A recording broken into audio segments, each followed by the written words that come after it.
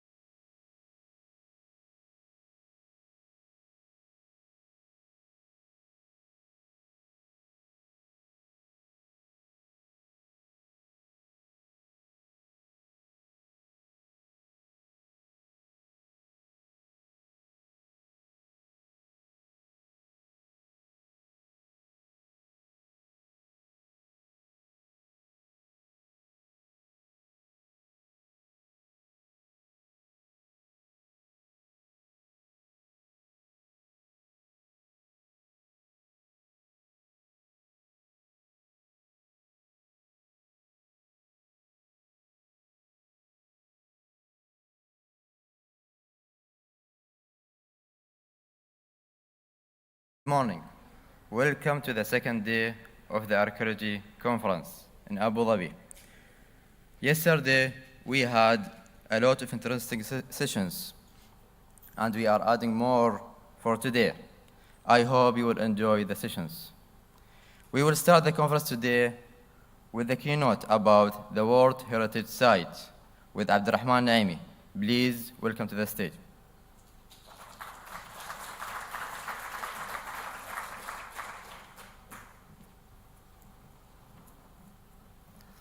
Assalamu alaikum wa rahmatullahi wa barakatuh. Good morning, and today's presentation will be about the cultural sites of Al Ain, which is a UNESCO World Heritage Site.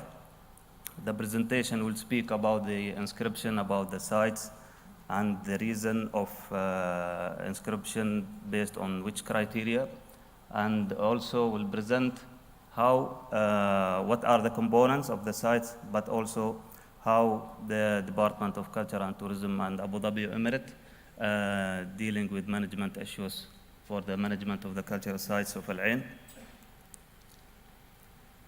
The cultural sites of Al Ain, Hafid, Hili, Bada bin Saud, and Oasis area is an important cultural site for the region of Al Ain. First of all, just an overview about the World Heritage Convention, which is concerning the Convention for the Protection of the World Heritage Natural and Cultural Sites. It is from 1972. And according to the last update, around 194 states ratified the convention until now, which is one of the highest rates of ratification of conventions. United Arab Emirates is part of this convention since 2001. The inscription of the cultural sites of Al Ain happened in 2011. That was during the World Heritage Committee meeting in Paris. And it was the first World Heritage Site inscribed in the UNESCO from United Arab Emirates. It is worth mentioning now there are around 13 sites in the tentative list, which is the list before the inscription. 13 sites in UAE in the tentative list currently, and maybe coming sites are in the near future for inscription. The OUV, the Outstanding Universal Value, it is one of the requirements of the UNESCO for inscription that any sites entered to this list have its outstanding universal value, which cross the borders, or it's not only for the local importance, but also for the international importance. The inscription of the cultural sites of Al Ain, of course, for its archaeological importance, but also for its historical importance. It is inscribed as a serial property, a cultural serial property that spread in Al Ain city. It is also testifying that the ancient people occupied the area from Neolithic until the current period, but patience and the work happening, showing more and more understanding of this outstanding universal value, and we know more about the site. The inscription for the World Heritage Site is required that each site to match the criteria, and the Al Ain World Heritage Site matched at least 3 criteria of the inscription, the criteria 3, criteria 4, and criteria 5. It showed unique and exceptional testimony to the culture and traditions. It showed a significant stage in the human history, but also the traditional human settlement and the land use of this cultural site was important. That was reflected in the invention or the technology of the village irrigation system, but also the architecture traditions, the funerary, the Bronze Age settlement, the tombs of Hafid and Hili tombs are very important element for the inscription of the site. Here if we can see the overall map showing the location of the sites in the city of Al Ain, there are 17 components in 4 assemblages. So these 17 components are cultural sites, and it divided in 4 main assemblages. Jabal Hafid assemblage, which is around Jabal Hafid area, and these are mostly Jabal Hafid Desert Park and the tombs areas in Jabal Hafid. Hili assemblage, which is around Hili archaeological sites, including Hili Archaeological Park and the sites close to Hili Archaeological Park. Bada' bin Saud in the north area, and the Oasis region. You can see the oases are concentrated in the middle of the city. Just overview about the 4 main components. The Hafid assemblage, which is located close to Hafid mountain, where are the Hafid early Bronze Age tombs, but also evidence of trade and exchange with ancient civilization at that time, like this, for example, pottery from Jamdat Nasr period, which is in Mesopotamia. Hili assemblage, which is not only the known Hili Archaeological Park. There are many archaeological sites in and around the park, but also in Hili area. Bada' bin Saud assemblage. This shows the location of Bada' bin Saud, and you can see the tombs at the top, but also there is our settlements from Iron Age and also Bronze Age tombs. One of the important things is the introduction of the village, and that's supporting the inscription of the Al Ain in the World Heritage List. And this shows Hili 15, the Sharia of Hili 15, which is located in the protected area of Hili Archaeological Park. It's one of the oldest technologies of irrigations in the world. And here are some of the excavations, all the excavations during the discovery of this village, but it shows that this technology is continuing until now. So this one of the outstanding universal values of the city of Al Ain, that the archaeological site and the technologies are still working until now. And you can see this 1968 picture of Al Ain Oasis and 2012 picture of Al Ain Oasis. These Al Ain Oasis are part of the World Heritage Site, and it is in Oasis component. You can see Al Ain Oasis here, and it is the same, almost the same limits. Mu'tarad Oasis, Jimi Qatara Oasis, and in the north there is Hili Oasis. Oasis also, there are not only 17 components of World Heritage Site, but there are many sub-components like the historic buildings spread in and around the oasis, forts, old mosques, houses. And you can see how the city is shaped in the past around the oasis, and then the occupation developed around the oasis again. There is lots of great work happening in Department of Culture of Abuظbي in excavating and understanding the surrounding of the oasis, but also the protection of the historic buildings, applying the best conservation standards for the protection. And we move now to the current situation. The city is live, and there are, you can see, this is an aerial photography of the city of Al Ain. We can see that people living around, and there are roads, transportation, and from management perspective, we understand that there are many stakeholders, not only the authorities in charge about the preservation of the site. So one of the challenges that big site, like the cultural sites of Al Ain, with components spread from the edge here on the border with Oman until the northern part of the city of Al Ain, these sites need to be dealt with more cooperations with many stakeholders. So one of the management approaches that been adopted is the use of historic urban landscape approach. This approach was adopted by UNESCO in 2011, but also recommended. The site management plan for the cultural site of Al Ain developed in 2018 and 2019 and suggested to follow the principles of historic urban landscape.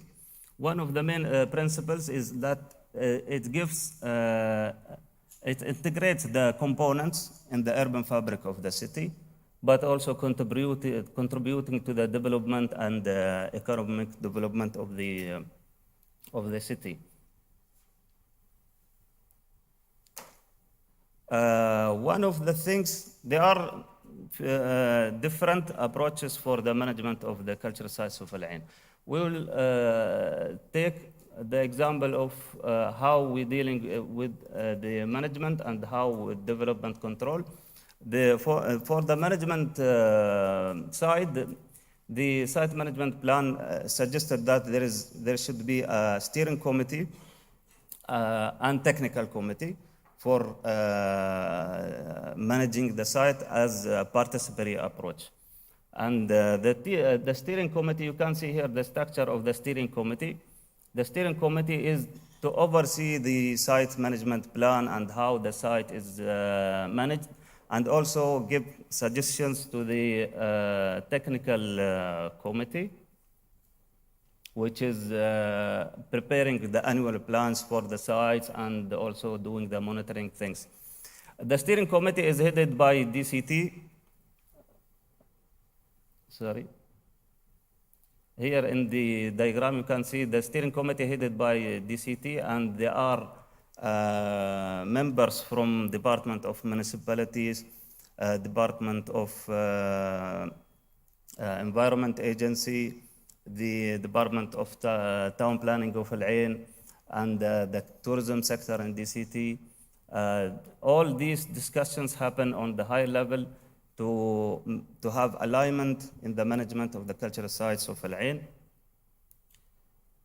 And the technical committee have more technical people from these sites of environment and from municipality, from Al Ain municipality, and from the Department of Transport.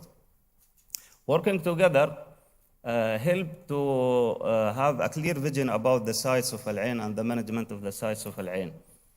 And these two committees started working since 2019 and is giving a good approach for the sites. The second point is the development of urban design guidelines.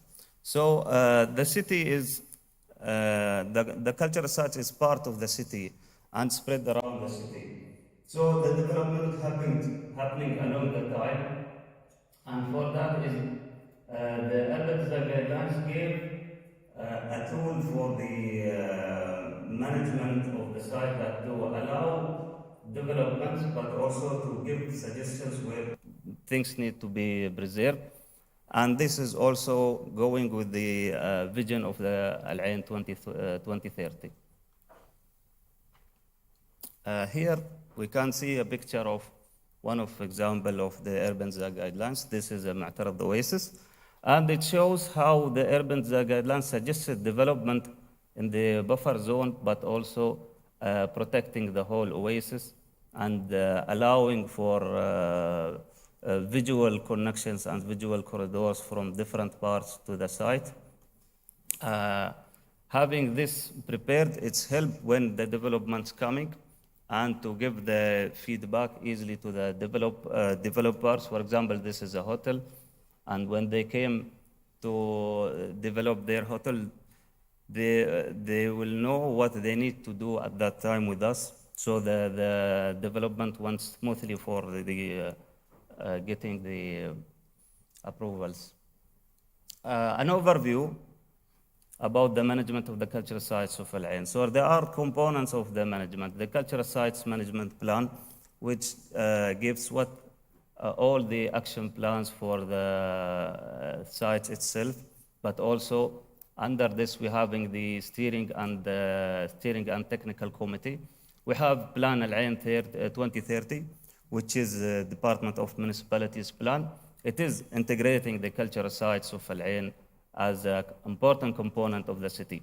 The urban design guidelines also give an overview how to allow development, sustainable development, but also preserving the site.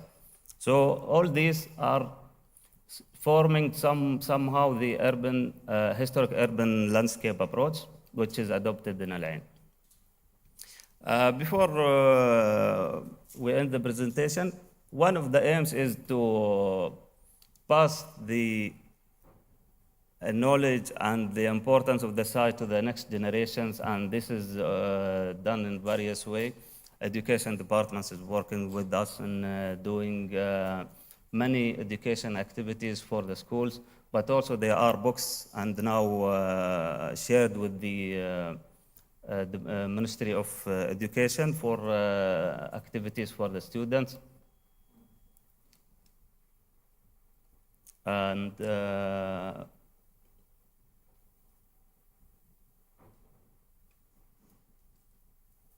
some of the cultural sites also opened recently just to allow easy accessibility. For example, Jabal Hafid Desert Park, Beit Mohammed Khalifa House, and the Oasis are open. So the sites of Al Ain is time after time we are with the research and with the opening the sites, we are understanding more about the sites, and this is something that DCT is working on. Thank you very much.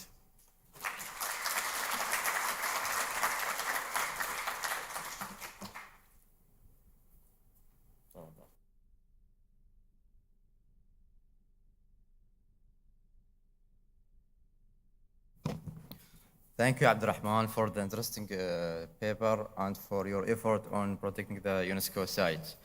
And now we will start the first part of sessions, which will be moderated by Noor Al-Hamri. Please welcome.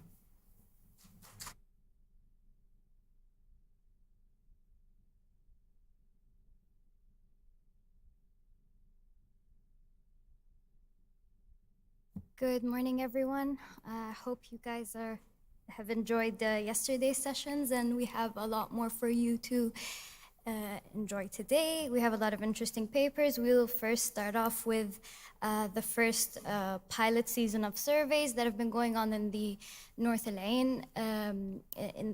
Ain, finding new sites and placing them in the wider context of the archaeological landscape of Al Ain. So if you could please help me welcome Abdullah Ka'bi and Abdullah Yamahi to the stage to give the first paper of the day.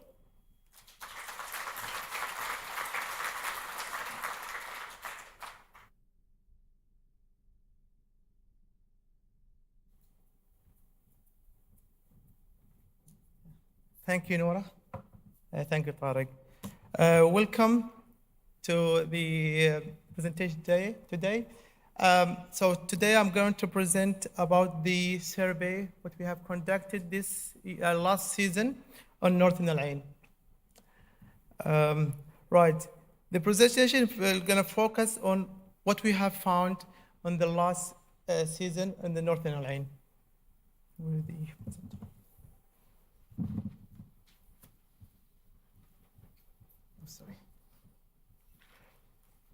Okay, the topics we're going to cover today is starting with the introduction, and then we'll move to the location of the sites and the aim of objective of the project, methodology that we have followed, and the overview of the sites, and some selection of survey sites, and then we're going to have a conclusion and result.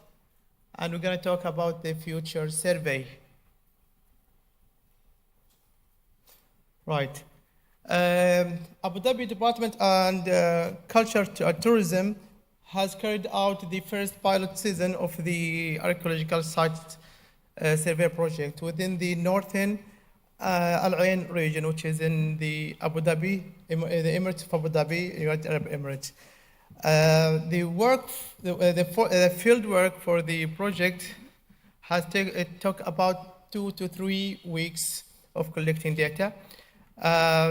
The design and scope of the document are in according with the project management approach and guidance outlined by the Department of Culture and Tourism. The coordinate system that we have been used to collect data, we use WGTS 84 UTM Zone 40.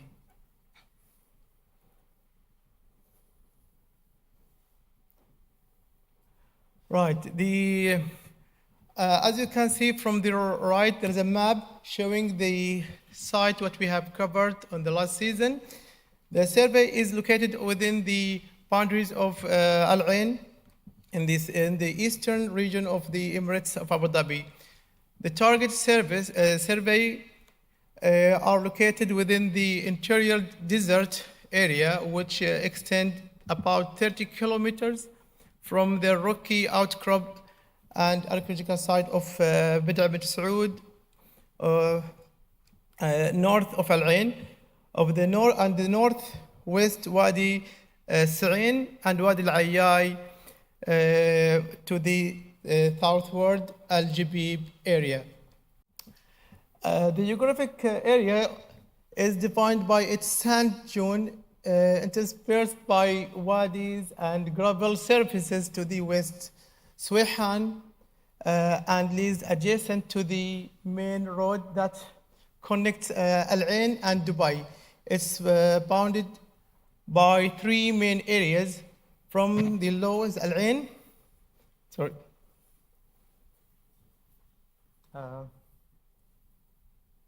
So starting from Al Ain and Shuaib area, and then we have Swayhan area.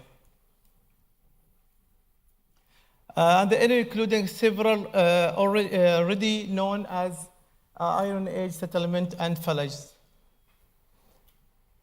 The aim and objective of the project is to investigate the intensity and natural of occupation in the northern Al Ain region and investigate more the archaeological sites surrounding the non-Iron Age settlement and the relationship they may have had within one another, and also to try to determine the more data occupation and the structure built in the survey area.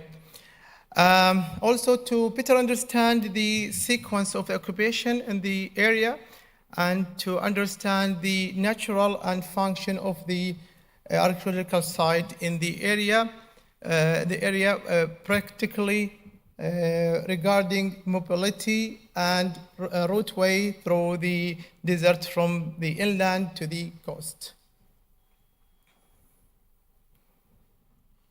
Right.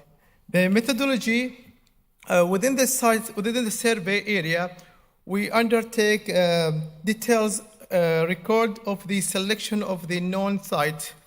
The recording procedure are as the following. We start with, after we have determined the site, we give that site a temporary site code, and then the extent of the site is plotted using a handheld GPS to identify or define it by the spatial boundary. And we document all the features within the site, and then we systematically walk over of the site to observe and collect the artifacts dense with the possibility of collecting a presenting sample of the of any ceramics or anything there for the study. And then we control a collection taken apart consisting of 100% pickups from the series of 2 by 2 square meters with the site as we do here. If you see the the 2x2, and we pick up 100% of the artifacts. The data we collect from the site are we like recording using Excel sheet, and then analyze the data using a GIS software. Overview of the survey area.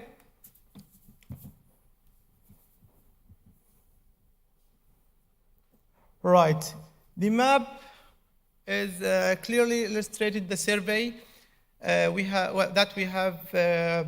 went to for survey conduct just last season. The red boxes represented the survey we plan to serve or to go and start survey. So we have already covered the red boxes, and then for the next future survey, we're going to go to the black boxes. Right. The map here showing the site what we have visited last season. We started our survey from Wadi Sa'in, then Wadi Al-Ayay, Al-Jibib, Ghadir Al-Humana, Prague sites where the Mifraq area, and Suehan area. So we started our movement from number 1 here, which is Healy, diagonally toward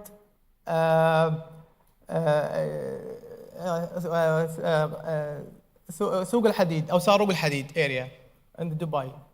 So we have moved diagonally.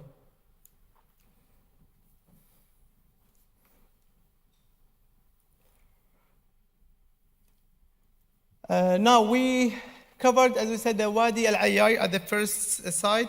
Wadi Al-Ayay marks several connected Iron Age 2 activities area within the lower laying gravel-rich surfaces representing old surface fenced between the active dune system. So the site is consists of three different fenced layers. This is owned by DCT. So here is the find what we have collected from the site. We have the shells, a pigment, which is we call kuhl, and Wadi Al-Ayay 1. And also we have small adze, as you can see here. And there is a thuqba, where is the visible as a well on the ground. And also we have a ceramics in Age 2, and also we have another adze. Wadi Sa'in consists of two fenced sites. Wadi Sa'in is the site located at about 9 kilometers from the Wadi Al-Ayay, the previous site. It's from the next large Iron Age 2 on the routeway running northwest from Bid'a Bit Saud to Ghadir Al-Humana. Wadi Al-Sa'in consists of, as you can see, these two separate fenced areas. The two areas mark service collection of extensive Iron Age 2 ceramics and associated materials. Right.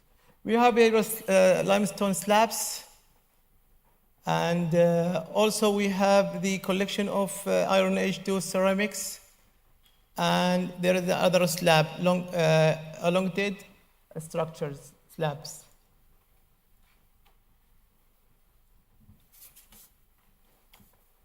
Al-Jibib area.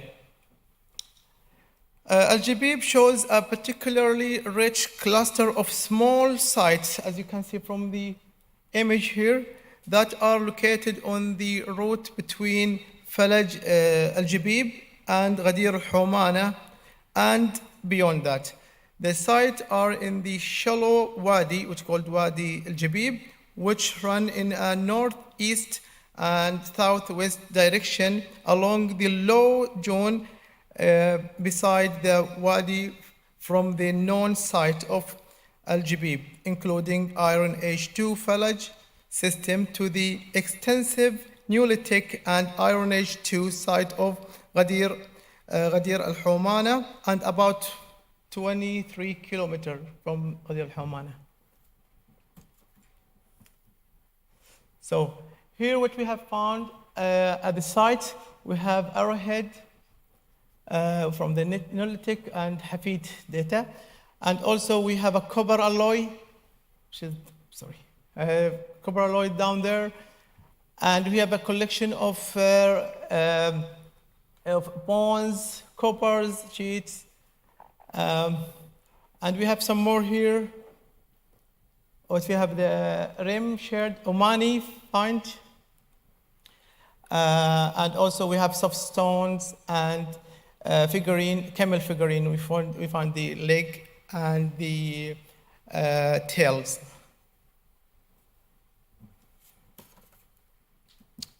Right. We move now to the Brak areas, which is exactly on the border of Dubai. Brak area are located on the low northward amount, like low amount that stand along extensive flat gravel area. We call it Seh. It's an empty area, representing old rivers that lead from a modern figure or new figure to the coast close to Granada, which is in the coast of Abu Dhabi island. The site of Brak 1 and 2 are on the Dubai and Abu Dhabi border. Also, they are a continuous site like this, 1 and 2. 1 and 2 are continuous, like the one as a one side, but is now newly we have a new road, the modern road, cut them into the separate them. The area is close to pre-modern wells, we call it Al-Ushush, and camel watering area, and relating rich in vegetation. Here we have, if you can see the Brak 1 is mostly Iron Age 1, and Brak 2 and 1 is the Iron Age and bronze, mixed Iron and Bronze Age, and 4 and 3 and 4 is Islamic or late Islamic age. This is what we have found, and also we have found the imported Bahraini ceramic from Dalman civilization.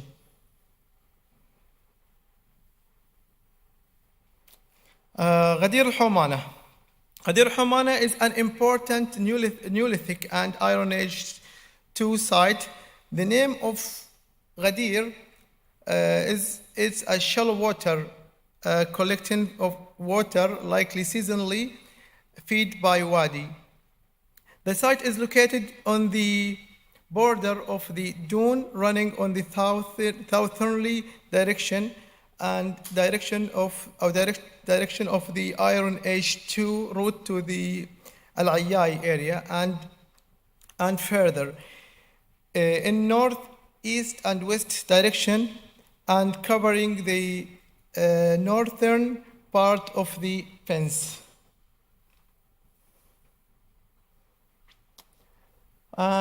We have found a lot of artifacts. Here we found the flint tools associated with the Terriplinia, figurant and Bronze Age ceramic. And also we have the other, which is over-fired ceramic. And here the Neolithic and Bronze Age ceramic as well.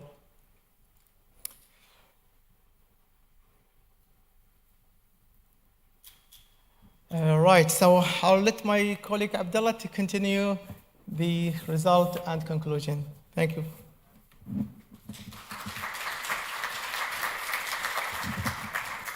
Thanks, Abdullah.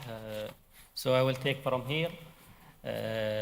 Just to clarify that during the survey, in total, we managed to survey around 25 sites during the 3 weeks of the survey. And from the 25, there is already 7 sites well known, which has been surveyed a long time ago, and already been some of analyzed study have been done. So,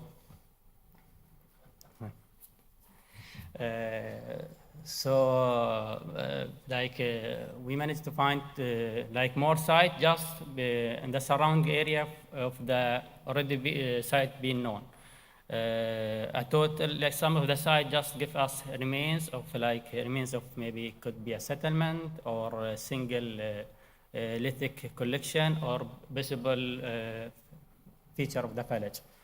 So in total, from the ceramic, in a primary study, we found around 898 fragments were recovered from the site. As you show in the figures, 90% of this ceramic, which collected, have been dated to the Iron Age too, it is mostly of this site represent a period that's show continuation of the site or station between Al Ain to the north of Al Ain. And there's around from the late ceramic around 5% can be dated to the ceramic, while 2.2 can be added to the Bronze Age. The fact that 90% of the ceramic are from the Iron Age period seems to be to argue that the huge occupation could be continuum of the settlement have been rise and boom at the start of this period. And that could be because of the village and even the domestic of the camels. So most of the ceramic came from Wadi Al-Ayai and Wadi Al-Sa'in and Prague.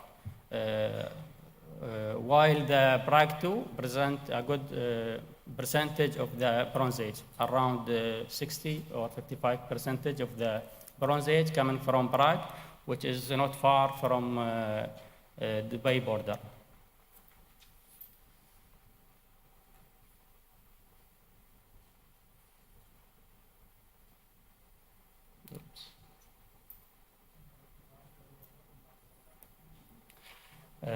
For the lithics, 174 of lithic artifacts were collected during the pilot survey. This includes both worked finished tools and pieces related to the flint working, including flakes, cores, and fragments of the cores. More than 65 of these fragments came from Al Ghadir Humana, which is a site that has been previously identified maybe 10 years ago, and a couple of studies have been done for that site. So we already know that site, but we revisit the site, try to see if anything with time have been, with the winds and any things can be changed, and or we do more study for that one. For the metal object, in total we found 44 copper alloy objects were collected. Most of these small finds were either copper droplet fragment. However, around 14 of these were found with the 2x2 full backup, allowing and helping us for quantitative evaluation. Wadi Al-Ayai has the highest concentration of this copper, which were found knife fragment, axe with some slag, which might suggest could be copper production have been taking place in that area. For the shells, a total of 175 shell fragments were collected during the survey. They clearly illustrate that the desert site provide could be a roadway of maritime shells to find its way from the coastal going to the inlands.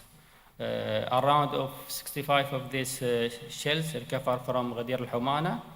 This assemblage actually need to be further studied by a specialist, but from first inspection, we could say that clearly illustrate this desert site provide a roadway from marine shells. to find its way to the inland, as like could be heliporting going behind to the Oman area.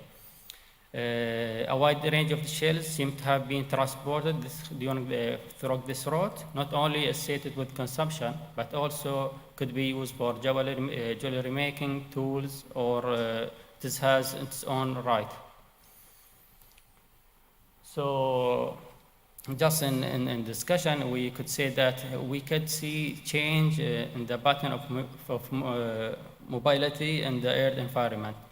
Like after the first season, and based on the data we collect, we could say, even looking back to the site that we know and the information and the knowledge that we have from other sites in Al Ain, we could see already evidence of activity occupation from the Neolithic to the Iron Age too.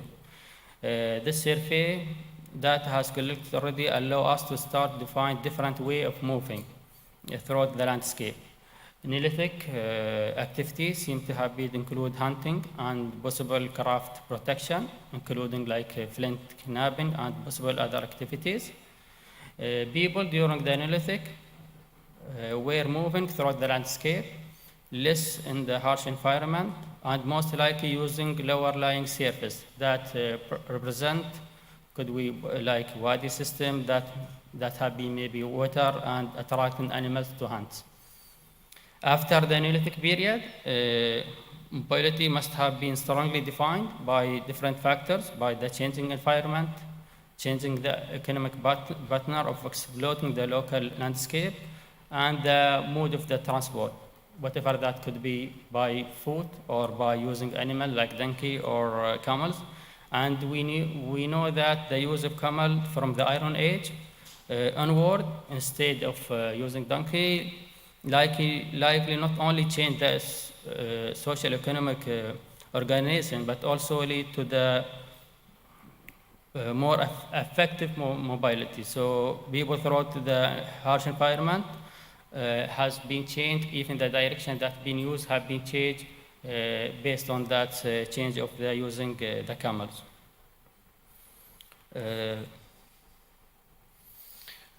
So to end up with, we like from the beginning, as we said, it is a pilot project. So we do that, collecting the data, and see what information or what hypothesis we can come from that.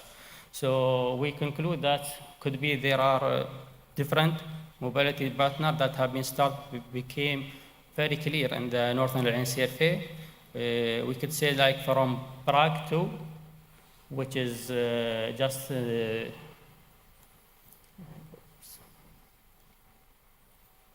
green one, if you can see it. That's from that area. Could be laser extent of the Ghadir al-Humana. Suggest there is like possible Bronze Age road, including between the 3rd and 2nd million BC. Might have lead from the coast and it is maritime road. Might have lead from the coast and it is maritime road. Include site that's Saruq al-Hadid or al-Ashush to the west toward Prague.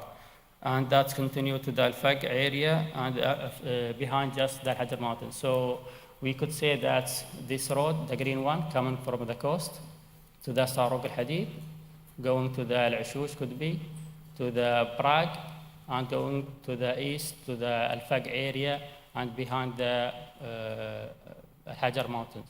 So that road could be exist during the Bronze Age. And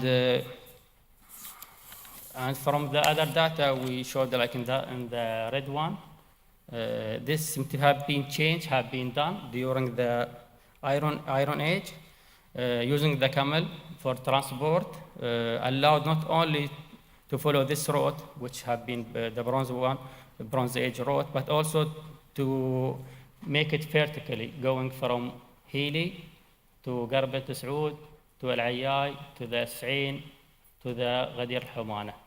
And just behind the Ghadir al-Humana, there is a like flat area, or we call it Sayh, which is make it more easier for people to travel, or even to rest for like times, then they can continue to the coast.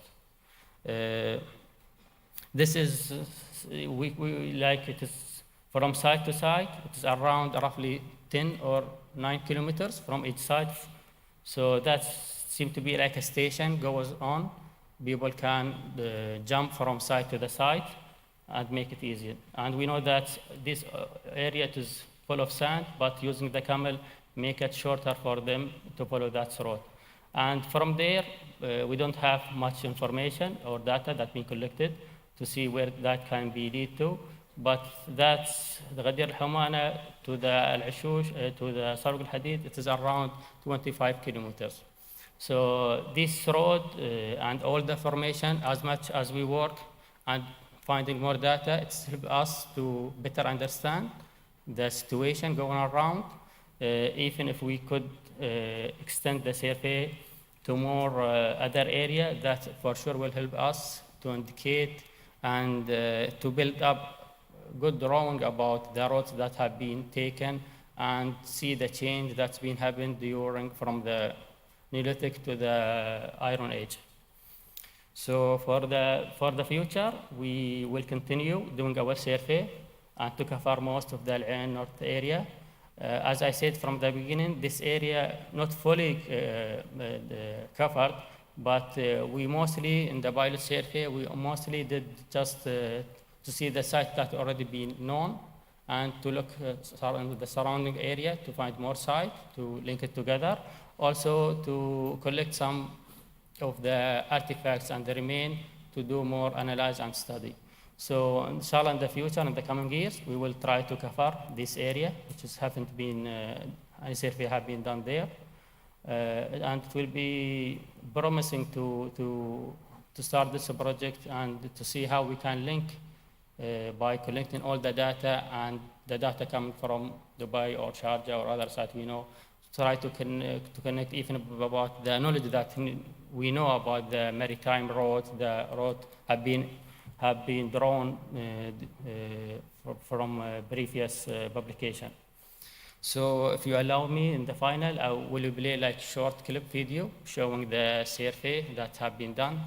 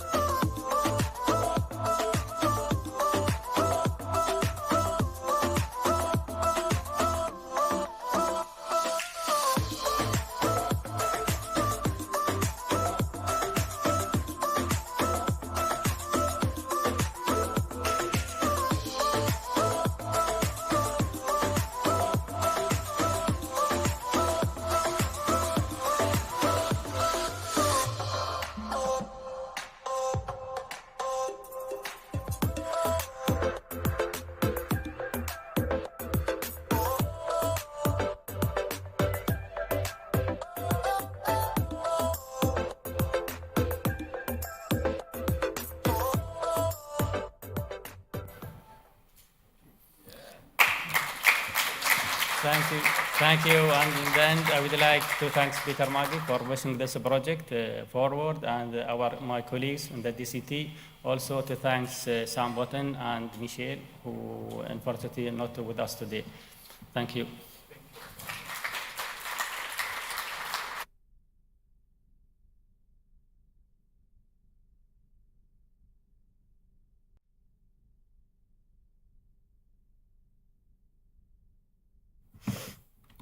Thank you, Abdullah, Kabi and Abdullah Yamahi for that presentation. It was very interesting.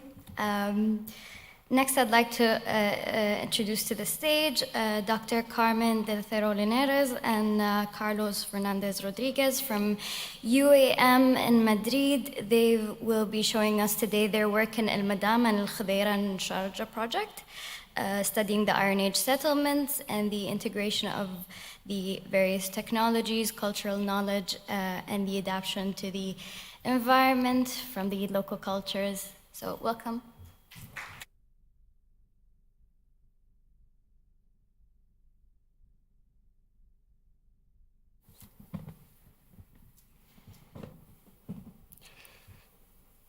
Thank you for your presentation. Good morning, صباح الخير. First of all, I would like to thank the Abu Dhabi authorities, the Sayed National Museum and its director for the opportunity they have offered us through this meeting.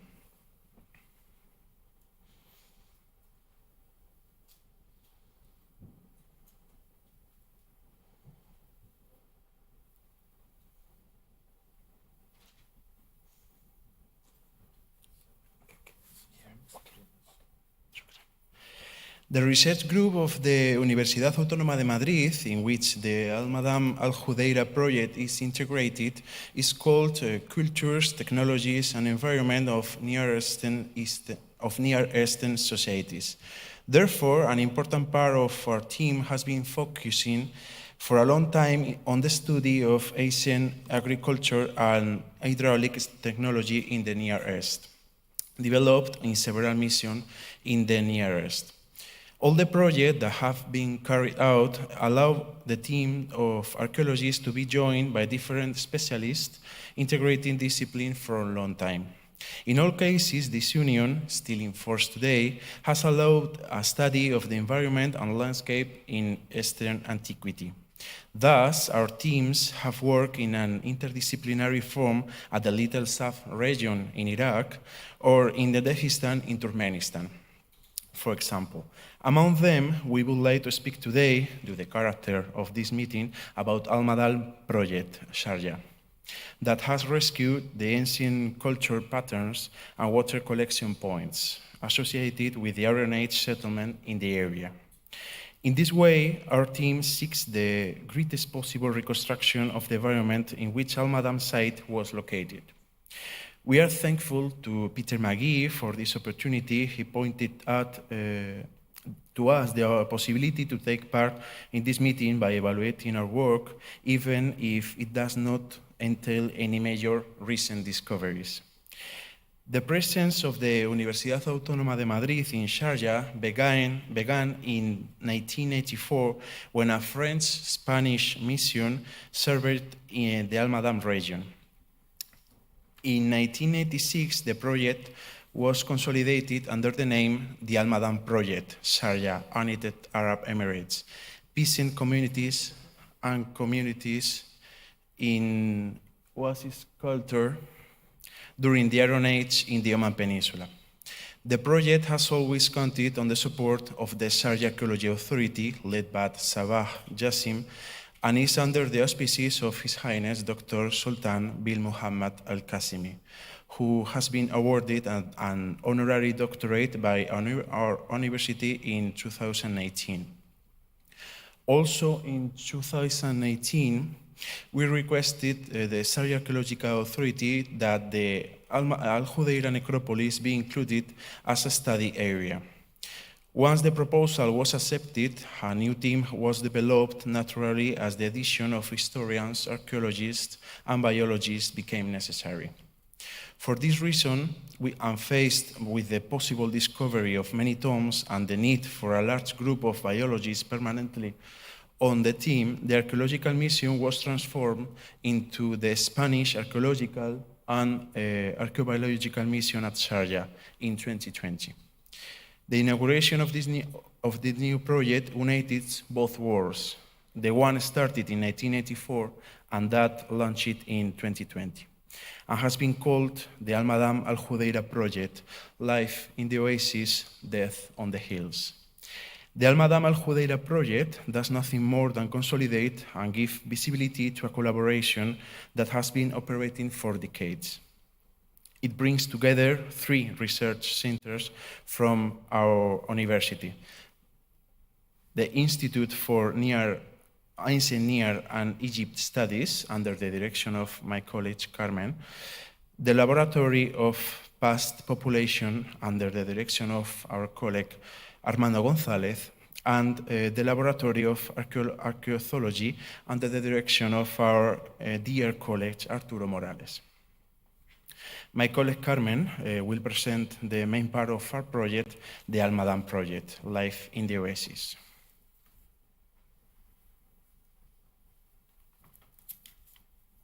Assalamu alaikum.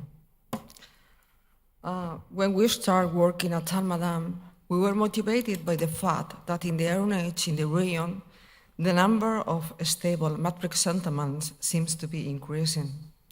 This seems to be linked to the existence of palm groves and an ingenious way to obtain water from subsoil. You know, I am speaking about phallage, well known in Al-Madam region during the Islamic period, but curiously enough, for a Spaniard, it's a very well-known system. We know them, we know the phallage as viajes de agua, waterways, in medieval Madrid. One of the most famous examples from Madrid, our city, was excavated several years ago, and it is located in city center. Visitors and residents of Madrid can visit this phallage using the subway in Opera train station close to the Royal Palace. I mean, we know what is a phallage since our childhood. This, what is this one? Oh? No, yo quiero el anterior. This initial hypothesis encouraged us to focus our work not only at the Iron Age site, but also in the whole region of Al-Madam. Al-Madam has a higher rainfall rates than in the rest of the peninsula, and is protected by several mountains, ranges, and hills that slow the entrance of sands from the desert into the area. Throughout several environmental studies and excavation seasons, we don't document nothing. Oh, no. We document an stable village in a very good state of preservation, including an area where mud bricks were made and at least one of galleries that transfer water from the water table to a huge palm grove of artificial creation. The archaeological remains of this ancient palm grove, whose construction was possible because the water table was very close to the surface in ancient times, became visible after excavation. If we approach the modern plain of Al-Madam today, we find an archaeological complex of about 9 square kilometers with a protected fence that led us to see the village, the ancient palm groves, and the phallage. First, we can recognize a village that we call Al-Madam 1, Thukeiba Core, which includes 6 excavated mud brick houses, the 3 of them linked by perimeter walls, and a community well. It is also possible to deduce how far the village, which lies below a beautiful dune area, would have extended. Our studies of archaeofauna, object pottery, etc., allowed us to know that the group settled here dedicated time to hunting, livestock, preparation of dairy products and textiles, and even separate these domestic areas, dwelling, kitchen, water supplies. The Iron Age village has a mixed agriculture and livestock character. If we go to Almadan now, we can see also, or we can understand how the village construction material, mud brick, mortar, plaster, was manufactured and in the so-called mud brick working area 1. In this area, the material was extracted, water was added to make the mud mixture, and the mud bricks were placed to dry. This 900 square meter area includes a well, several channels, 63 basins where mud is worked. The trace of the tools with the material was extracted, as well as hundreds of hands and footprints of the people who work here at the final moments of the installation use. If we go to Almadan now, we can see also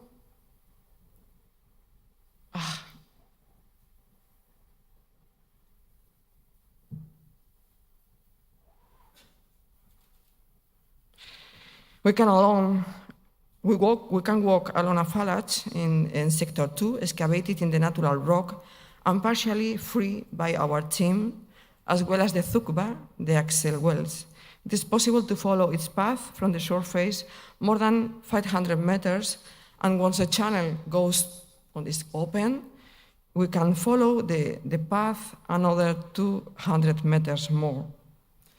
Finally, we could identify a network channel and field crops on both sides of the main channel, which runs in the direction of the village. This hydraulic system allowed the creation of an artificial palm grove in the Iron Age, included in 600 by 300 meter area. Since our last meeting in 2018, we have not, in a line, we have not excavated extensive, but we have tried to carry out aerial and terrestrial photogrammetry works, as well as scanning of large areas open again during 2019-2021 season, thanks to the Global Heritage team, who has worked particularly in two sectors, in the mud working area and in the irrigation channel network area. The sector we call mud working area has completely uncovered in 1920, in order to obtain a 3D model as accurate as possible. The main goal was to create a very high resolution 3D model of the whole complex, in which would be possible to identify and measure accurately the footprints and the tool marks found in the muddy, dry surface of the basins. This model will make it possible not only to carry out very detailed anthropometric studies of the footprints, but also to study the production techniques of the mud brick in the Iron Age. Global Digital Heritage have obtained 3D model in ultra-high definition of each of one of the basins. Now we would like to share with you a final video of the photogrammetry works.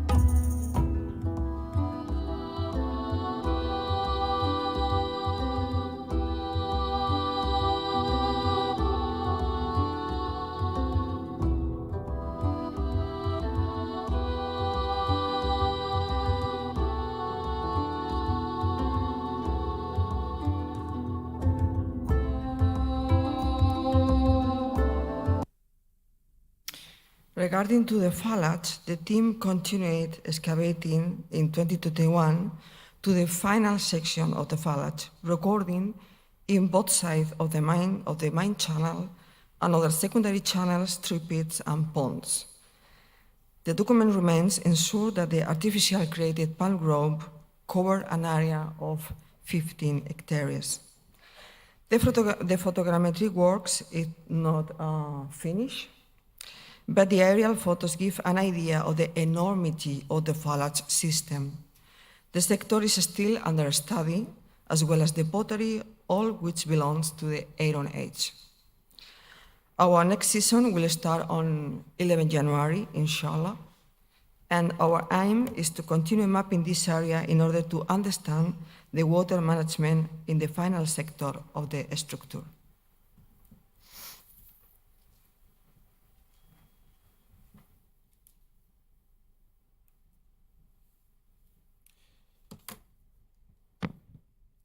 It is known that urbanistic development may be dangerous to some archaeological sites, as well as the creation of several roads linking the two coasts of the Emirates crossing the mountains.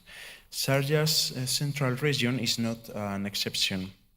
In that way, Spanish Archaeological Mission was asked by Sharjah Archaeology Authority to work in an area called Al-Hudaira, where Bronze Age funerary structures were evident from the plain. The survival of these tombs was in risk due to the construction of a shooting camp for the local police in the vicinity.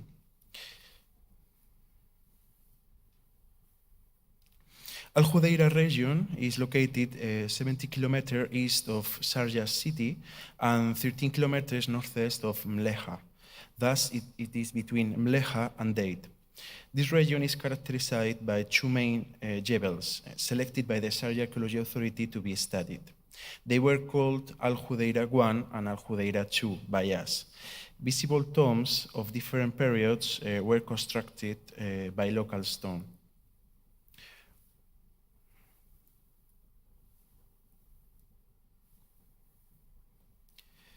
Our first aim was to survey both jewels in order to identify the largest number of tombs.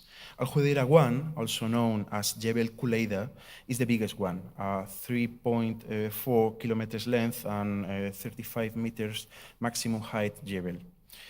Due to its large size, it was divided in 4 sectors. We quickly discovered that northwest area of Jebel Kuleida is in risk by urban development of the nearby settlement called Al-Hudaira as well. Southwest area of the Jebel has been deeply modified due to the shooting camp construction of the police academy, including some archaeological structures.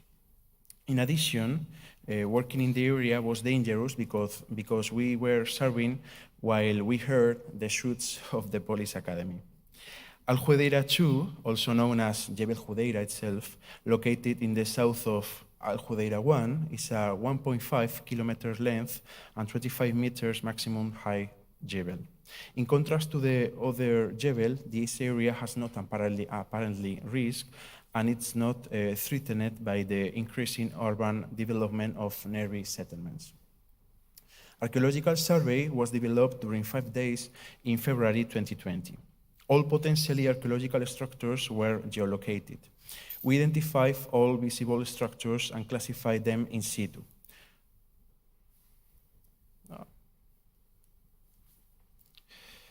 Tombs, bulwarks, rock shelters, and certain structures. After the survey of the whole Al-Hudaira 2 Jebel and partially the Al-Hudaira 1 Jebel, to the shooting camp, we registered a total of 108 structures, of which 69 are tombs, 32 uncertain structures, 5 rock shelters, and 2 isolated concentration of archaeological material. Therefore, we presented to the Sharjah Archaeology Authority 6 potentially areas of study. In Al-Hudaira 1, tombs 1, 2, 3, 4, 4 apparently well-preserved tombs that seems to be a Hafid type cairn. In Al-Hudaira 2, tombs 18, 19, 20 on the highest point of Jebel Hudeira, 3 well-preserved tombs also belongs to Hafid period. The area 3 on the foothill of Jebel Hudeira, we identified at least 10 tombs of different typologies and state of preservation that might be reutilized. 4 tombs located on the foothill of Jebel Hudeira as well, a nearby farm maybe cause damage to them. Also on the foothill, 4 tombs are vulnerable to their proximity of the settlement of Al Hudeira.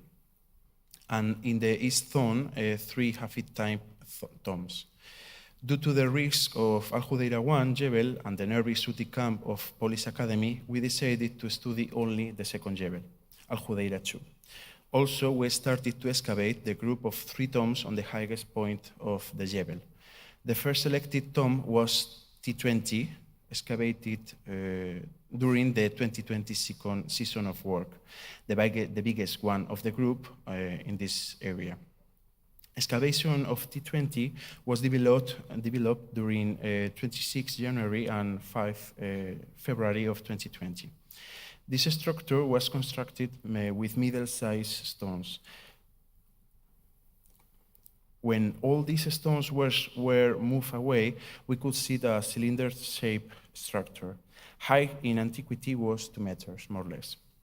During the excavation of this tomb, we could differentiate 2 chambers, an oval-shaped chamber and a secondary chamber in the south side of the structure. After the excavation, we conclude that this tomb was not constructed in the rock of the mountain. In this tomb, scattered fragments of human bones were found, as well as some pottery sherds, flint, drilled and not drilled shells, and 2 fragments of coral. Human bones belong to at least 2 individuals, one adult that presents an important dental erosion and one not adult individual. T20 was reutilized and sacked, probably in antiquity.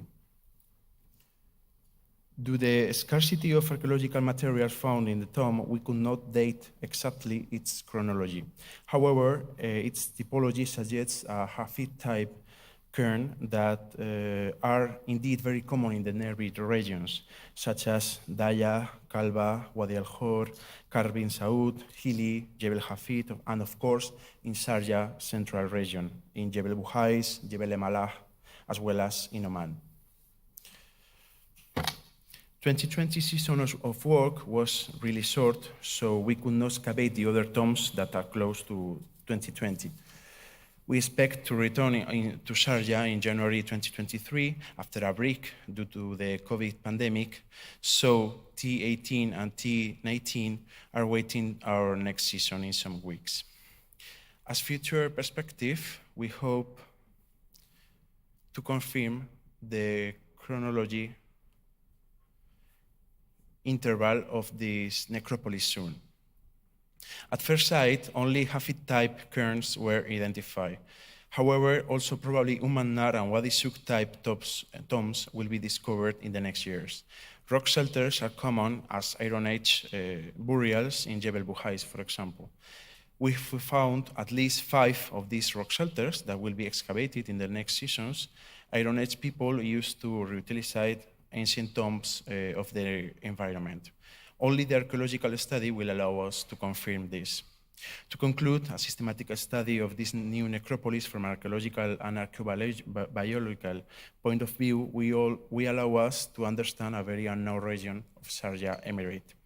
Also, we could link this site with another necropolis such as Jebel Buhais, that is a reference in Sharjah central region. Al Hudeira necropolis will enable us to know better the funerary culture of the people who lived in this area, from the Bronze Age to the Iron Age at least. We hope to bring you more results in the next conferences. Thank you very much for your attention. Shukran.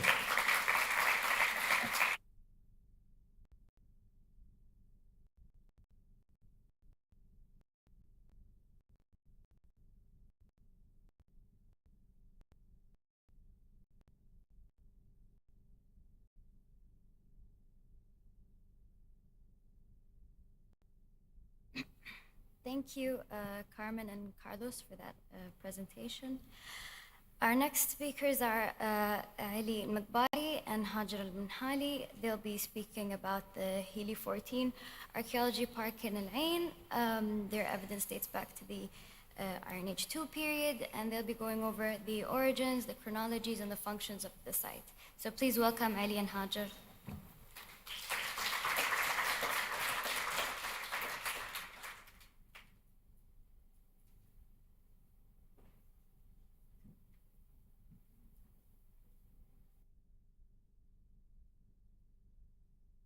Thank you, Noura. Assalamu alaikum. I would like to thank the conference committee and for everyone who showed up today. Also, I would like to thank my colleagues who contributed on this work.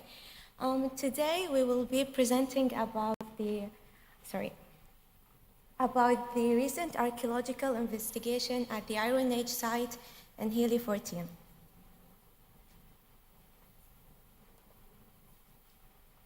The Department of Culture and Tourism Abu Dhabi requested that a fourth season of excavation be carried out at Hili Archaeological Park.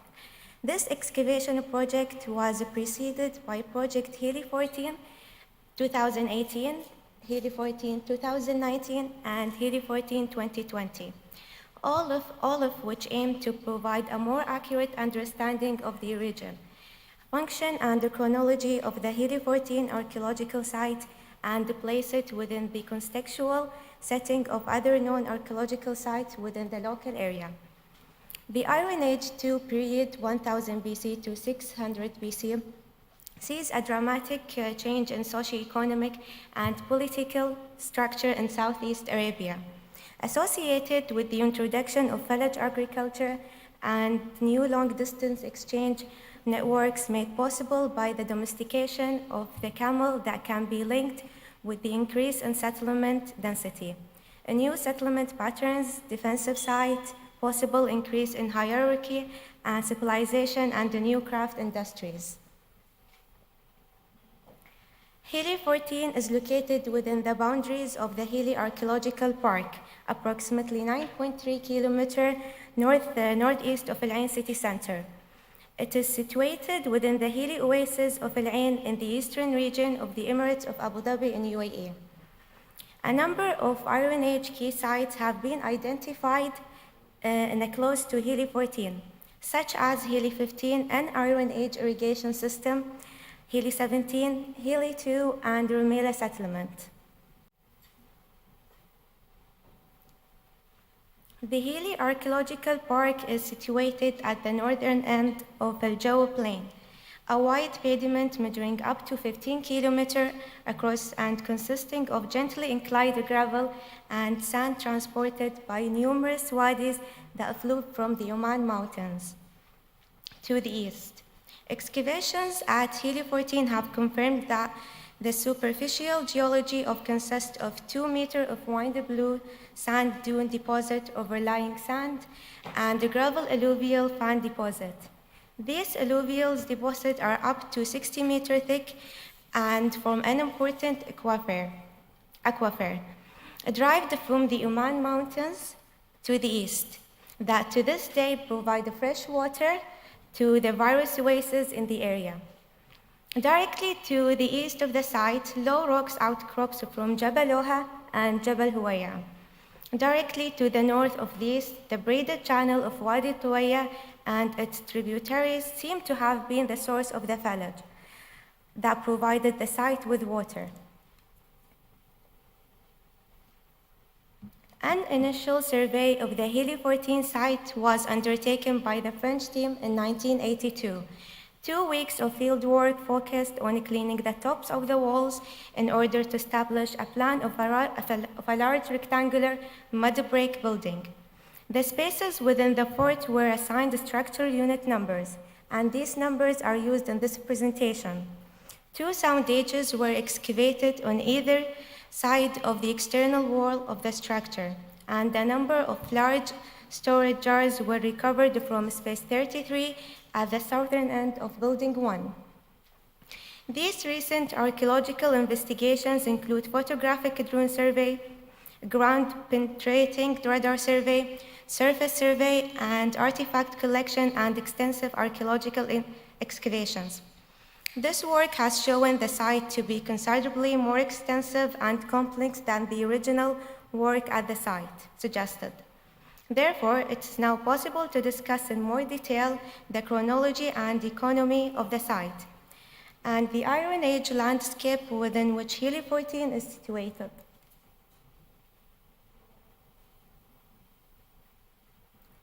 Heli 14 is a rectangular fortification measuring a maximum of 50 meters north-south by 62 meters east-west. The external mud brick walls of the structure measure 0.80 meter thick and survive to a maximum height of 1.80 meter. External buttresses on the three of the walls appear to have been used to help support them. The building was accessed through an indirect entrance at its northwest corner and was surrounded by a substantial ditch. The eastern side of the building has been partially truncated by a water channel, but much of the plan of the structure is visible on the surface.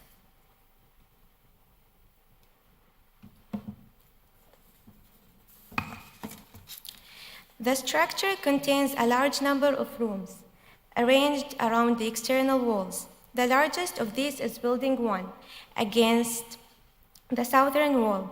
A number of structures are also visible in the central area of Heli 14, although these are not so well preserved and therefore less visible on the surface.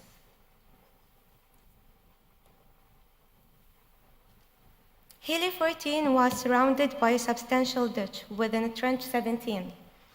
This is the feature was 3.50 meter wide, had a maximum depth of 2.20 meter, and contained several wind-blown sand and gravelly sand fills.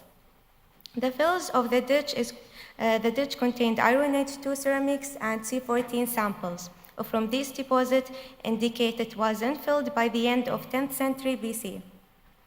The upper fill of the ditch was cut by several small fire pits that contained Iron Age 2 ceramics, illustrating that occupation continued after the ditch was allowed to fill with wind-blown sand. A magnetometry survey of the site suggests the ditch is likely sub-rectangular in the plan and surrounded Heli 14. A magnetometry survey showing the likely extent of the ditch enclosing to Heli 14.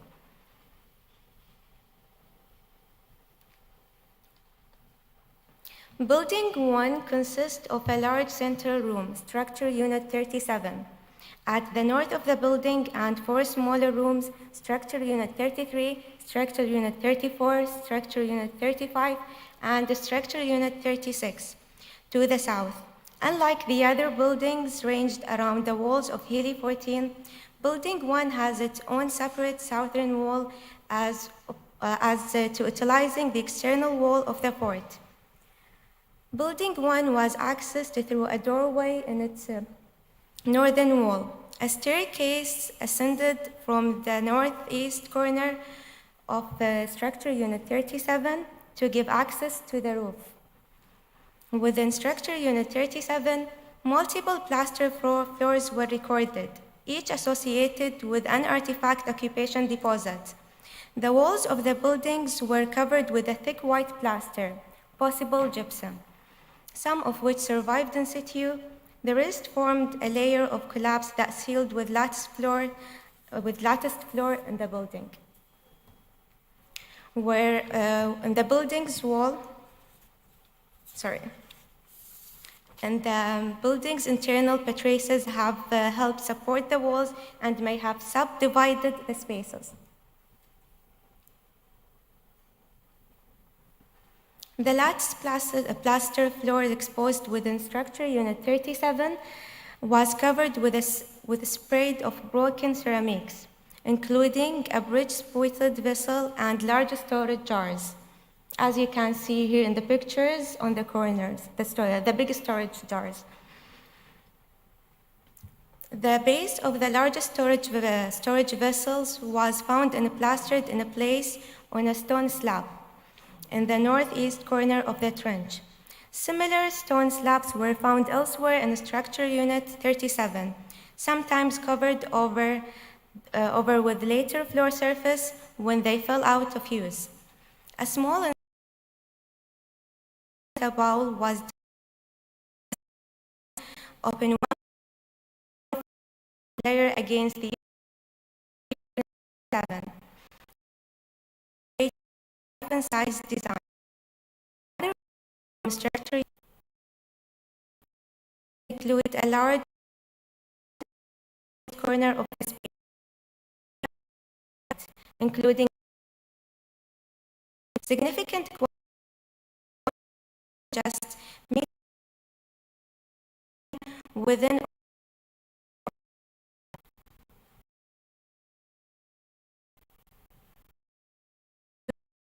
the building 120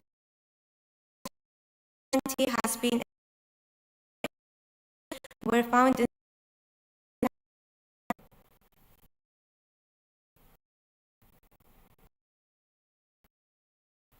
Trench 12 was located within Building 2, an Iron Age structure measuring 9 meters north-south by 8.5 meters east-west, and consisting of 3 rooms.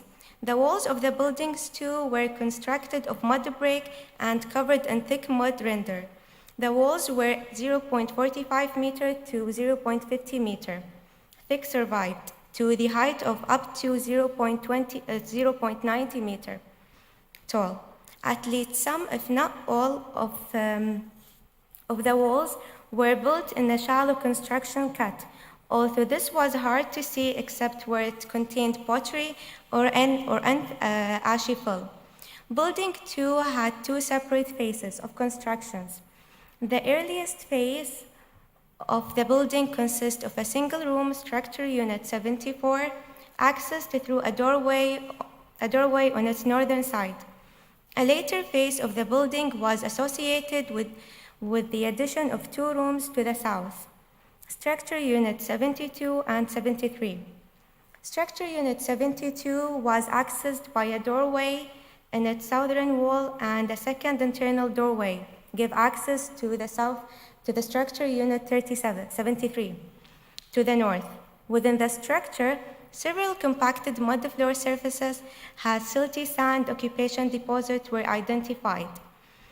Finds from these layers include an incised pottery fragment.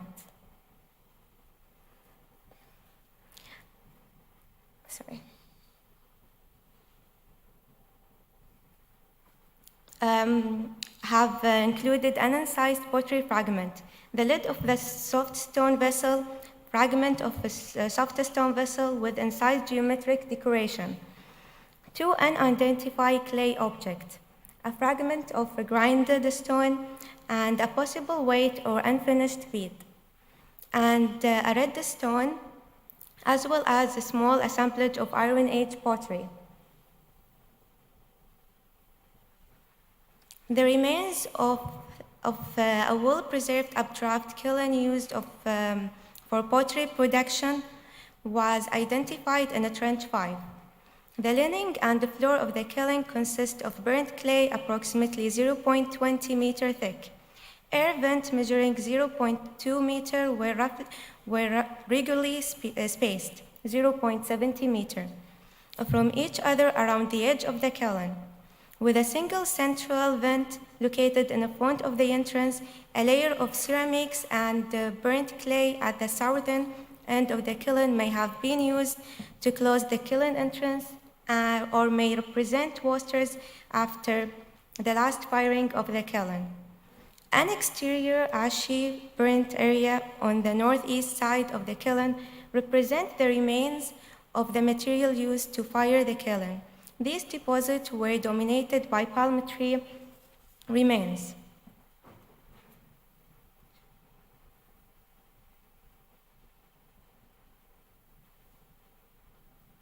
C14 dates show the site was established around 1000 BC and abandoned by 850 BC.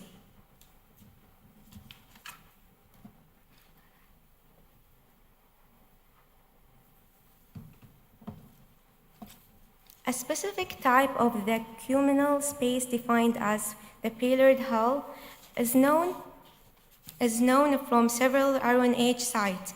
Excavated examples are known from Rumaila, Muwaylih, and Bid'a bint Saud. These structures are characterized by a large central room, including similar pillars bases. In addition, other structures with possible inapparent function include House 4 and Al-Madam, which include a white plastered room with 2 pillars bases in the central. Building B at Bithna may be another pillared room, although built of stone. The evidence of pillars here is less clear as the possible bases of wooden posts are not present in all faces. At Masafi 1, a large structure with an earlier mud face and a later stone included a large room with wooden pillars. The function of these structures is far from clear. However, it has been suggested that they may have acted as a meeting places or focus for communal events such as religiously festivals. Heli 14 is clearly fit into this class of large buildings with a probable communal function, although there is no clear evidence of pillars bases at Heli 14. However, the placement of the large stone slabs at the central location in the buildings, aligned with the internal buttresses, some of the floor layers may suggest that wooden pillars were present. Other similarities Heli 14 has to other Iron Age 2 communal structures include the large size of structure unit 37 in relation to the other spaces at the site, the presence of a staircase leading to a roof, and the presence of a distinctive assemblage of artifacts including large storage jars, bridge-spotted vessel, and ceramic with a graffiti engraving. Possible functions of these communal buildings include elite residency, focus for communal extraordinary activities, such as possible ritual gatherings, in which groups using a bridge-spotted vessel and small bowls to share drinks, food, and burnt substances, or an administrative function, specifically in relation to the allocation or management of water resources. Heavily fortified hilltop settlements are relatively common in the Iron Age too, and include sites such as Muwaylih, Masafi, and Salut. Rectangular fortifications such as Heli 14 are less common. Limited excavation at Hassan Awhala has revealed a well-constructed stone-built rectangular fort with towers. Ceramics from this structure consist almost entirely of large storage jars. Several Iron Age 2 rectangular fortifications are also known from survey in the rustic area of Oman. Thank you.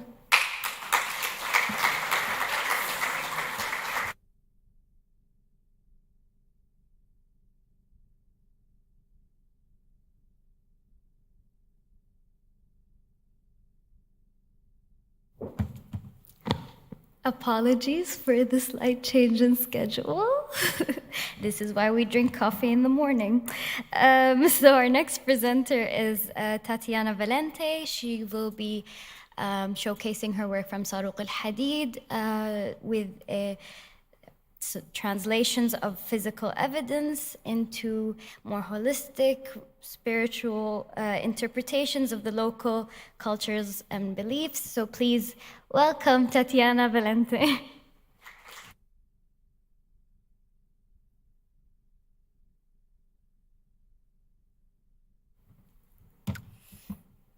Good morning, everyone.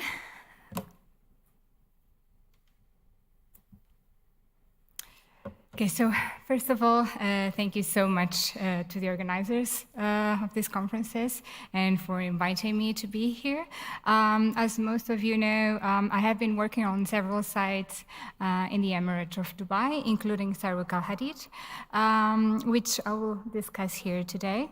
My research has been done in collaboration with the Sanitaire Archaeology Institute and the government of Dubai, and mostly recently through the Porto University in Portugal, where I'm currently studying, and also financed by the Carlos Gulbenkian Foundation in Portugal.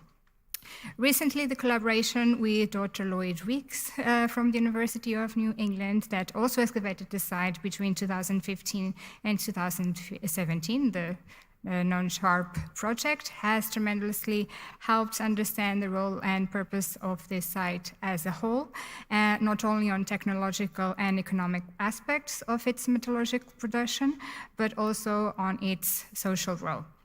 So as you may read from the title of this presentation, which is currently the focus of my research, partially developed during my master's dissertation, intends to highlight the social role of copper in Southeast Arabia during the Iron Age, taking in consideration the archaeological evidence found at Saruk Al Hadid. But in particularly, as we will see, the role of this space as a place of social cohesion. So this site, just as a reminder of what is known about after several years of research, is a site that began being occupied seasonally during the Bronze Age for hunting activities.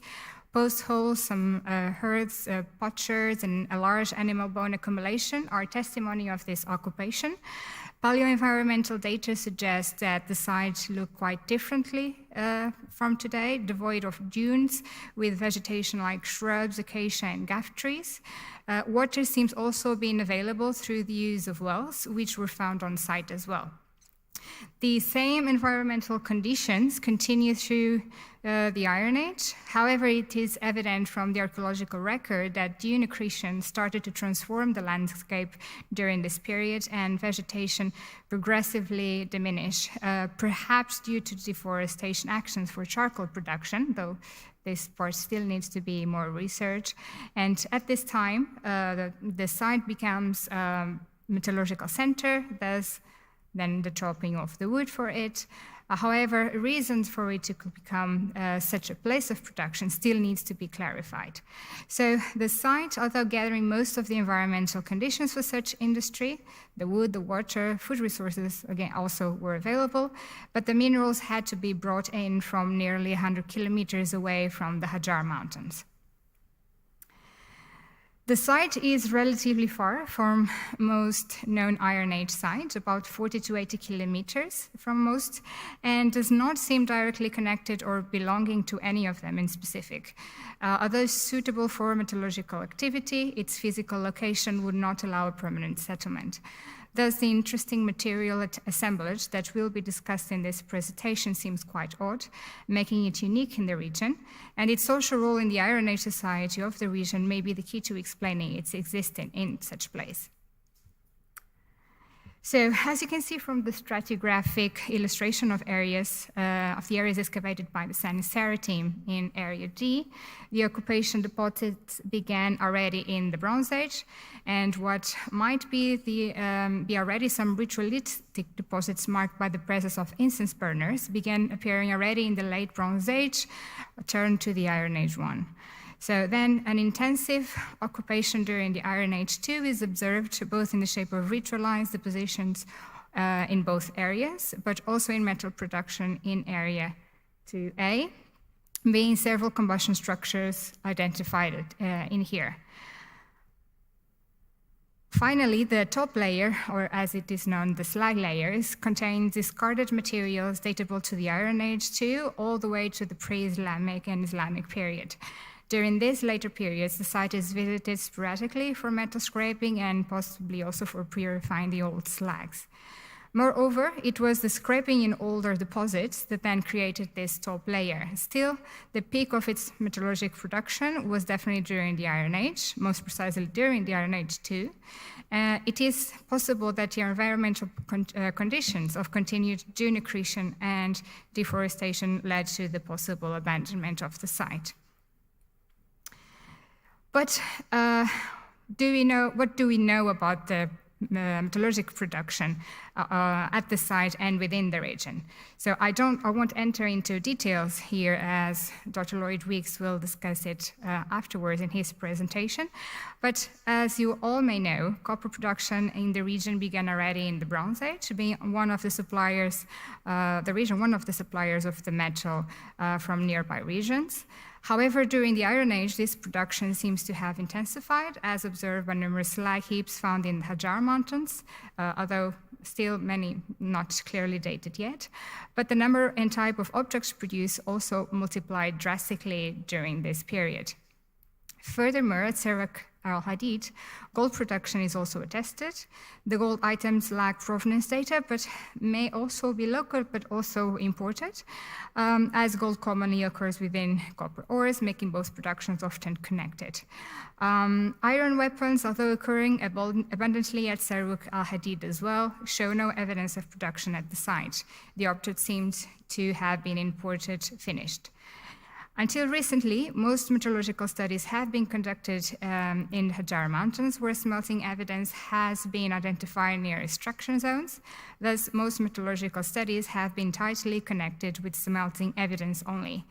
The actual production of objects, as seen by recent studies conducted by Dr. Julie Goy, for example, was held at settlement areas, for instance, Katara, which seemed to confirm that the production of the final objects were in these final places, these final production places, like Sarawak al-Hadid and perhaps Uqdat al-Bakra. So the ores were given as smelt near the extraction zones and then taken as unpurified ingots to the object production zones, where these were purified and then alloyed and transformed into the objects. Still, besides this initial insight about the purification final stages of production, more is yet to be discovered. We hope to be able to tell more about this in the future with more archaeometric data. We also hope to tell more about the social meaning of this production in the future. But today, the idea with this presentation is to put forward some ideas, some theories we have about it, and explain what we want to do in the future to prove or disprove them, considering the data gathered at Sarawak al-Hadid. So again, to remind, for the purpose of this presentation, copper ritualization at Sarawak al-Hadid is observed in the mentioned deposition lenses of area G, quite thin and distributed in between prolonged abandonment deposits. In area 2A, however, ritualization events occur more frequently, occupying deposits of approximately 15 centimeters in depth, which suggests a continuous deposition of objects within a short time, even if occurring seasonally when people visited the site. So it is also important to refer that these depositions occur over the metallurgic production deposits, majorly concentrated in the area observed in the image, but not only, which suggests deposition after abandoning a specific production structure or zone. So from what we could attain from this sandy stratigraphy, quite deflated, this deposition shifted depending on which combustion structure was in use or not, and as dunes started to extend to this area. Attending to the object's deposit is also essential to mention that both areas, G and 2A, accommodate different types of objects, reflecting possibly different types of rituals.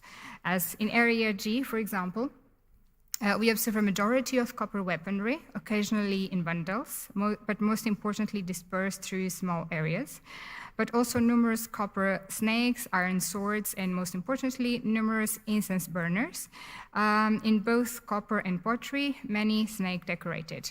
These depositions compare with those found at Bitna 44, Masafi 3, Akusais in the Mount of the Serpents, and Mutmar, for example.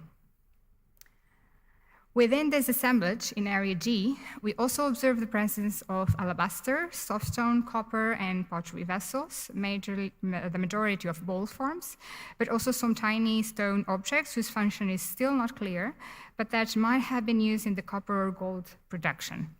These were abundantly found in the metallurgical level of Area 2A as well. So the same happens with some unfinished objects, but primarily small copper balls and ingots, some unpurified. And in both areas of Saruk al-Hadid, these are observed as small piles placed next to the previously mentioned objects. However, in other sites, such as Msafi, Bitna, and Salut, for example, these were also found inside pottery vessels decorated with snakes.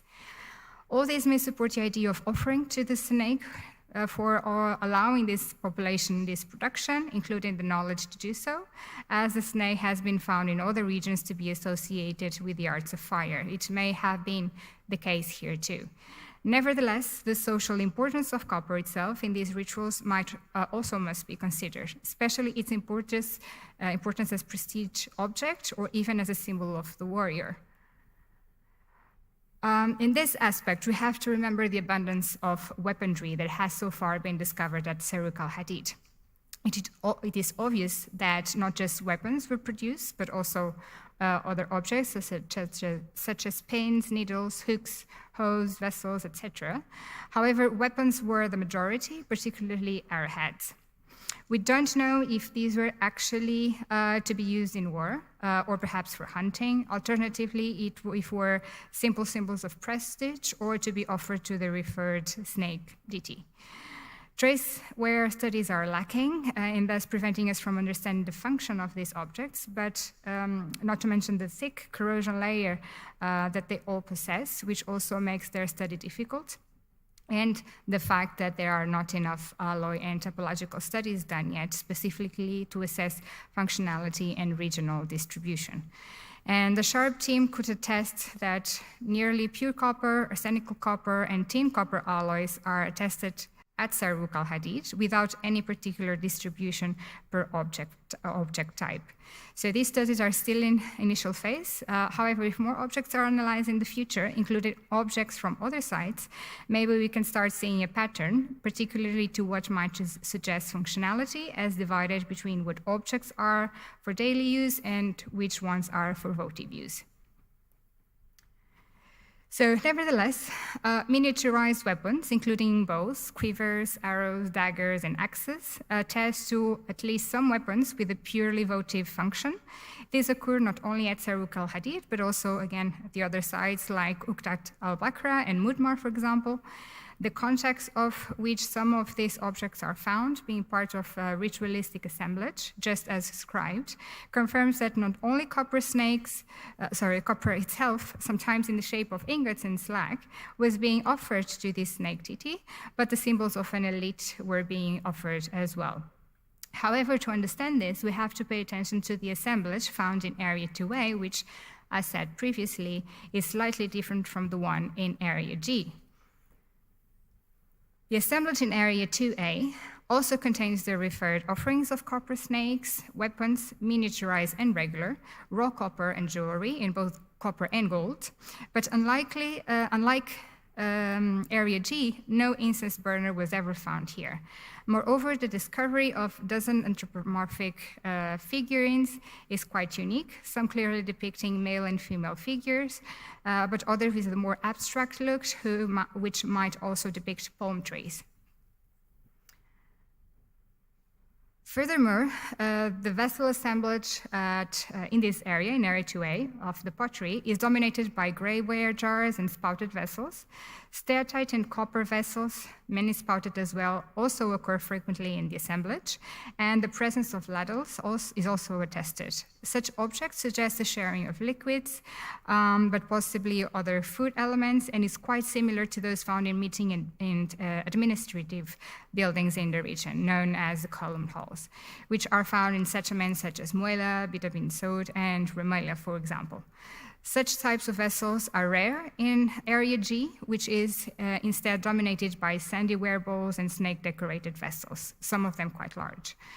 This suggests that Area 2A, although still performing some offerings to the snake, might have also been the place where people would banquet and celebrate not only the production there done, but also the fact that they could all be gathered there.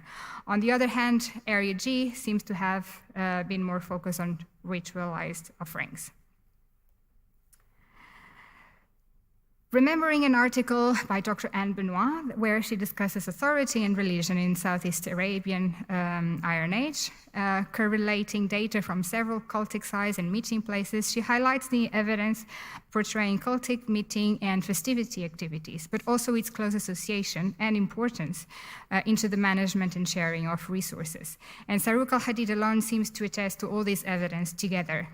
This site, apparently dissociated from any specific settlement, seems to be a place where people from all over the region could come for the referred metallurgic production, and while doing it, religious and social events would take place, not only to thank the development of such production itself to the snake deity, but also to share this production with others.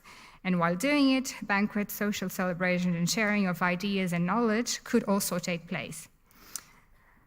But let us not forget that Saruq al-Hadid might not have been the only example. Uqtat al-Bakra in Oman, although only shortly excavated, seems to contain similar type of assemblage, not to mention its dissociation from any known settlements and its desert location as well, just like Saruq al-Hadid. Furthermore, if we consider the fortification of many sites in the region during the Iron Age, just as Dr. Anne Benoit also refers in the same article, plus the abundance of weaponry produced, we may be in the presence of sites that would have significantly served, despite its obvious metallurgical importance, as places of social cohesion. If conflicts were occurring at the time between the different settlements of the region, or simply if every settlement had its own elite, controlling and defending specific territories and resources, sites like Saruq al-Hadid and perhaps Uqtat al-Bakra would have been crucial to share such resources, namely the copper, and formalize, consolidate the authority of such elites that will gather there periodically. Dr. Peter McGee, for example, in many of his articles also stresses this idea and refers that the evidence supports the existence of such elites. The referred characteristic assemblage found in columned halls and at Saruq al-Hadid, where objects such as spouted vessels and ladders are found, parallel those found in Southeast Iran, for example, as well, where they also seem to portray symbolic power to those who possess them. The same happens with the control of foreign resources such as iron. At Saruq al-Hadid, its offerings as votive object is attested as well, and the use of tin among the identified copper alloys, likely of foreign origin, also support its import, possibly from Iran, tying perhaps both regions economically and culturally. The numerous vessels of greyware found at Saruq al-Hadid, possibly of Iranian origin or at least influenced by, might also support this theory. Furthermore, the production of decorated shells and beads of various materials is also attested at Saruq al-Hadid, thus stressing the idea that the site was not simply a metal workshop, but a workshop for everything prestigious. The entire paraphernalia observed of cultic and administrative gathering structure is here produced and used. Numerous trading evidence at Saruq al-Hadid in both ceremonial and metallurgical deposits of Area 2A also supports the idea of numerous groups of people coming together at Saruq al-Hadid to trade in such objects, the same objects that would legitimize the power of those who possess them. Not all would likely have access to the same kind of resources, and prestigious resources in particular, but here they could all be produced and immediately traded.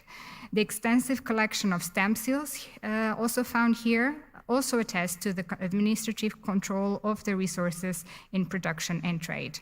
The scale plates found in Saruq al-Hadid also seem to point to this, indicating that metal objects, if not other, were carefully weighted for trade, not just in the shape of ingots, but possibly as metal scrap, here quite abundantly.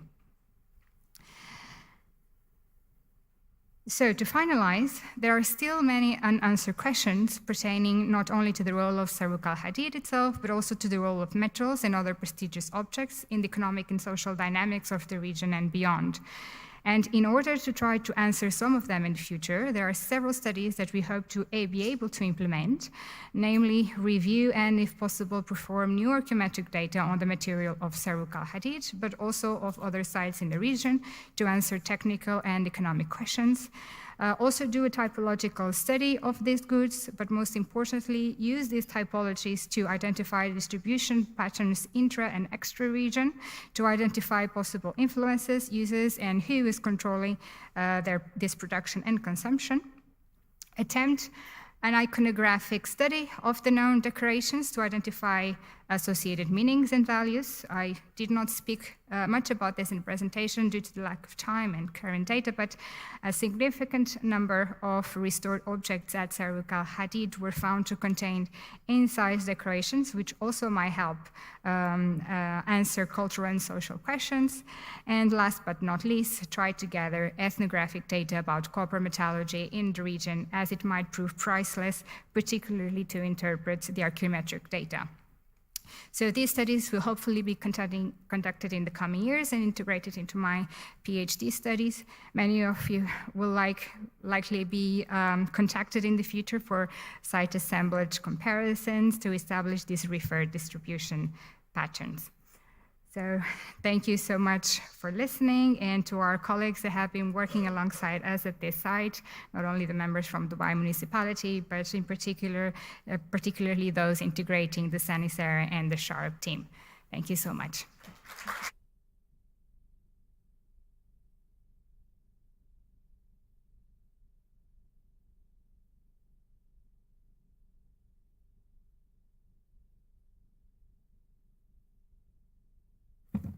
Our last presentation of the session is also on Saruk al-Hadid. Dr. Lloyd Weeks will be reviewing the nature, the chronology of the metal artifacts and the activities on the site. So please welcome Dr. Lloyd Weeks.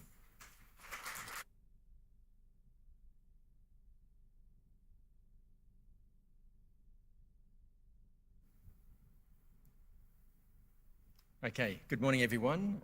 Thanks very much to the organisers of this event for the invitation to speak. It's my first time out of Australia in 3 years, and I'm very much enjoying the post-COVID experience. Today I'm going to be talking about the technical data that underpins some of the reconstructions that we just heard from Tatiana in relation to metal production and metallurgy in general at the site of Saruk al-Hadid. So across the talk today, I'm going to introduce the site very briefly, as Tatiana's already done a very good job of that. Talk about the nature of some of the metallurgical assemblages from the site, focusing on the copper, the ferrous remains, and some of the other metals that we find. And then look at the technical information that helps us support the reconstruction of copper production technology at the site, smelting, refining, artefact fabrication, and provenance of some of this material as well. And then talk about some of the many remaining questions that we have about this material. Okay, here's a picture of the site. We've already seen some beautiful desert environments in previous presentations this morning, so I won't go into the location here on the southern border of Dubai in the rolling sand dunes of the northern outreach of the Rub al Khali. The site stands out from its environment through this very dense accumulation of metallurgical slag that was at first observed on the surface when the site was found back in 2002, and ever since its discovery, it's been tightly linked to metallurgical production, and indeed early reconstructions of the site focused exclusively on this aspect of its significance. Now we know, of course, that the site is occupied over a much longer period and has many different phases and types of use. When we excavated as part of the Sharp team in the central part of the site in areas F and G, we found quite deeply stratified remains from the Bronze Age to the Islamic period. And in particular, I'll highlight horizons 3 and 2, shown there in yellow, which date to the early Iron Age, which are critical for the development of metallurgical production activities at the site. Earlier than this, in the Wadi Suk period, late Bronze Age, and stretching into the Umanar period, the metallurgical remains are far fewer. And it's the Iron Age levels which have produced the very rich kinds of archaeological materials for which Saruk al-Hadid is justifiably famous, I believe. Okay, we've already heard about Area 2A a little bit from Tatiana's presentation. I'll highlight here just some of the metallurgical installations that have been found there, and some of the production residues, which we see as well. I'll be talking about this material a little bit later on. And again, just to highlight the clear chronological evidence that we have from a large series of radiocarbon dates, which suggests that the materials from areas F and G and from area 2A are broadly contemporaneous and fall into this period between the Iron 1 and early Iron 2 periods, ending somewhere around about 800 BC, although we have a little bit of evidence for later occupation as well. Further to the east of area 2A is occupation and debris in what is now a military base area. This has been explored by archaeologists from Dubai municipality. There are huge ashy charcoal deposits in this part of the site. It has been suggested that it may relate to charcoal production that is connected to metallurgical activities at the site. Though this is still a question that we have yet to answer. There are some incredible archaeological materials, including this very nice assemblage of metal artefacts that you can see on the upper right-hand side of the screen. Radiocarbon dates from this section suggest a date around about 800 BC, but maybe stretching a little bit later as well. So it's perhaps the first clear evidence that we have for occupation at the site after around about 800 BC, which had seemed like quite a clear cut-off point previously. Okay, and of course, all of this material in areas F and G and area 2A, as we've just heard from Tatiana, is tightly associated with what appears to be religious or cultic practices, as attested by a range of different kinds of material indicators. So we've got lots of evidence for the social context in which this metallurgy took place. But that's not what I'm going to talk about. I'm going to talk about some of the technical details that relate to the metallurgy itself. So here we've got a kind of a schematic scale and chronology for different sorts of metallurgical evidence from the site. In this green rectangle are the different sorts of evidence for copper metallurgy, the artefacts themselves, evidence that we have from slags for primary smelting activities, and secondary production activities as well, which really seem to pick up extensively in Horizon 2 and continue into Horizon 1. The uppermost layer at the site, a very compressed and complex deflated deposit which spans perhaps 2,000 years. In addition to, just to point out that Area 2A is very important in terms of the copper-based artefacts themselves, but also in terms of secondary production evidence at the site. Alongside the evidence for copper production, we have ferrous remains, which become prominent in Horizons 2 and Horizon 1, and which appear to date to the early Iron Age. But we also have a post-Iron Age period in which those ferrous artefacts seem to be accessed and perhaps recycled, or at least explored for the potential of recycling. And this might stretch into the post-Iron Age or even into the early Islamic period. And we have a very large series of artefacts in precious metals and other base metals, such as lead, which are attested in these early Iron Age deposits as well. I'll just show a little bit of this material. It's not the focus of the talk, but there is a large collection of gold and gold alloy material, of silver material, but also smaller amounts of lead and antimony. The lead is quite unusual in this context. The antimony is extremely unusual, and this material likely comes from quite distant sources to the site. In addition to the artefacts themselves, there is what we might call scrap, an abundance of this sort of gold alloy scrap that's found at the site, and has been reconstructed as a part of production processes that may have taken place at the site during the early Iron Age. The ferrous remains are very abundant, at least in comparison to other Iron Age sites in the region. There's more than 200 kilograms of ferrous material from the site, although so far we have absolutely no evidence for iron making or working at the site whatsoever. So it seems to be material that's brought into the site from elsewhere, most famously these very long iron swords that have come from the site, more than 1 metre in length. This has been beautifully studied by Ivan Stepanov as part of his PhD. It looks as though this material, based on its composition, may have been imported from Iran, although there's still more work to be done on that front. Okay, and of course, given we're at this period in the transition from the Bronze to the Iron Age, bimetallic artefacts that incorporate both bronze and ferrous elements are also a part of the material remains of the site. And indeed, some of the most iconic artefacts from the site, their further analysis or future analysis, I think, might be really critical for us understanding connections between Saruk al-Hadid and other parts of the ancient Near East. Okay, so the nature of the copper-based metallurgical evidence that we have from the site consists of a variety of different materials. We have slag and technical ceramics that are associated with that metallurgical production. We've got semi-products, this product that we call matte, which is a copper iron sulfide, a sort of enriched product at the end of a primary smelting phase. We've got lumps of raw copper, often with slag attached to them, which tell us about a different stage in the production process. We've got copper ingots, which tell us about the further refining of that material and potentially the form in which it was traded. We've got amorphous lumps of metal, which may relate to several different distinct phases of metallurgical production at the site, potentially copper smelting, but also later stages such as casting and recycling of materials as well. And of course, we have an abundance of artefacts themselves.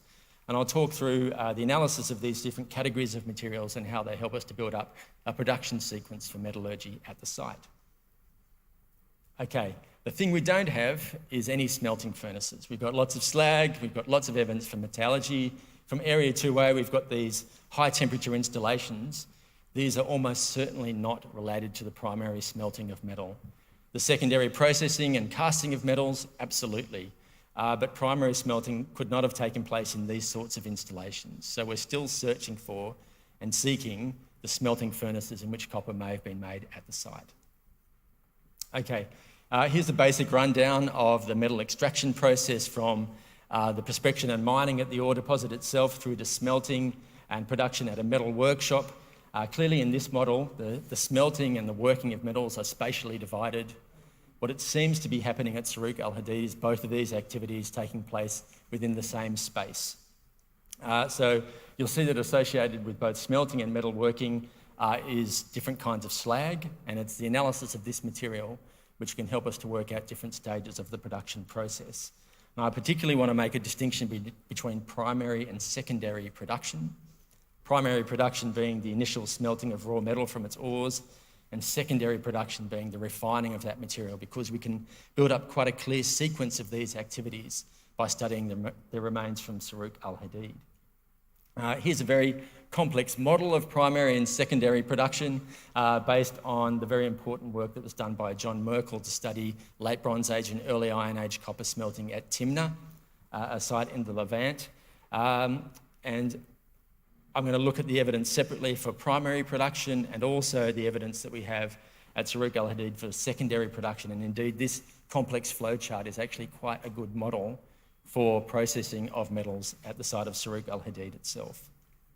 Okay, all of these analyses depended on a range of different kinds of analytical approaches to the material, starting in the field with typological studies and PXRF work, but with a whole bunch of laboratory analyses for composition, for microstructure, for provenance, and those kinds of things. So that's what we'll be drawing on for this analysis. Okay, primary production at Saruq al-Hadid. Here we've got a range of inputs into the smelting furnace, but the major outputs of that process include potentially tapped slag and furnace slag. Tapped slag is slag that's released from the furnace and allowed to solidify outside. Furnace slag solidifies inside the furnace. They tell us about different kinds of production processes. We also have very good evidence for the primary copper that was produced as a result of these smelting processes, and for the processing of that material, copper prills and crushed slag, in order to efficiently extract all of the elements of the metal that were produced. What we don't have is a lot of good evidence for some of the inputs into the process. Not a lot of copper ores from the site, not a lot of charcoal or fuel found, and also not any clear idea on the kind of fluxes that may have been used. And as I've mentioned already, we're still totally clueless about the locations of the original furnaces that may have been used for this smelting activity. Here is some of the kinds of evidence that we're looking at. Here's a nice example on the upper right-hand side of a furnace slag which solidified inside the furnace.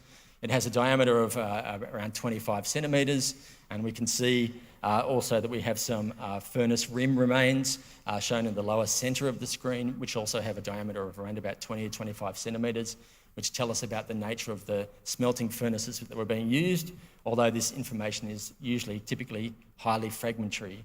Attached to those furnace slags, we often have technical ceramics or furnace lining that also tell us about the nature of these structures somewhat. We also have just a little bit of tap slag. Furnace slag is abundant at the site and dominant. Tap slag, which has been drained out of the furnace, much less common. We also have very large pieces like this one illustrated in the upper left-hand side of the screen, which typologically do not seem to be Iron Age. This seems to be evidence for much later smelting at the site, probably dated to the early Islamic period. A typology, of course, isn't everything. It's still uncertain of the exact date, but it doesn't really map on to the other metallurgical processes that we can document and seem to relate to the early Iron Age.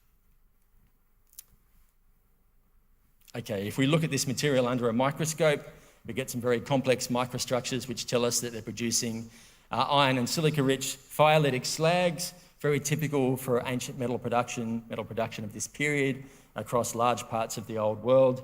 We can see within those microstructures there are some bright areas, yellowish areas, which are areas of semi-processed or unprocessed ore fragments.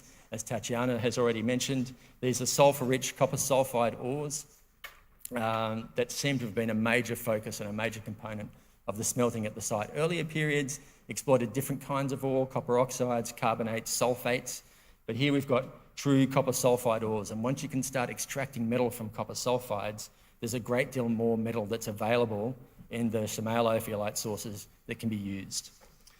We see, based on the composition of these slags, that they're working at typical smelting temperatures of 1150 or 1200 degrees centigrade. Again, fairly commonplace for ancient smelting operations in the old world at this time. In addition to the furnace slags, we get these large disc-like shaped blocks of semi-processed raw metal that you can see towards the centre of the screen. They seem to map on broadly to the same kind of size as our furnace slags. It's likely that they solidified in the furnace because of their greater density beneath the slags themselves and formed this lump.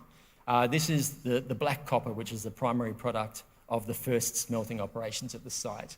And when we cut through one of these sections, what we see is that it's a mixture of two major components. A matte component, copper iron sulfides, and enriched ore material, but also raw or black copper, which you can see there with that sort of copper colour towards the base of this large ingot. And when we look at this under the microscope, we can begin to see the kind of quality of material that's being produced at the site. Very full of impurities, largely impurities of iron and sulphur. And indeed, when we look at other specimens from the site, we see that they were producing metallic iron at the same time that they were producing metallic copper at the site during the early Iron Age. Now, this iron is not the same iron that was used to produce iron artefacts at the site. It's clearly a byproduct that wasn't used, and indeed it was a problem. It had to be removed by refining from the metal before it could be finished into artefacts.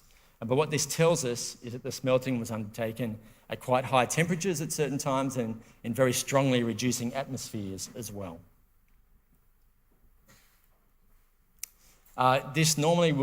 We would normally expect, therefore, an air supply that relied on a forced blast of air into the furnace using tuyères, perhaps bellows as well. This is an example of what a tuyère looks like. Unfortunately, we've got none of these artefacts at Saruq al-Hadid, so there's no evidence that people were using bellows in this sense to increase the airflow into the furnace to get very high temperatures. What we do have is lots of fragments of slag with furnace lining on the back, which suggest there are these holes here. We don't know, perhaps this is allowing a natural draft or the wind to be sucked into the furnace to increase the airflow and increase the temperatures that could be achieved there to improve the reactions. We also have this example that I showed earlier of the rim of a furnace, just one fragment which gives us its diameter, but we also see that this also has one of these holes in it. So it seems that a draft created by making holes in the furnace wall was part of the smelting operations at the site without the use of the forced draft.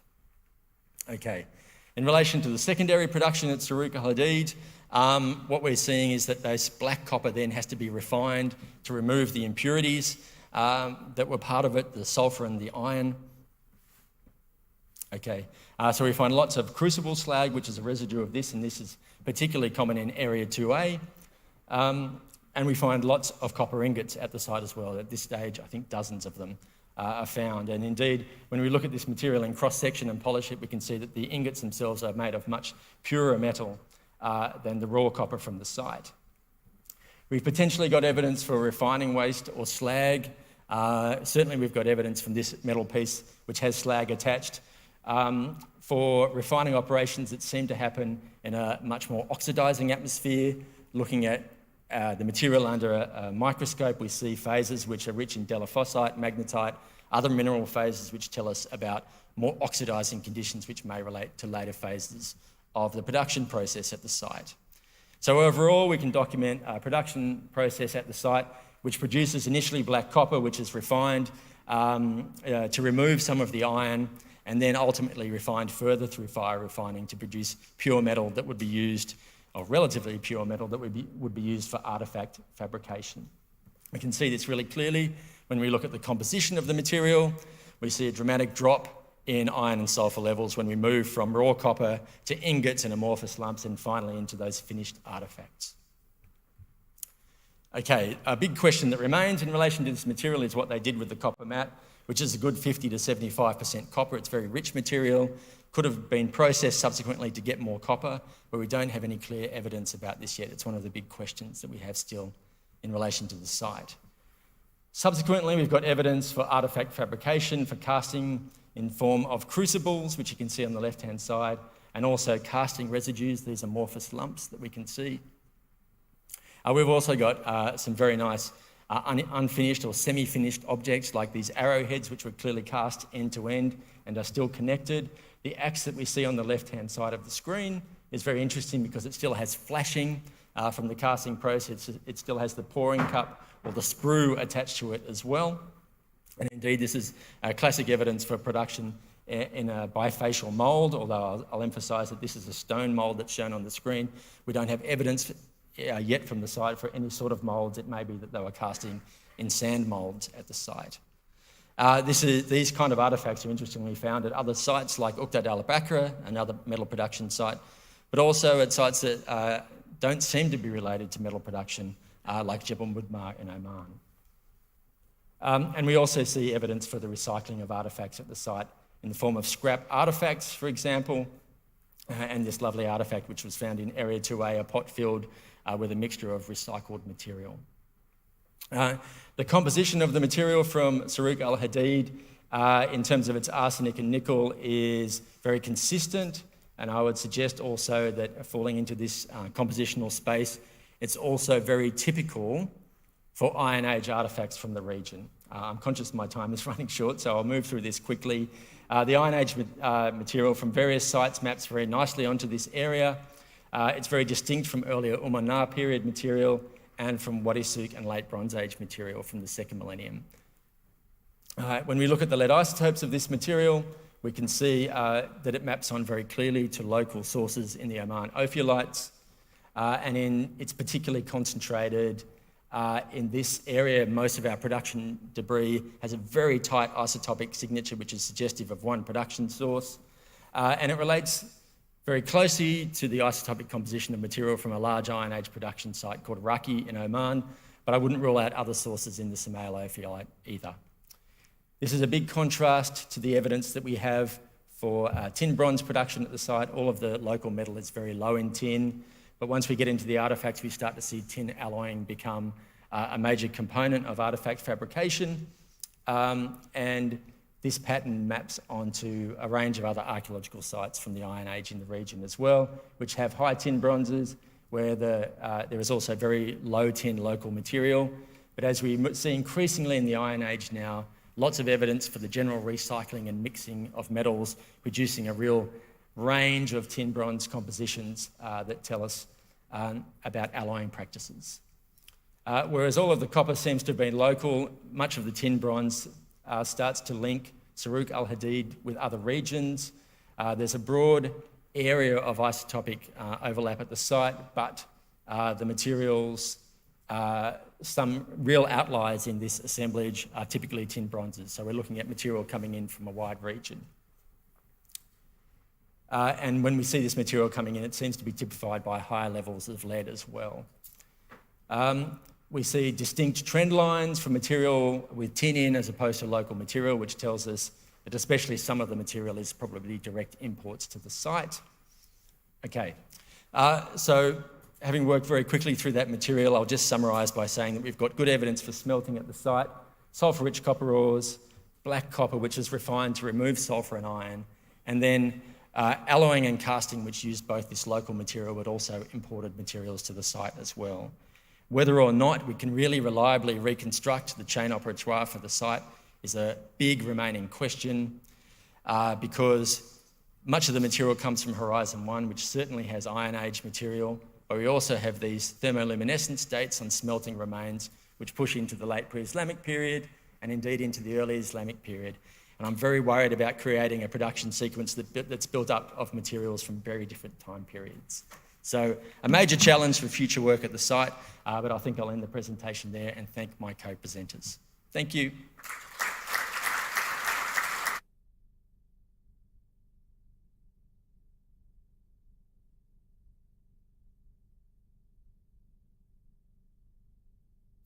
Could I please ask that everyone who presented for this session come to the panel on the left?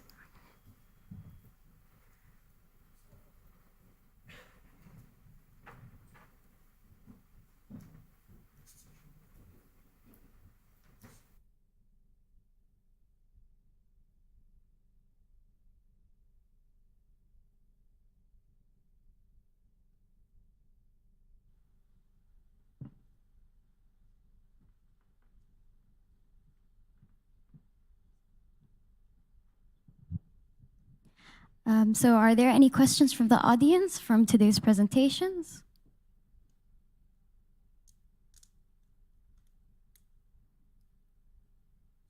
Yeah.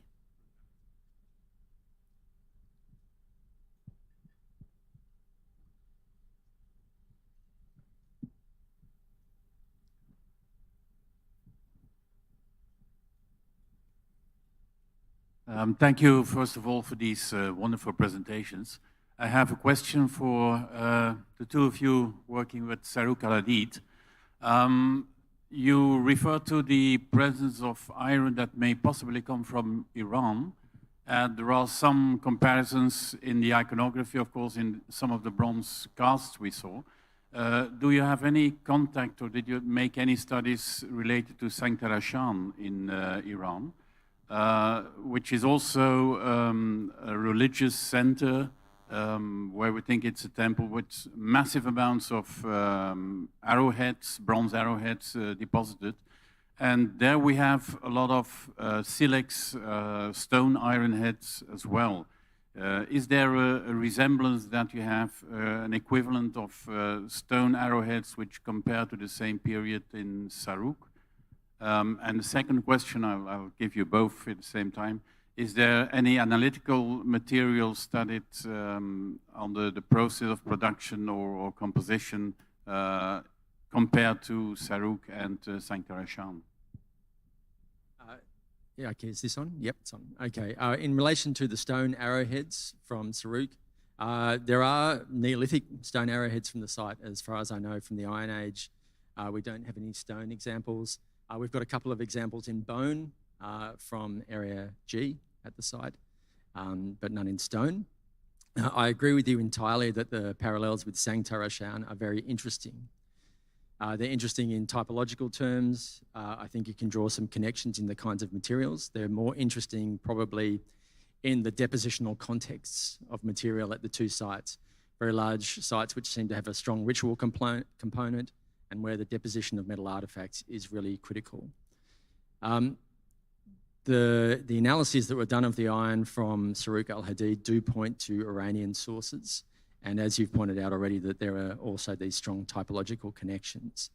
So I don't know that it's just maybe material remains which might be moving between these areas. There seem to be some element of deeper cultural contexts that are attested by the nature of the remains from Sarouk al-Hadid. And in saying that, I don't want to underemphasize the local nature of some of these practices, but they are not happening clearly in a vacuum, I would say.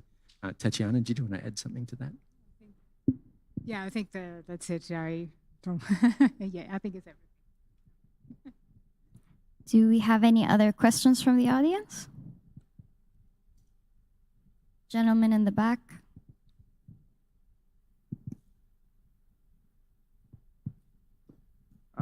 Thank you for giving me the opportunity. My question was for Dr. Lloyd and Tatiana. And you've mentioned, well, I have two separate questions.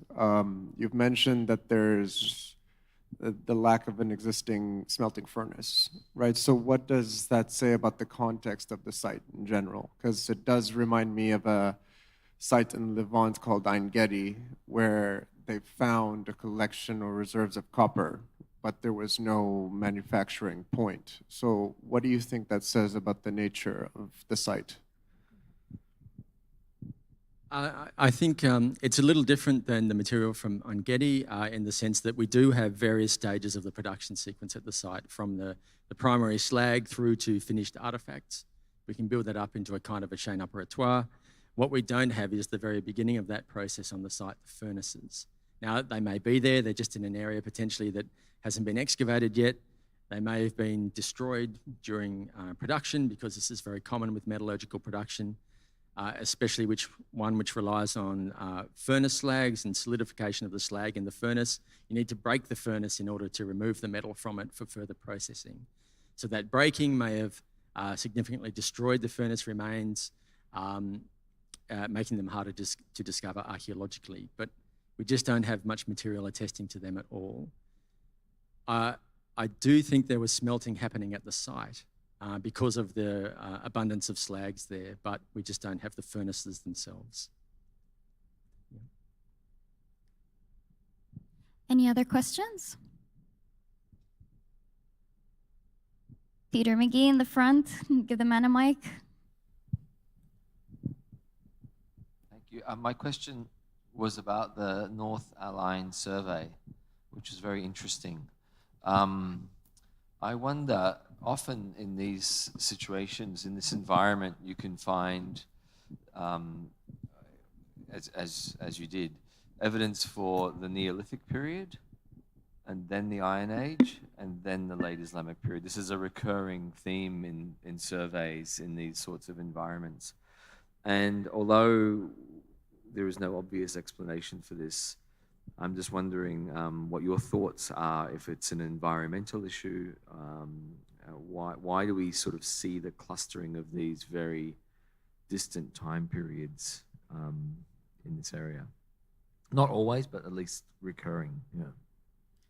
Yeah, I think if we try to connect all the data, I think the environment play main role of changing the pattern of transport, the people, choosing the roads, even like people always try to adapt based on the change of the environment. So I think what we did in the beginning, just to collect the data and try to figure out what's there and what we are missing. So that will allow us to get more understanding of the description of the people that using the site, how that's been impacted by the change of the environmental. I think we know that from bronze to iron, people dramatically change after where the water have been decreased, so they know into the village that's changed on their way of their living. So that even can be reflected on the choosing the roads, the domestic of the camels itself, help them to try to find a more shorter way. So that some of the sites have been exist based on that. I think with time and even more comprehensive study with the environment change, with the data of the archaeological coming from the survey, that's all need to be put in one place to get more understanding of the site. So I think the pilot project, it is need more time, and it is challenging things to deal with it.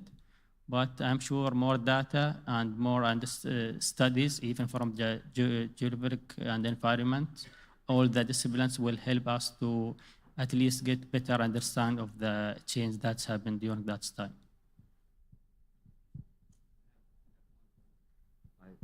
I have one more question. Dr. Carmen, concerning the work in Al-Thaqaiba and Al-Madam, did you find any archaeobotanical evidence for what sort of plants might have been growing in those in those relic garden areas that you excavated dating to the Iron Age? Do we assume that they were date palms, or is it possible that there are other plants?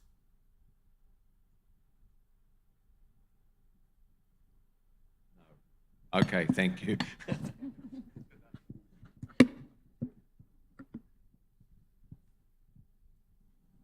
Are there any Thank you other for that. questions from the audience? Mark Handel in the middle. Okay, thank you very much to all of you. I have another question regarding demographic dimensions. I think a site like Thukeba is probably, but also sites in Hili are well suitable to make an estimate. But maybe Thukeba first, because we heard about the extent now of the Falaj that has been, you exposed it over a distance of 2 kilometers, right? And but we know that the systems are actually longer and larger. So as a village like Thukeba, how many people do you think could have lived there? Did you ever think about it? Did you ever make an estimate? We don't have any estimated range of population in Thukeba, but the villages seems to be bigger than we see for the moment. We have now a problem is the sun, the dune sands is coming more and more and more, every year more, and we cannot see very well where the rest of the village, but this must be bigger than we see now. But we don't have an estimation for now.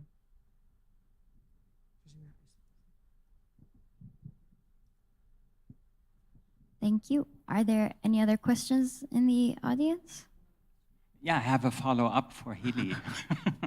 Go for it. So how about Hili 2, for example? Ali, do you have any idea? Do you have any thought? Mark, could you repeat your question? Oh, I'm sorry. How about Hili 2, for example? How about like a village or a village structure in the Hili Oasis? How many people could it have supported? Do you have any idea, Ali? Well, regarding Hili 2, I think here we are not talking about Hili 2 specifically. I would talk about the landscape in general, actually, and how it is developed, to be honest.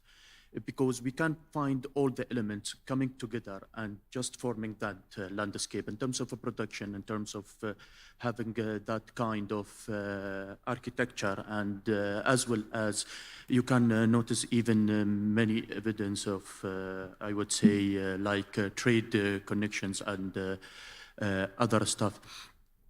I'm not sure about the case at the Thukeba, but we can just compare Hili in general to what already identified by Dr. Kenneth at Rostak landscape as well in this term. But the location of Hili itself, you know, it is in the middle between Omani, I would say, Iron Age culture and even the Northern Emirates culture. And you know that the differences and the similarities between each other. Yeah. Are there any other questions in the audience? Aqil, the front, second row. السلام عليكم. My question is for Abdullah Al-Kaabi and Abdullah Al-Yamahi. I mean, it was interesting to see your initial findings about these roads, ancient roads that you identified in your presentation. But my question is there any plan for any future collaborations beyond the border, like with Dubai area, or just to continue your research to support or to provide any more information? Yeah, I think like from the beginning now, we try to from our part, our side, because this, it is taking a long time. But of course, anything will be collaborating. It is depend about how promising the data and the results come. But also from other people who's working different side, especially in the coast, they always come with the when they're doing publishing, they indicate that's about how the roads have been could be exist. And I think even yesterday from Christoph, it shows some of the possible that roads being used for getting the source of the material. So I think or even looking to the other people result from the area itself, it will help. But for sure, if our result is promising, I'm sure other departments in different Emirates will be happy to collaborate on that. If you don't mind, before we wrap up, I have a question.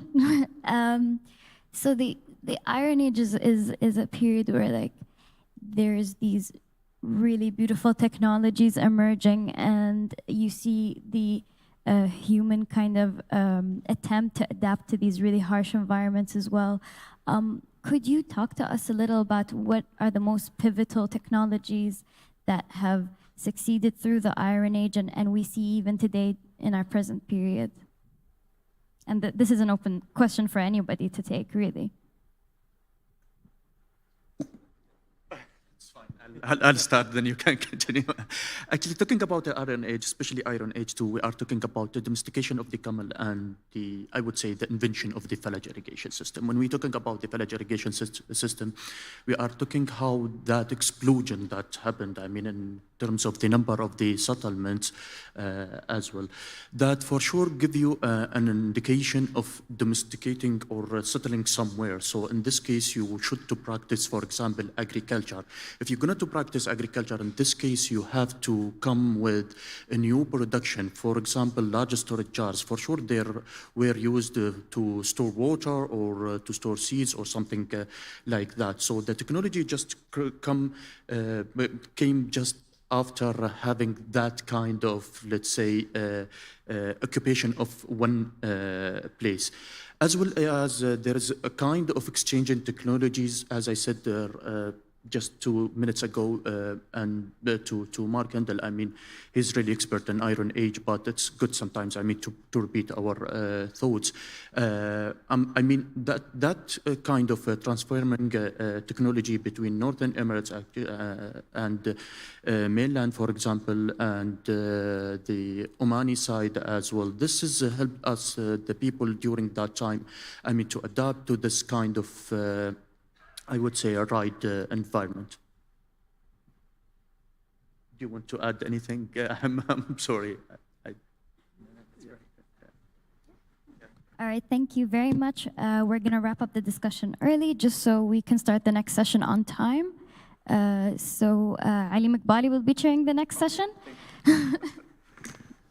So.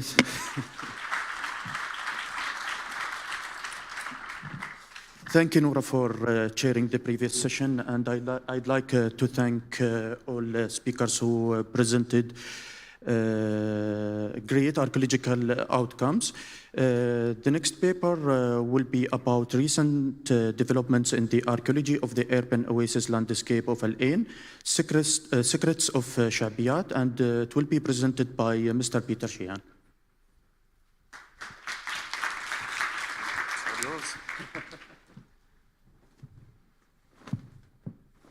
He deliberately got me 10 minutes before lunch.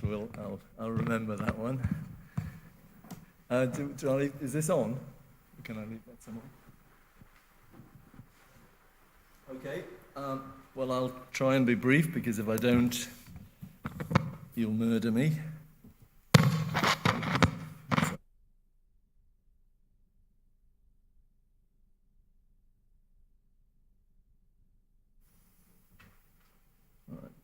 So today I'm going to give you just a very brief flavor of some ongoing investigations being undertaken by DCT in the historic Shabiyat housing areas of Al Ain. I'm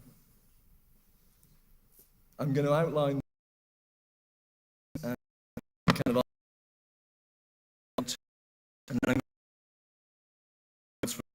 Shabiyat. At the important both for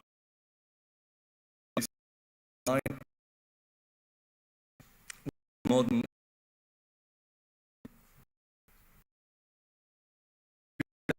a couple of hours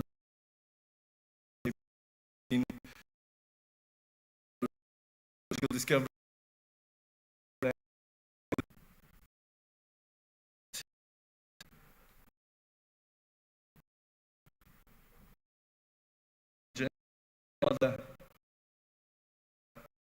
Other sounding, upgrading of roads and infrastructure work in the old Sharbiat, which has been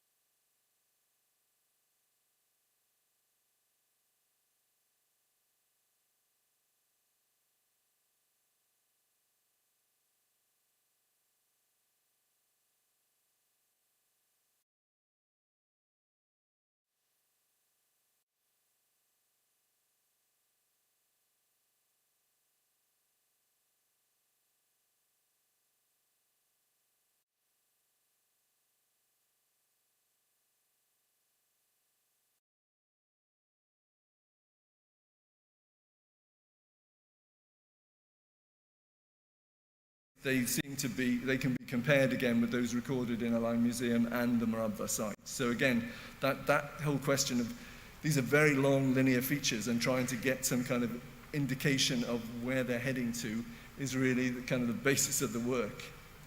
Those, by the way, are the Aflaj shafts that we identified.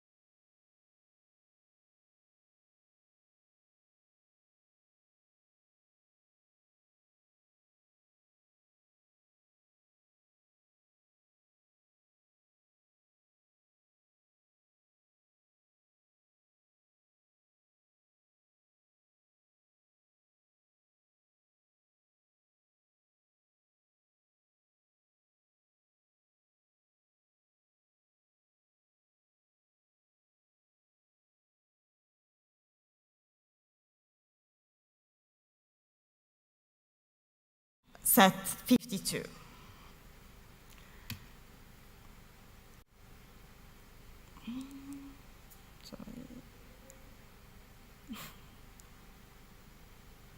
So apart from the investigating this huge wall, the deep trench excavated in this area had another aim, namely to verify the possible presence of a second later ditch, considered coupled with the wall set 52 based on the excavation in the southern west part of the site.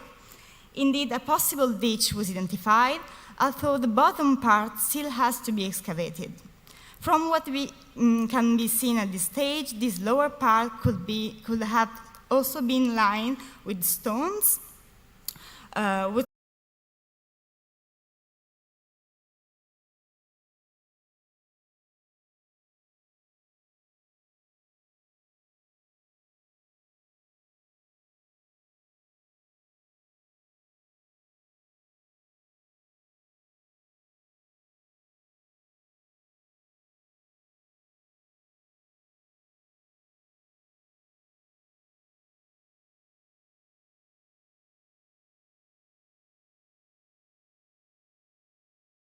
so far collected from the fields of this possible ditch can be dated to the first millennium BC, with the occasional occurrence of Iron Age tree material.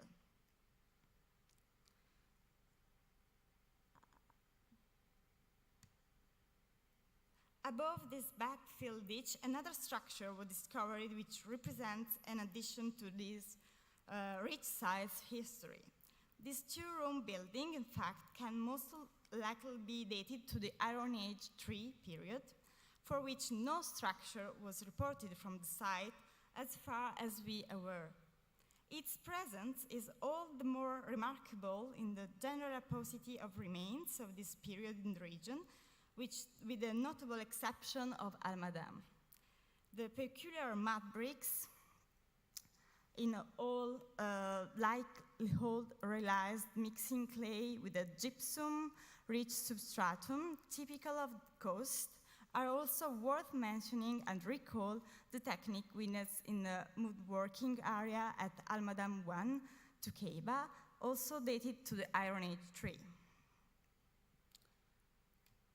The second main area of excavation comprises several trenches and hosts what is the most unexpected feature we discovered, at least in its scale and characteristic. That some substantial structure should be present in this area was rather clearly indicated by the morphology of the site, here made even more evident by the digital elevation model. The flat area that interrupts the typical conic shape of the so-called tell could only be explained by the presence of structure creating a sort of box which could prevent the erosion of the archaeological deposits along the slope. Before reaching these structures, we discovered the remains of the Iron Age occupation of the area. What we see here, unearthed during the last 2 seasons, is connected with the features discovered in the close area, directly above the buried structure that we'll discuss further on. From one fireplace associated with this phase, we obtain a date into the early Iron Age, consistent with the associated material. As said, and already visible in the previous slide, the Iron Age occupation sealed the abandoned remains of an impressive building, currently identified as Building 1, that our knowledge represents a unicum in Southeast Arabia. Here one can weekly follow the progress in its excavation and its exposure of its overall plan from 2020 to the last season in 2022. You can see from the zenithal picture that the building underwent several modifications, many of which we still have to understand. Building technique also changed significantly, and walls comprising segments made with different techniques are also not uncommon, which make phasing even more tricky. Nevertheless, we were able to identify the original plan of the earlier portion of this building. Actually, an independent building in itself that was later modified both internally and widened externally. The first construction comprised a single large hall with 2 entrances, later subdivided into 2 rooms. Parallel for this plan have to be sought for to trace possible external influences. Indeed, if any of you have suggestions, this will be extremely welcome. The first building made use of a peculiar technique, especially for what concerns the cement hard mortar used to bond the beach rock blocks of the wall. This kind of mortar is not found in the later walls erected against this original building. At the same time, it is found in a few other walls at the side, including the later extension of the second millennium platform that occupied the top of the mound. If the presence of this peculiar mortar has a chronological value will have to be verified. As shown in this slide, characteristic of this building is also the presence on all surviving perimeter walls of triangular ventilation slits. Here we can see the detail of the 2 entrances, including the surviving portion of the stairs which led to the eastern door, unfortunately largely dismantled by a huge pit that also destroyed the southern side of the door, visible in the picture in the top right. Another interesting feature is the presence of a door socket still in situ, just inside the eastern threshold. A second door socket was discovered near it, slightly displaced. Interestingly, it showed the traces, we actually discovered the extremely decayed remains of a bronze item that it was likely applied to the bottom of the doorpost to facilitate its rotation on the socket. When it comes to establish a date for this original building, we are still in process. The first radiocarbon date we obtained was from a sample collected right above the original stone hard plaster floor of the building and provide a date between 1200 and 950 BC, later confirmed by a second sample from the same context. This year, we removed one further portion of this deposit, framed between 2 plaster floors, revealed a smash vessel associated with some charcoal, which has been sampled to get an additional date. Getting another date from here was deemed useful because the dates from contexts which are stratigraphy later are not consistent with the 2 already obtained. An example is provided by a deposit excavated inside later room 2 in a corner not touched by later pits, which actually represents a serious disturbance to our work, and where the fragment of grinding stone was still sitting, for which the radiocarbon determination gave a date into the first half of the second millennium. Indeed, the stratigraphy in the eastern part of room 1 is completely different from that in its northern part. The latter, investigated this year, comprises a sequence we could define as orderly, with a neat succession of floors and thick occupational debris. From this sequence, a series of samples were collected, which are being sent for dating these days. Unfortunately, the archaeological material associated with these layers is quite scarce, as the surfaces were likely kept clean.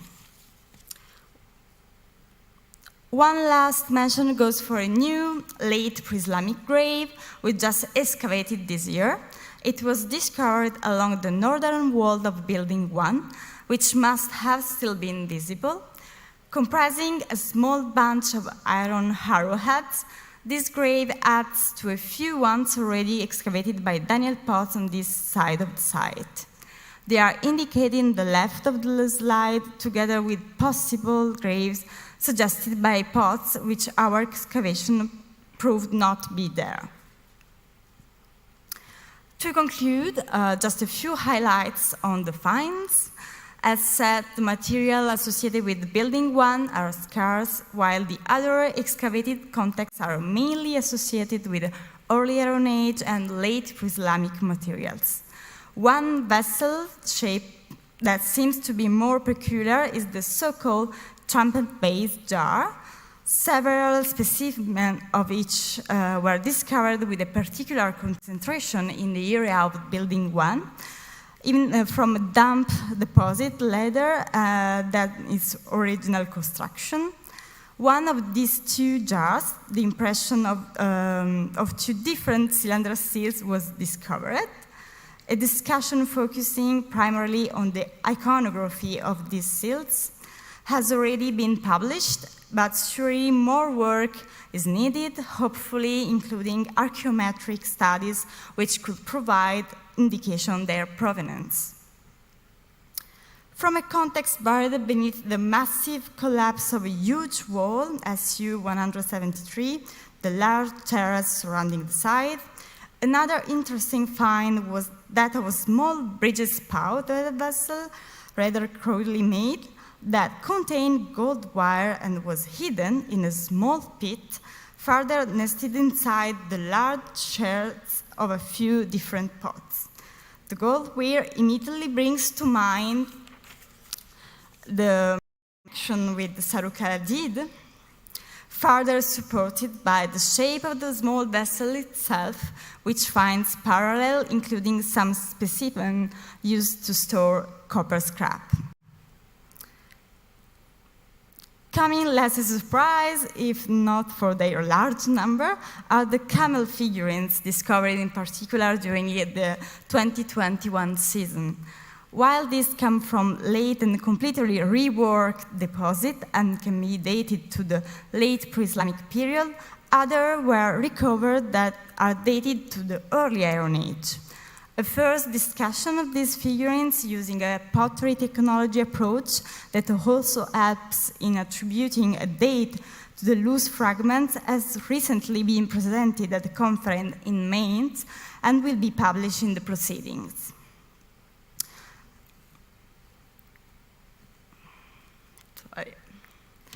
Among the late pre-Islamic samples stands out a figurine which we could largely reconstruct from detached fragments. Its peculiarity is the saddle, shaped separately and then fixed on the hump with a thin patch of clay, above which the rider was also represented. Unfortunately, the rider's boy is lost, and only the hips and legs survive together with the saddle. From the same context, that is the topmost 15 centimeter of loose sand accumulation on the top of Trench 4, also come a few bronze figurines. The two most interesting are shown here. They illustrate the reception and re-elaboration of external motif and iconographies, while the ibex immediately recalls South Arabian productions. For human figure, the interpretation as a cruelly and partially misunderstood representation of the motif of the resting heracles can be suggested, and the paper discussed these figurines is in the process of being submitted. If these figurines were actually not much expected, the most surprising finds of last season were two fragmentary human statues made in biocalcarenite. While in one way they recall the eagle statue discovered at Hadur, They are, however, unique in the region as they portray human figures. Only a fragmented small statue of much smaller dimension from Mleiha is known to us. On the one hand, the raw material can be found along the Emirati coast. On the other, at the first look, they recall the statuary from Hatra from Palmyra, the influence of which reached Southeast Arabia in the period when the kingdom of Karasin prospered and exerted its control over the sea routes through the Gulf. In this perspective, the discovery of coins from Karasin at the site of Du can be mentioned here. A detailed iconographic analysis of statues is clearly needed and has already been planned. As you understood, this is just one of the main points which we hope to shed more light in future, and hopefully not a too distant one. We would like to underline, however, that with the continuation of our work in Tel Abraq, we aim not only at answering the archaeological question we have, but also at making of the site a new pole of attraction for the interested local community and for the tourists, a goal that the Tourism and Archaeology Department cares very much about. A few last words to gratefully thank Sheikh Majid bin Al-Mualla, Director of the Tourism and Archaeology Department, and all its members who supported our work, and to the Society of Antiquaries of London, who granted essential funding to our project. Thank you so much. And sorry for this lag.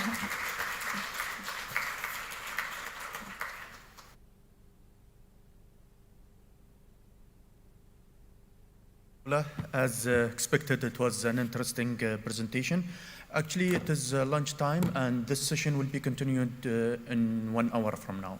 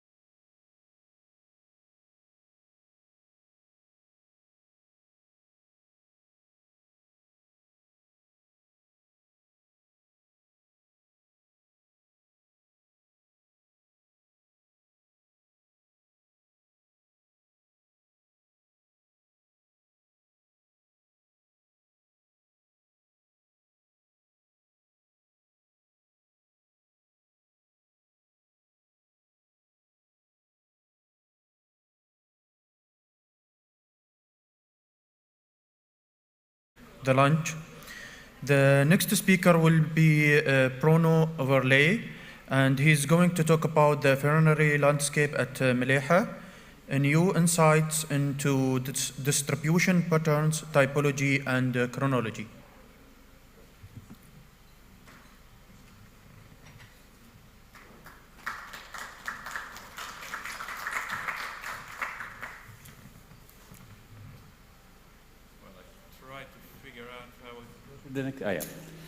First of all, thank you for having me here and for organizing this wonderful meeting to meet everybody.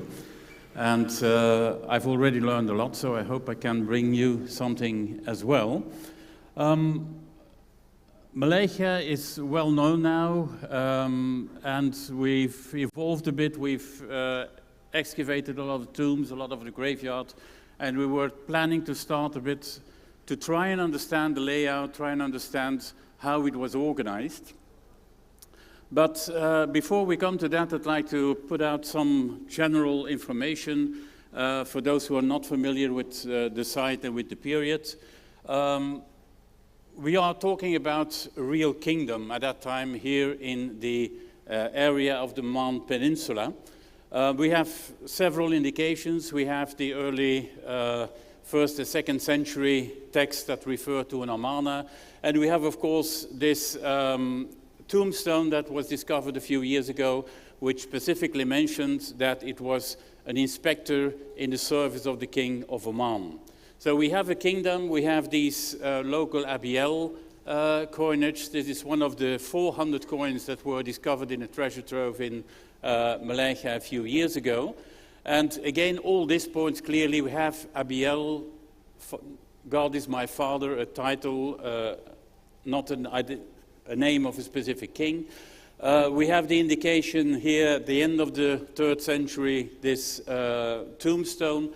The earliest tombstone we have at Malaysia dates from about 280, which is in the same style, partly the same text. And in total, we have about a dozen of these tombstones or fragments referring to the local population. There have been several periodizations proposed. The most commonly used is the PIR, A, B, C, D, and now E has been added. I prefer to talk about the Malaysia phase simply because Malaysia is at the center of this kingdom. We can safely say that in all probability this must have been the capital. And our knowledge about the site is still, or about the period, is still very divided. Edur is very well documented, and it's a sort of time frame within the whole period, and that's why we talk about an early Malaysia phase, which is mostly documented at Malaysia itself.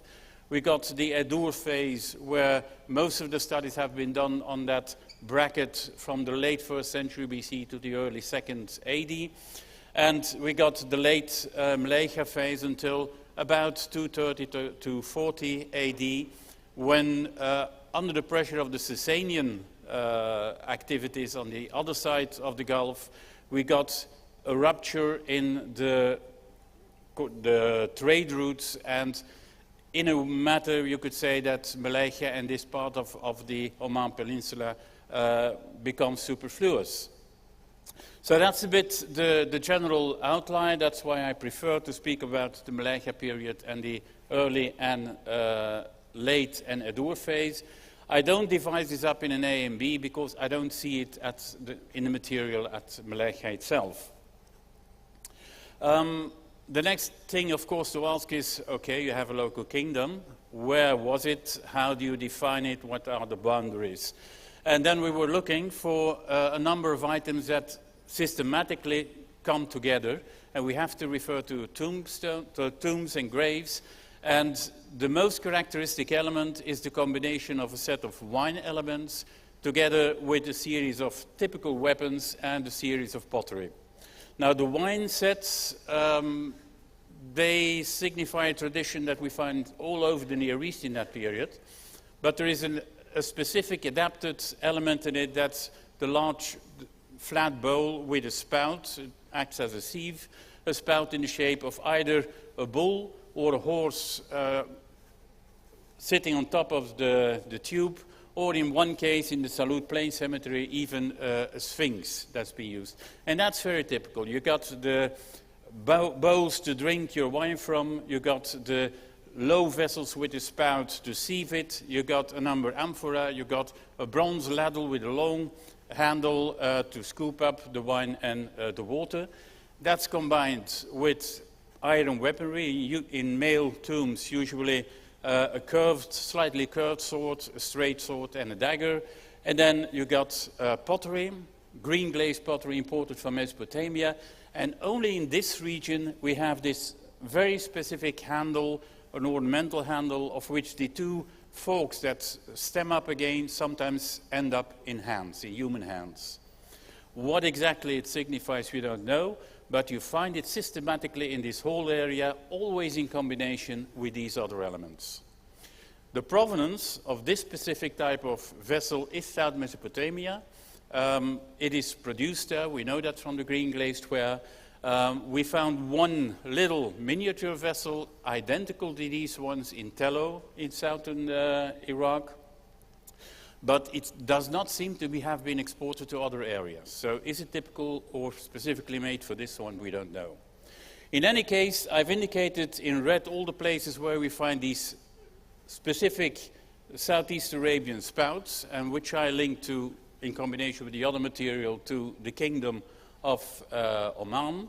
And you see that Samad, Salud, Soha, Diba, Edur, Malaysia, and we saw yesterday a line must be added as well. So it's a very dense region with some outliers like Sumhuran, Jebel Kenzan, Kazri Abu Nasr, but these are single occurrences which we should not link to a specific kingdom. Whether that whole area was all the time part of a kingdom, that's another question, of course. It is part of that cultural sphere. The boundaries of the temporary kingdom of Oman in that period may, of course, change quite a lot. Now, at Malaysia, we have a large graveyard spanning around the habitation areas. The habitation areas, they extend to that upper left part as well. And I will be talking about, or comparing graveyard F, 5 and 7 here, area C and area P, so a bit distributed all over the region. And the systematic idea is that we have a number of clusters of monumental tombs. Monumental tombs, we started calling them that because there is on top of them a square superstructure which we think in most cases were tower-shaped. One of the things was that very often they're placed in rows, just one row in front of the other. And we know from the chronology that the most northerly row is the newest one. So if you look at the F area left top, you see these two separate tombs. These are the last ones, and in fact they cover the entrances to the original tombs behind them. Which means that in front of them there was an open space, and that begs the question, why was there an open space? Was there anything ritual going on there? Were there festivities and so on? And for that reason, we investigated the areas in front of it. This is area F. The whole part to the left and behind is graveyard. Everywhere you find smaller graves. You have these clusters of monumental graves and then smaller pits and graves around it. And that it's a repetitive scheme. This is area C. This is the part we excavated. This is the part we had with a GPR. And you can easily recognize these tombs. They're close to the surface. And you can actually even see the robbers' holes in a different color in the center of these tombs, because unfortunately they have all been robbed. Now, the first one, or the first cluster of graves that was known or was excavated was this one, area C, first visited by the Iraqi expedition and later by the French, and that's where we took over. Just to give you an idea, you see area P, and if you see a bit further on area C, in between you see these three lighter dots, small hillocks in the field about 0.5 meter to a meter above the plain, well, these are these clusters of larger monumental graves. What do they look like when you start excavating? Well, you find the base, which is normally made in mud brick. In some cases, you find the collapse of the walls or the decorations on top, which are made of lime bricks. And lime bricks have an enormous amount of lime. They're much more sturdier, much more resistant to water and to the weathering. So they preserve much better. In other cases, you wouldn't know that. But you see that you have about 2 meters around it, which tells you if it falls down, it has to go at least 2 meters up, more or less. So that's given the idea that we have actual towers. But most are just preserved like that, 30 centimeters of mud brick, plasters on the side, and you have no idea how high they actually are. And that's a first giveaway that we will have another opinion. So area C, that's the area where the Iraqi team and the French had worked. This square or this cross-like excavation was done by the French team in the 1980s. And this is a very peculiar tomb with an area that was apparently empty in front of it. And that's why we wanted to go back to it. It is a tomb that was made by using lime bricks, so not the regular mud bricks. And there was a huge collapse that was excavated by the French team. You still see the wide imprint there. They removed it, but they didn't excavate any deeper underneath. They just wanted to have a look whether there was any decorations on it. But they decided they didn't have the time also to continue on that particular streak. Now, our main research goals by returning there were, first of all, the chronology and development, look at that open space or possible open space in front of it, and then an idea we had about the height of these monuments that had to be reconsidered. Chronology, we had a few stamps of Rhodian imported Greek wine amphora in this area, already found by the Iraqi expedition that puts them in the first half of the 2nd century BC.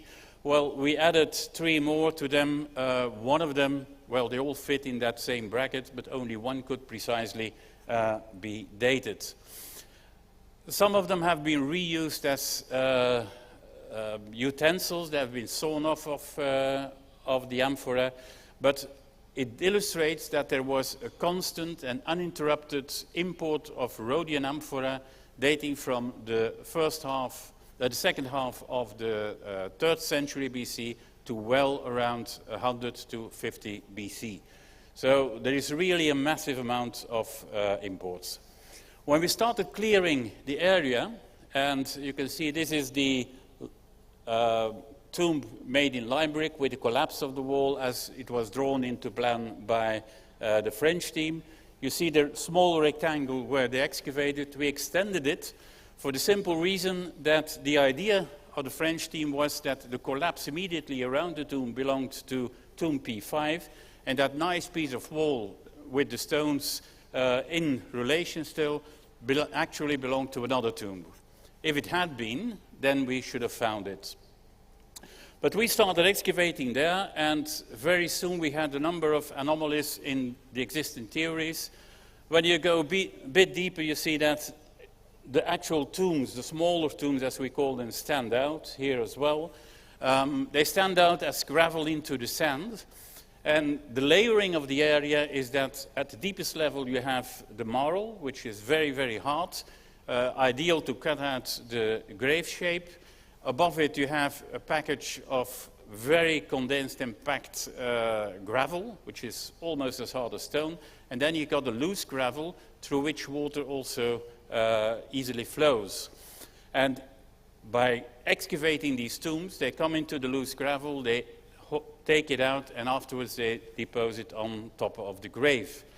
Now they use the lime bricks very sparsely. They use it just for the first layers of bricks inside the tomb where the water can penetrate. So they have a deeper pit in the marl, a pit in the compacted gravel, and then where the loose gravel is, they build up 1 or 2 rows with with lime brick and then with mud brick. Now, that was the first thing. We saw that tombs were covered by simple mounds of gravel. Another thing was P75 here, a grave that was found and partly excavated by the French. We continued the excavation to the pit, but it turned out that part of the collapse had actually fallen on top of that tomb. And when we looked in profile, it was impossible that there was ever a tower on top of it. It must just have been a platform about 2 layers of mud brick. And additionally on that, we found numbers 8, 4, and 12 to be simple platforms. 2 to 3 layers of mud brick, square, and with a different angle, different orientation as all the graves. Systematically, all the graves oriented to the north. These have the cardinal points as on the corners, so it's a different orientation. It's clearly distinguishable when you are actually in the field. So that was already 2 anomalies. It seems that not all of these square tombs had actual towers on it. Some may have had simple platform, and that in between there were even platforms, and then that begs, of course, the question, why? And then we start thinking about possibly people gathering, having a meal, and things like that.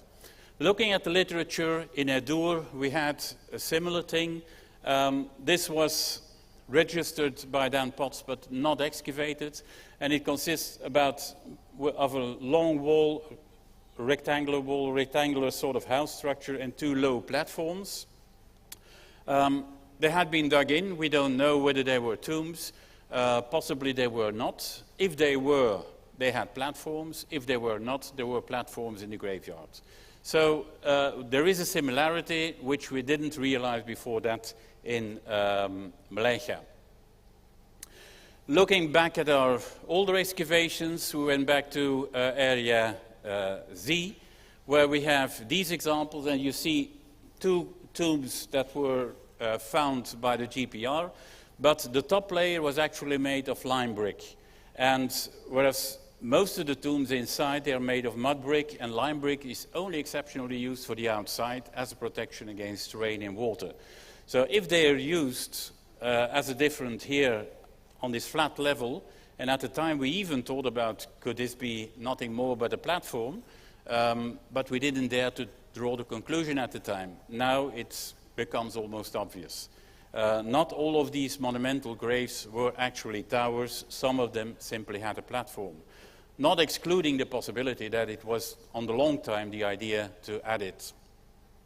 I see my time is going faster as usual, so I'll limit. These are an example of the smaller graves with the gravel on top of it.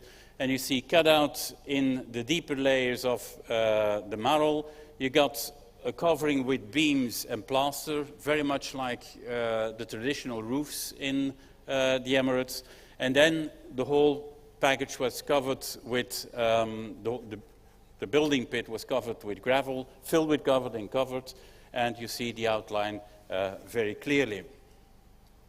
A larger one just in front of the monumental tomb was this one, where we could actually see it was effectively cut out. We could see the outline in this sort of thin plaster layer with some mud bricks laid on the extents of the beams covering making out the roof of the tomb as an equilibrium. And then on top there was a huge heap of gravel. It was not dug from this level, but on this level you could see this is plaster debris from the constructions of the older tombs. An inside of that same tomb, and here you can see the gravel was cut from this level, and on this side the gravel would have continued about 30 centimeters. And in the center you see where the robbers dug into this gravel layer to reach the actual tomb and to plunder it. Another thing that was noticed, that those which were constructed as actual towers, and we know that for a fact with this one, that it was mounted, that a gravel mount was mounted against it, and that what you see here in the profile. The original layer with on top a gravel mound which was thrown up against the construction of the tower or the platform.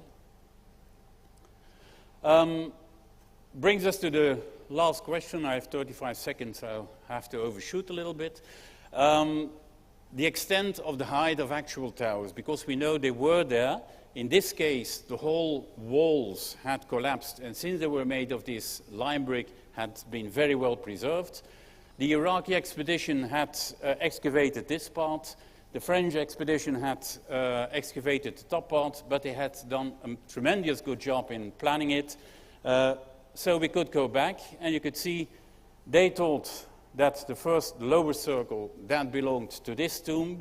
They made that reconstruction, and we adapted it a few years later with these crenellations, and now we were reviewing the height.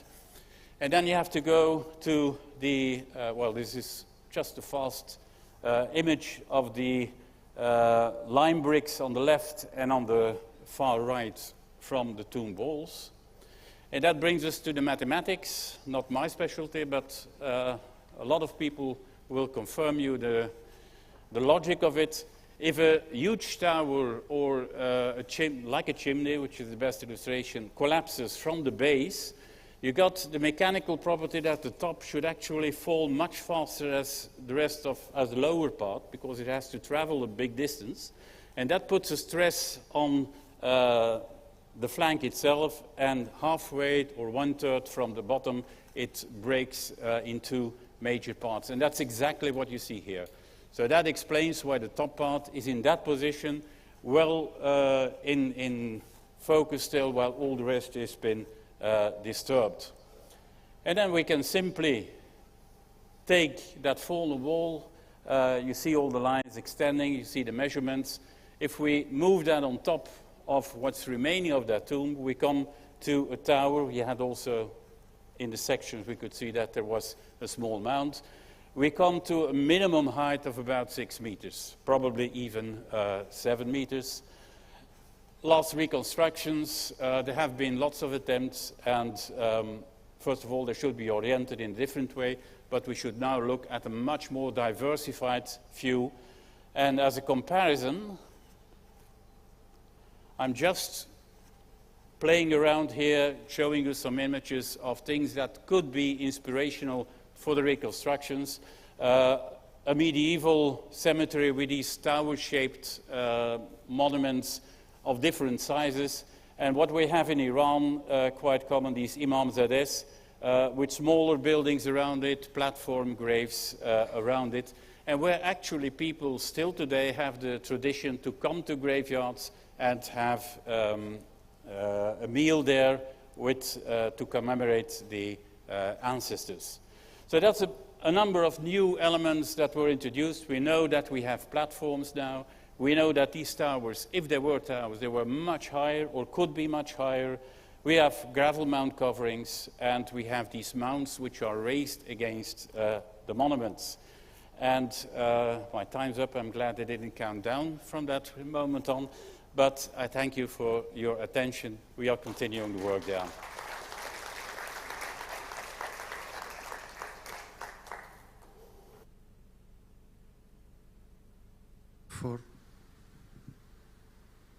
Thank you, Dr. Bruno, for this interesting presentation. I'd like to ask the speakers to join me on the stage to start the discussion session.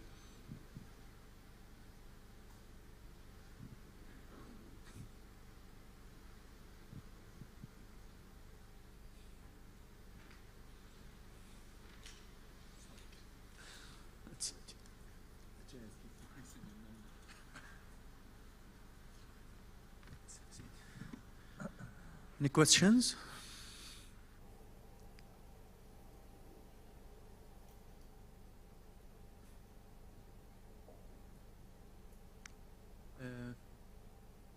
Is there anyone can pass the mic to?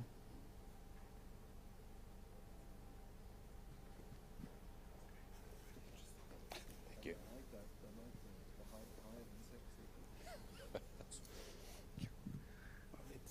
it's evident when I have a simple question for Peter Sheehan. You mentioned an Islamic sword dating it to the 17th century.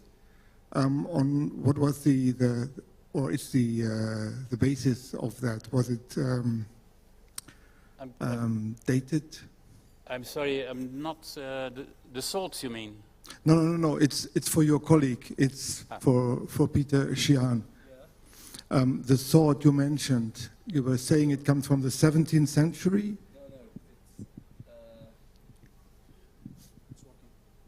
So, sorry, no, not from the 17th century. It's from the pre-Islamic recent period. Oh, okay. Sorry for that. Like all those graves, in fact. Yeah. Any other questions?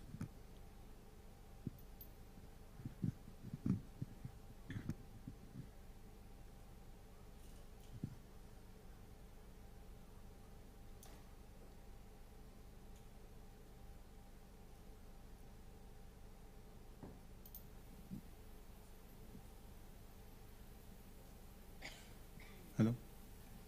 I think. Hello. Actually, it's not a question. It's a comment for Mr. Bruno.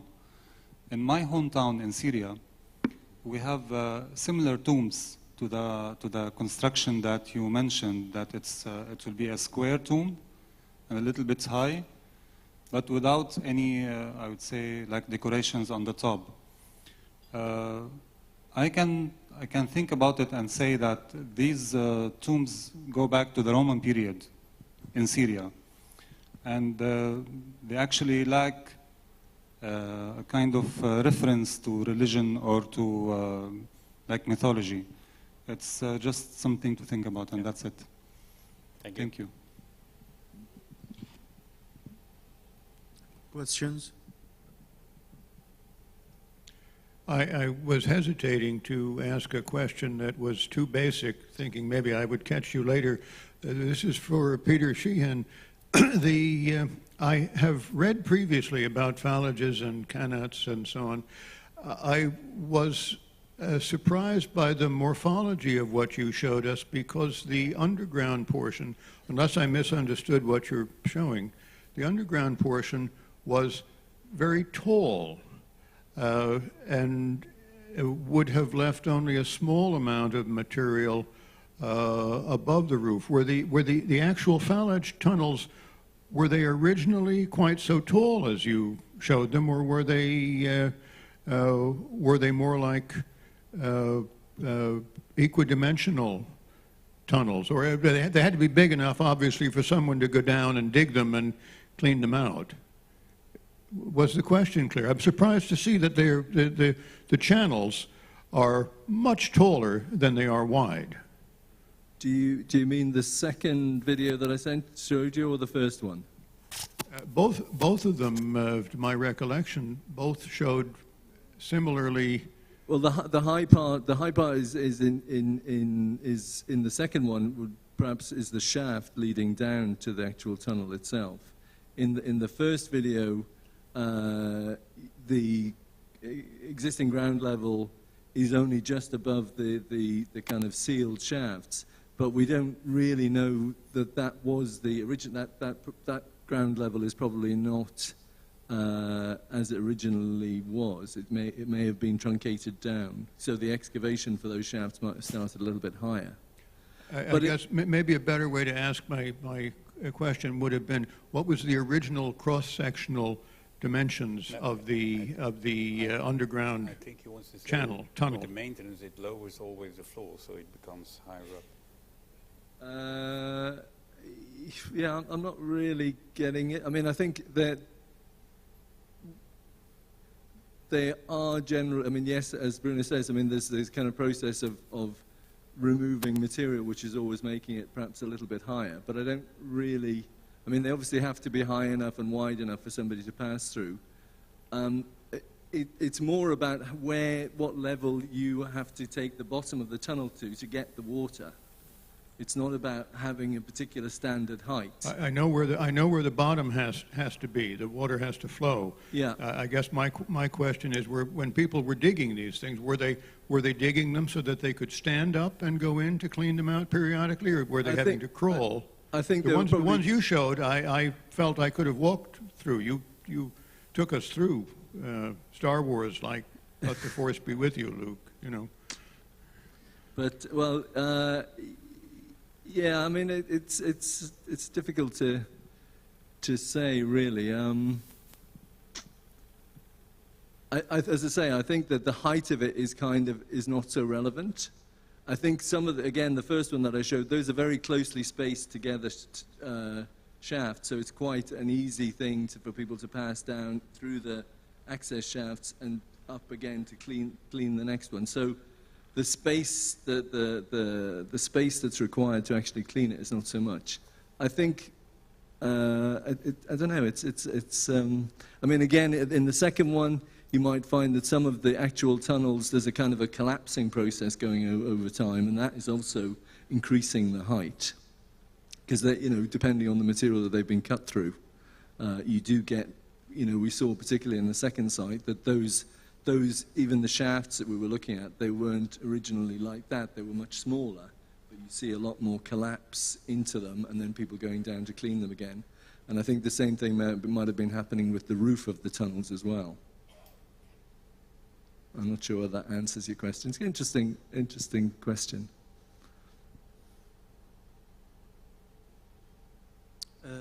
Dr. Mark Handel? So, and I have a question regarding Tel Abrak. Thank you very much, Maria Paula, for your interesting presentation. The aeolian input, the potential hiatus, where do you place it stratigraphically? I think I did not quite understand that. That's one thing, and the second is you talked about a special mortar. Could you describe that a bit?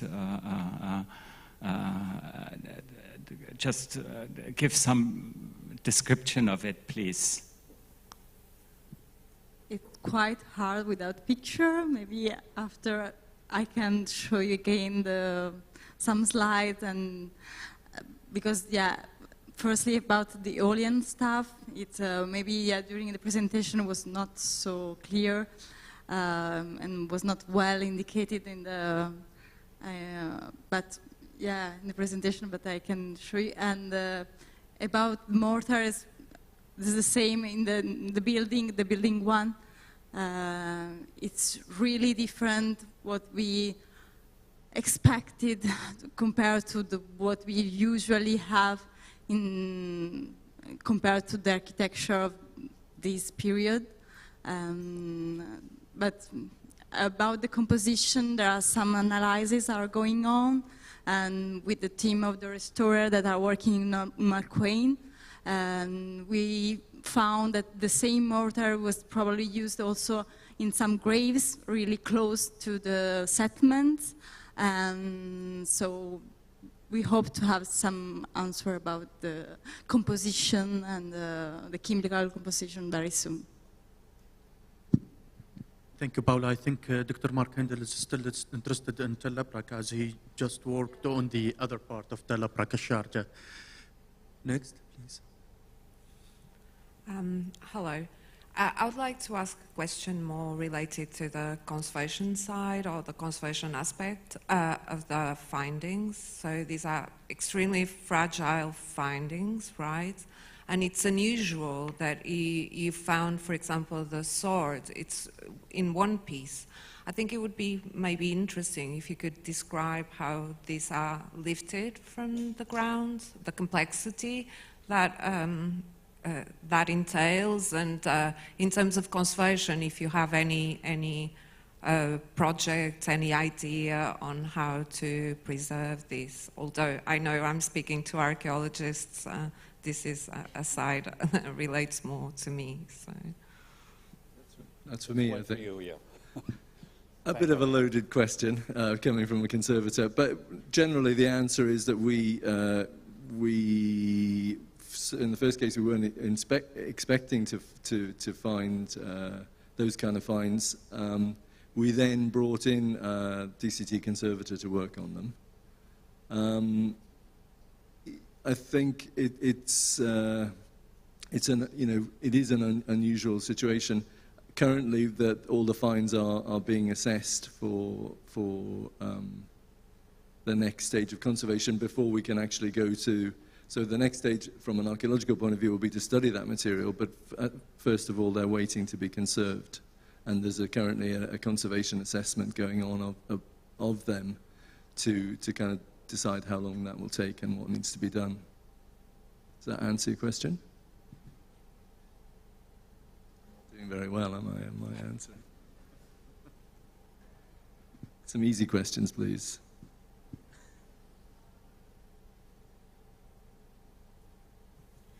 Hi, I think the question would be directed to Mr. Peter. Your presentation and the site that you have presented is one of those rare and the first time for me to actually see where you are actually working around a communal site, and it was actually found under the ground of other people's houses. What are the challenges associated with those kind of researches and digs that you have been involved? And the other question and the other part for me is, what is our part as a community to be involved in these kind of elements? And this is the aim and the future of such a conference, that we increase the engagement of the community to make such archaeological finds be preserved as treasures rather than they're just digging again another hole around my house. Yeah, absolutely. I think that second part of it, actually, communicating what is there, and also communicating that perhaps the best thing to do in many cases is to keep things in the ground, is one of the things that comes about through the way that we do. I mean, the way that we do the archaeology and the way that we make it kind of public.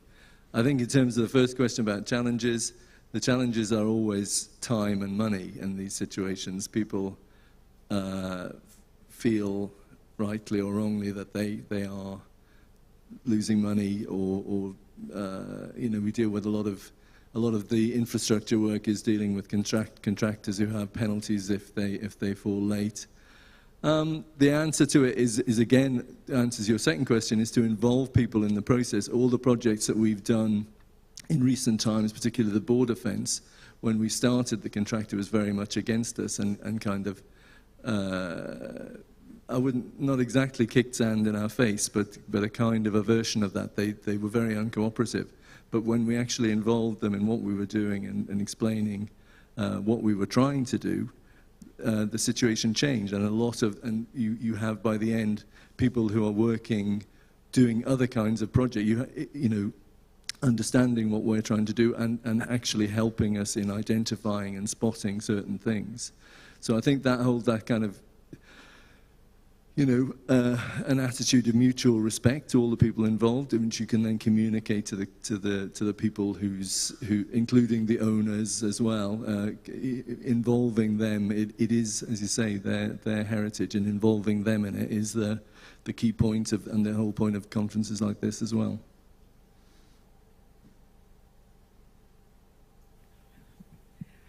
Yeah, I have also a question to Elaine Oasis. We did a pretty extensive walk through the oasis with Elaine Natural History Group, and we could see, walking from the museum, Elaine Museum, you can see when you walk throughout the oasis that there are different levels in the oasis. And then we came across these mounds, which, how shall we call them, mud mounds or whatever, which are pretty high. And we assume that it was debris taken out of the oasis to maintain the different levels. And in these mounds, there were there was a high amount of pottery fragments. For sure not super old, but the question is, in the oasis, have there always been these levels necessary for the Falash system? And the question is, have you ever drilled through these mounds to check maybe how old the oldest parts of these mounds are? We were all pretty, it was for all of us a big spot to discuss it. Yeah, I think I know exactly where you mean, in Al Ain Oasis, the very mound. Again, it's not an easy question to answer, but essentially the processes of creating the gardens in the oasis involve that upcast of material from down in the gardens, both to allow water to run, but also essentially the whole idea of afflage and oases is that you create a kind of a deep hole into which your fallage will run. And that creates these mounds of material. In terms of drilling through them, I mean, either excavating them, again, what they should really do in theory is stratigraphically, they should be that the oldest material is on the bottom of the pile and the newest material is on the top, which would kind of, is that right? Yeah. And your pottery analysis, which sounds very good as well, seems to suggest that you're right there. So they have this kind of late Islamic pottery, which I think is from the mound that I know as well that you're talking about. And again, the same situation is repeated all around the other oases in Al Ain, where you actually had, to create the oasis, you have to create upcast mounds because you're trying to essentially get a hole into which the water is going to flow. And those mounds later could be used for building material, and the villages are actually built, in many cases the villages are built on top of these mounds around the oases.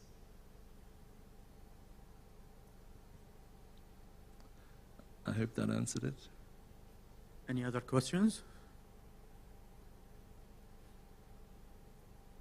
So I think this is the end of this session. I'd like to thank you for your great presentation, actually, that for sure added the value to our knowledge about our local archaeology. Thank you very much. And I would like to ask Mr. Tariq to take the chair from here.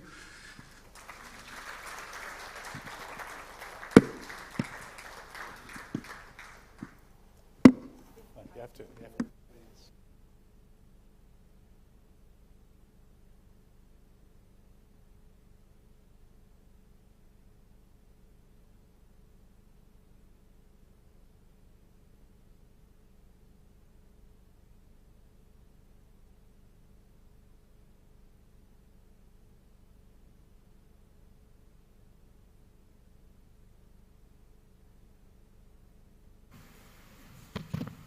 Thank you, Ali. Thank you all for the valuable discussion. So now we will start the third part of the discussion, which will focus on the Islamic period. And the next session will be in Arabic, so please use the headset if you need the translation. So the next session will be with Mr. Diya Ad-Din Abdullah, who is a senior archaeologist with a long experience since 1992. And he will talk about the early Islamic period in Al Ain at Abu Dhabi in the light of the archaeological discovery. Please welcome.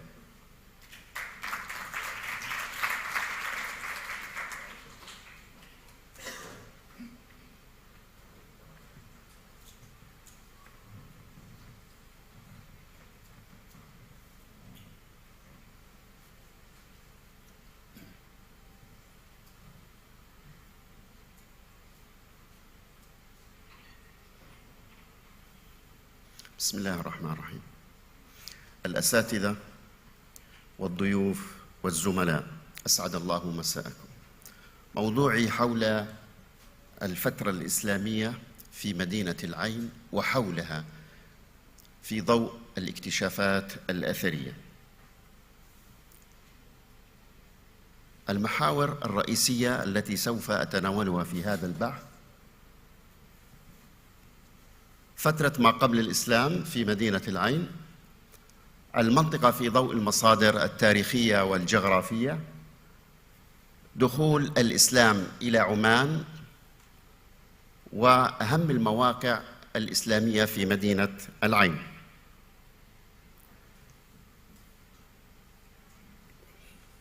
قبل الحديث عن الفترة الإسلامية المبكرة، لابد لنا ولو بإيجاز أن نتكلم عن الفترة السابقة للإسلام، وهنا أقصد بها الفترة الهيلينستية. ما هي الفترة الهيلينستية ومتى بدأت؟ بدأت الفترة الهيلينستية بعد وفاة الإسكندر المقدوني الكبير، أي في حوالي عام 323 قبل الميلاد إلى بداية الفترة الرومانية.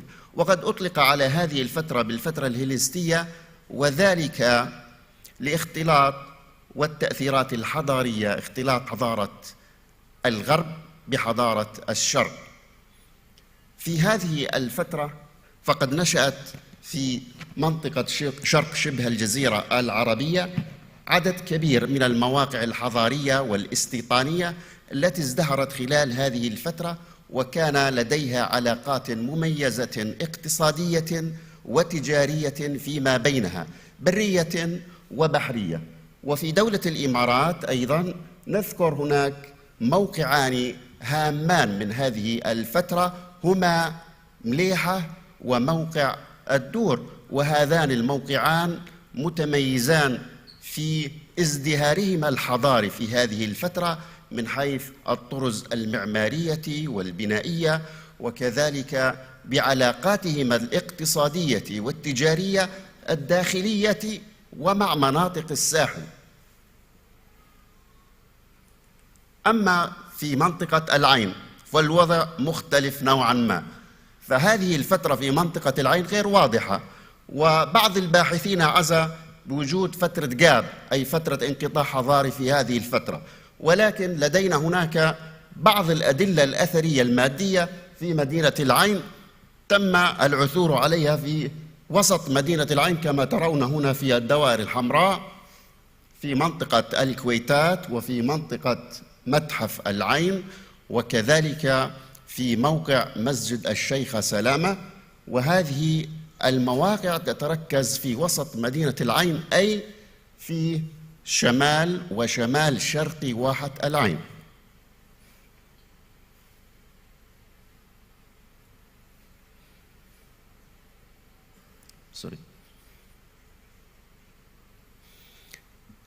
أقدم المكتشفات التي تم العثور عليها من هذه الفترة في مدينة العين تعود إلى بداية تسعينيات القرن الماضي، إلى تسعينيات القرن الماضي في منطقة الكويتات، عندما تم تنقيب مدفنين تم العثور فيهما على عدد من الجرار الفخارية، وكذلك على سيف وخنجر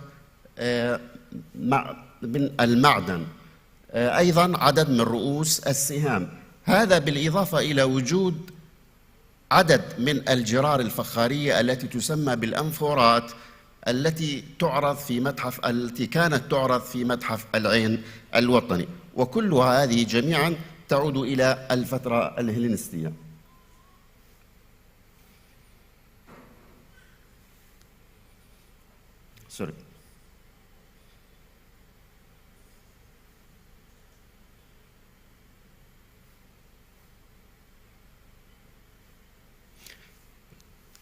الموقع الآخر المهم جدا هو المدفن الذي تم العثور عليه في متحف العين الوطني. هذا المتحف الذي يعود إلى هذه الفترة نقب فيه الفريق المحلي، أيضا تم العثور فيه على الكثير من الدلائل الأثرية كالكسر الفخارية، وكذلك عدد من المرفقات الجنائزية الذهبية التي تعود إلى هذه الفترة.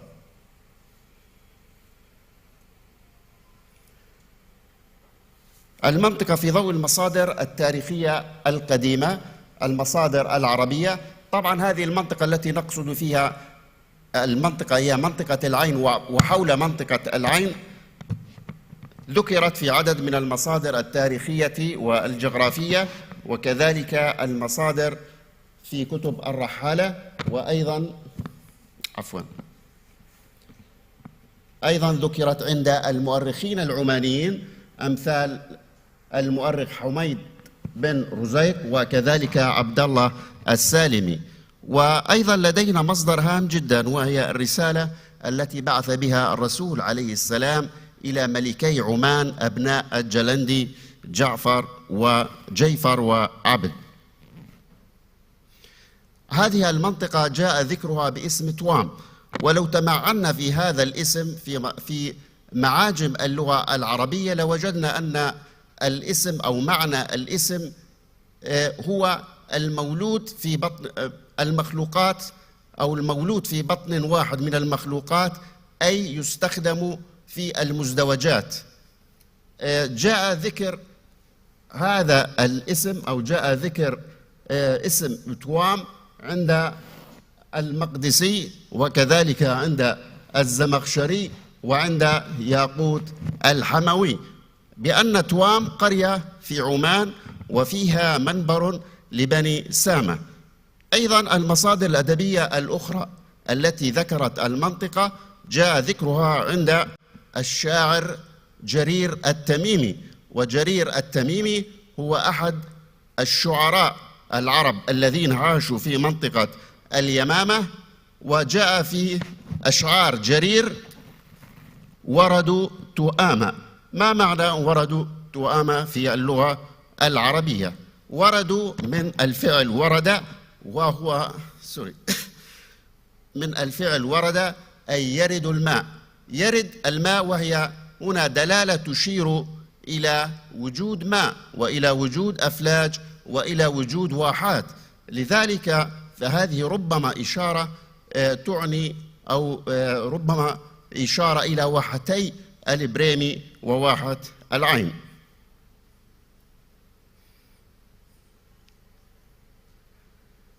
هذه المنطقة جاء أيضا ذكرها باسم أرض الجو.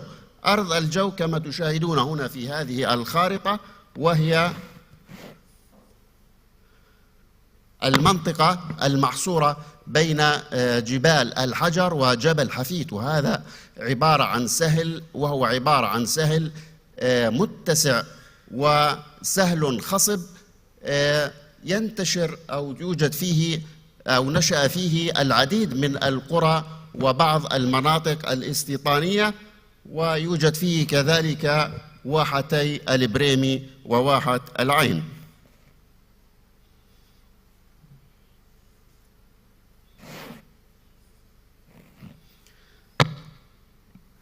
كما أشرنا سابقا، المنطقة قبل الفترة السابقة للإسلام كان فيها بعض المراكز الاستيطانية أو نشأ فيها مراكز استيطانية، وهذه المراكز استمرت أيضا خلال الفترة الإسلامية المبكرة، وتعتبر توام من أحد هذه المراكز الاستيطانية، وهي تتميز بموقعها الجغرافي، وهي بمثابة عقدة استراتيجية ونقطة ربط ما بين شرق شبه الجزيرة العربية وداخل منطقة عمان باتجاه الساحل.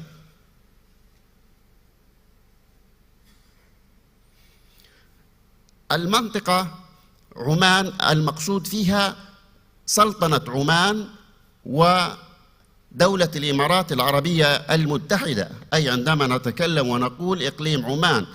وقد دخل هذا الإقليم الإسلام سلما طواعية دون قتال، أي دون إراقة دماء. دخل مبكرا خلال الدعوة الإسلامية عندما بعث الرسول الكريم عليه السلام برسالة من خلال عمرو بن العاص إلى ملكي عمان أبناء الجلندي يدعوهما إلى الإسلام، وبذلك فقد دخلت المنطقة ضمن الدولة الإسلامية.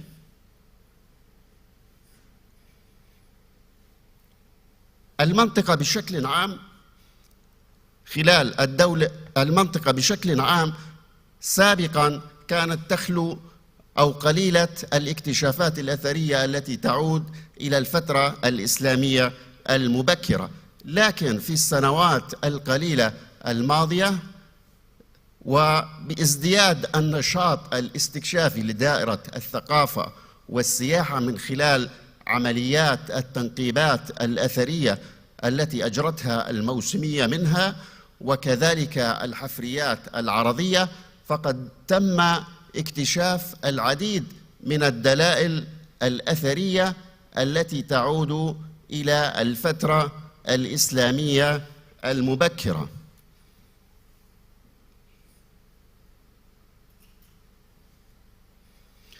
كانت من أولى هذه الاستكشافات التي تعود إلى بداية تسعينيات القرن الماضي، عندما قام زميلي الدكتور وليد ياسين بإجراء مسح أثري بسيط أو بإجراء مسح أثري في منطقة الفوعة، وهذه المنطقة تقع شمالي منطقة العين.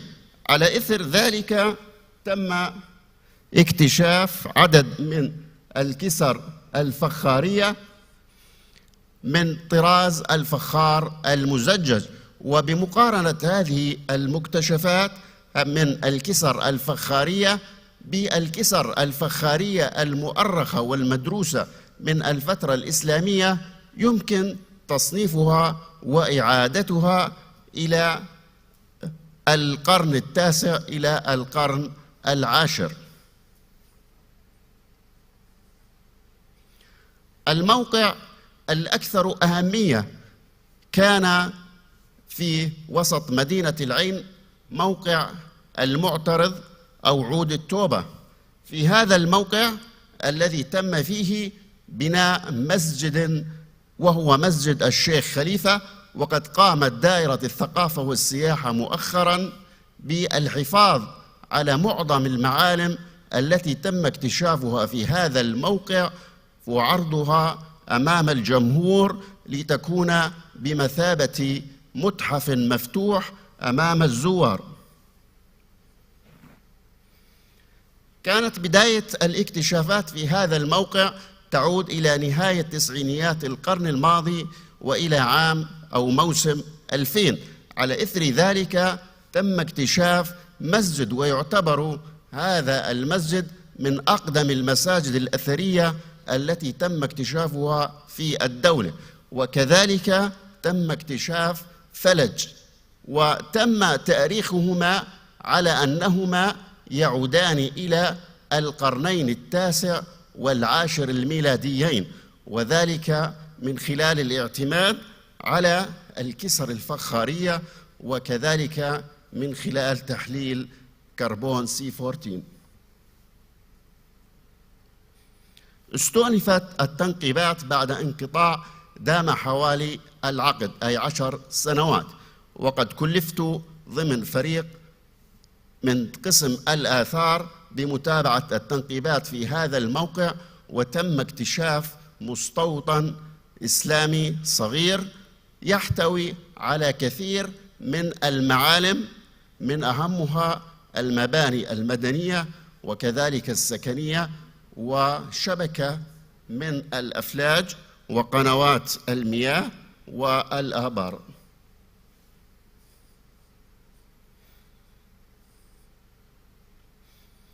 ولكن من أهم الاكتشافات في هذا الموقع هي مجاميع الكسر الفخارية الكبيرة، وهذه المجاميع تم دراستها مؤخراً ونشر نتائجها في نهاية العام الماضي في مجلة أدوماتو، وتم تقسيم هذه المجاميع إلى صنفين رئيسيين، وكل صنف إلى عدد من الأصناف. فالفخار لا عفوا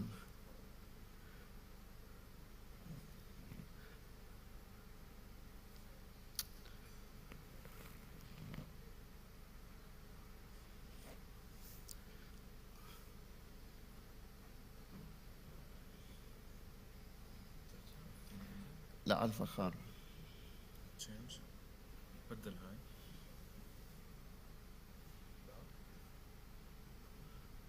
أيوة اوكي. بترجع لورا هاي لورا، هاي لورا، هذا الليزر، هاي لورا، هاي لقدام، هاي لورا. اوكي. عفوا. إذا تم تقسيم المجموعات الفخارية التي تم دراستها إلى صنفين: الفخاريات المزججة والفخاريات الغير مزججة. الفخاريات المزججة كان من أهمها الفخار المسمى بفخار سامراء، وأما النوع الثاني فهو الفخار المسمى بسبلاشوير، ويتميز هذا الصنف باللون الأخضر أو المسمى بالفخار المبقع.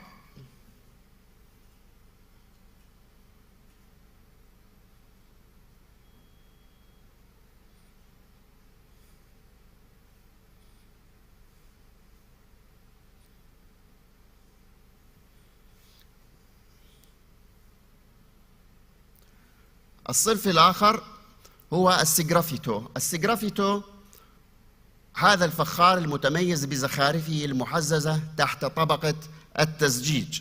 وأيضا لدينا صنف آخر هو اللستروير، وهذا فخار معروف ومشهور يعرفه دارسو الفخار في العصر الإسلامي. تم صناعته في سامراء أو في بلاد الرافدين أولا، ومن ثم انتقل إلى الأقاليم الأخرى.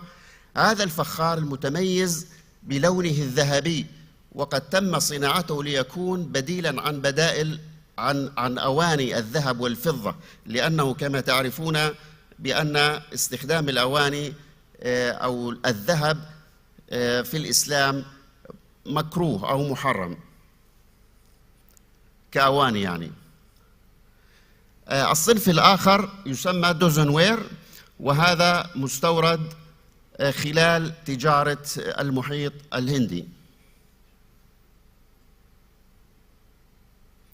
أما الفخاريات الغير مزججة من أهمها الفخار المعروف بقشر بيض النعام، وكذلك لدينا الفخاريات المصنوعة محلياً، وفخاريات مستوردة من جزر القمر، وفخاريات مستوردة من الهند، وفخاريات مستوردة من اليمن. إذن نلاحظ تعدد الكثير لهذه الأصناف الفخاريات ولهذه الطرز والأنواع. على ماذا يدل ذلك أو ماذا نستنتج من ذلك؟ نستنتج بأن المجتمع أو بأن هذا المكان أو هذا المستوطن كان يعني مرفها، وكان مجتمعا غنيا، وكان يقوم بعلاقات تجارية وتبادل اقتصادي كبير مع المدن المختلفة وربما مع الأقاليم المجاورة. وإذا انتقلنا إلى مكان آخر في وسط مدينة العين أو قرب وسط مدينة العين، إلى منطقة تسمى السليمي، تم اكتشاف بعض الآثار التي تعود إلى الفترة الإسلامية المبكرة في هذه المنطقة، وذلك إثر إجراء المعاين الثقافي الأولي، وهذا إجراء تقوم فيه الدائرة، وذلك من خلال فحص ومعاينة المواقع التي تقوم بها بلدية العين من أجل إنشاء أو من أجل عمل بنية تحتية.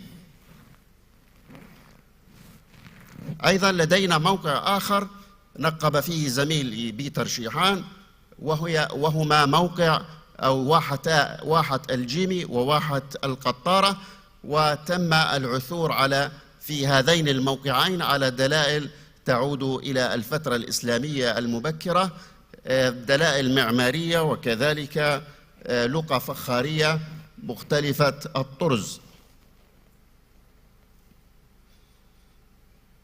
أما حفرية متحف العين الوطني فقد تم إجراؤها في موسمي 2019 و2020.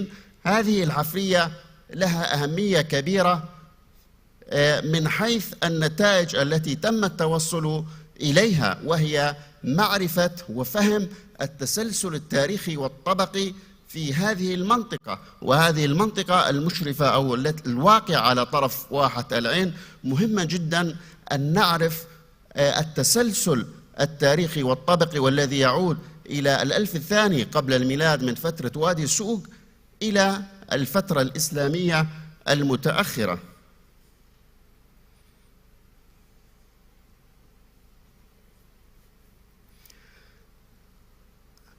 الاكتشافات التي المهمة جدا في هذا الموقع هو متحف العين الوطني، والتي تخص الفترة الإسلامية المبكرة، كان الفلج المسمى بفلج واحد. وهذا الفلج هو بالأصل يعود إلى العصر الحديدي، ولكن تم إعادة بناء وإعادة استخدامه وإحيائه من جديد خلال الفترة الإسلامية المبكرة التي تعود من القرن الثامن إلى القرن الثاني عشر.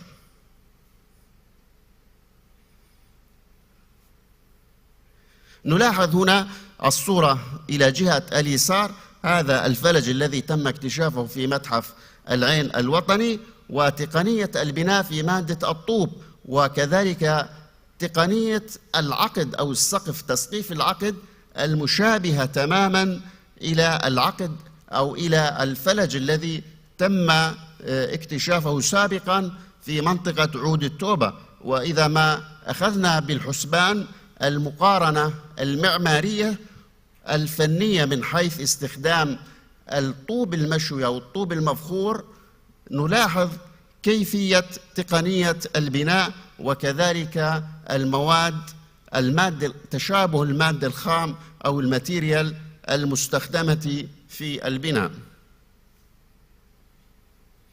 أيضا تم العثور على مجاميع من الكسر الفخارية المختلفة المزججة وغير المزججة، والتي تعود إلى هذه الفترة التي تمتد من القرن الثامن إلى الثاني عشر.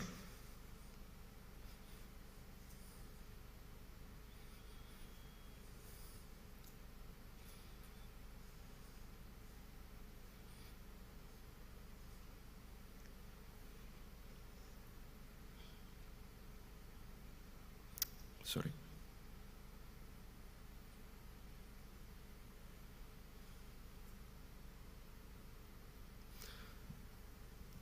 نريد أن نربط منطقة العين بمنطقة البريمي أيضا. نشير إلى المشروع المشترك الذي قامت به دائرة الثقافة والسياحة من خلال زميلي بيتر شيحان، وكذلك جامعة زايد من خلال الدكتور تيم باور وجامعة قابوس. هذه النتائج كانت مثيرة للاهتمام جدا، حيث تم العثور على دلائل استيطانية في غاية من الأهمية في واحة البريمي، وكذلك من خلال المسوحات، والتي كانت هذه النتائج كلها يعني تعود إلى الفترة الإسلامية المبكرة من حيث العثور على بنى معمارية وكذلك لقى أثرية من الكسر الفخارية. أيضا لدينا أدلة في شمال منطقة العين أو إلى الشمال من منطقة العين في منطقة الجبيب. هذه المنطقة الواقعة على طريق العين دبي، وهي تبعد حوالي 50 كيلومتر.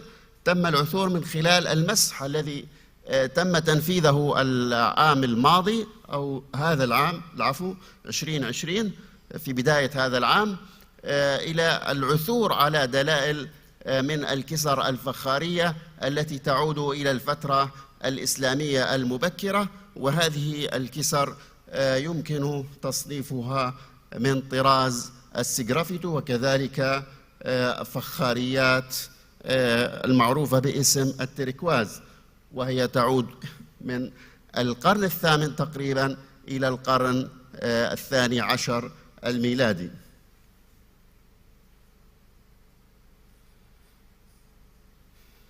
أيضا لابد لنا من الإشارة إلى الطرق التجارية أو طرق القوافل التجارية القديمة التي كانت مستخدمة خلال فترتي العصر الحديدي وفترتي العصر البرونزي والعصر الحديدي. هذه طرق القوافل تم إعادة استخدامها أيضا خلال الفترات الإسلامية، سواء كان في الفترة الإسلامية المبكرة أو الفترة الإسلامية المتأخرة. أيضا هنا إشارة إلى الطرق البحرية في عصر الدولة العباسية أو في الفترة الإسلامية المبكرة، كيف كانت تربط هذه الطرق المنطقة يعني إقليم عمان بمنطقة بلاد الرافدين وكذلك مع الهند وجنوب أفريقيا. في النهاية لابد أن نقول إلى أن لابد من يعني تكثيف الجهود في منطقة العين وحول مدينة العين أيضا، وذلك من أجل الكشف عن المزيد حول الدلائل الاستيطانية حول هذه الفترة، وهي الفترة الإسلامية المبكرة، وكذلك الفترة السابقة للإسلام وهي الفترة الهيلينستية. شكرا لكم وشكرا لحسن استماعكم.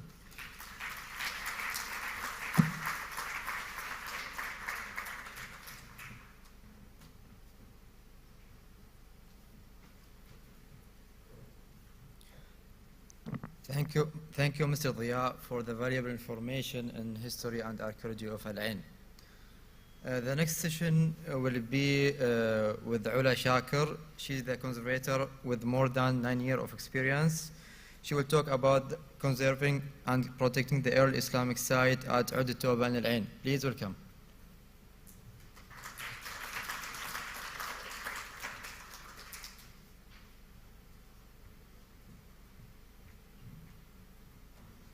Good afternoon, everyone.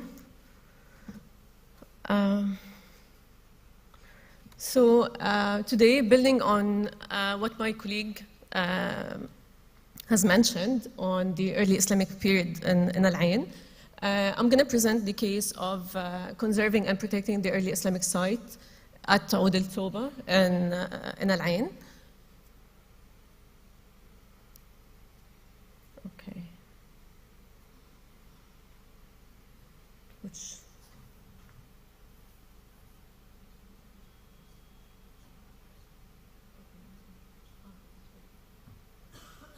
Thank you.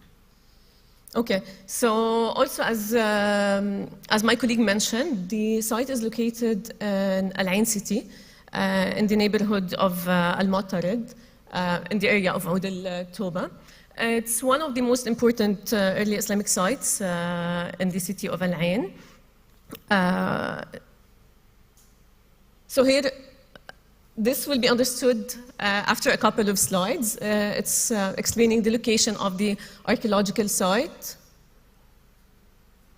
So starting by a brief history on the site and on the discovery of the site. In 1999, 2001, a fallage and a mud brick structure were discovered. And this structure was later identified as a mosque from the early Islamic period. It was kept, it was protected. And then after almost a decade, after almost 10 years, the construction of the new Sheikh Khalifa Grand Mosque started. And during the construction of the mosque,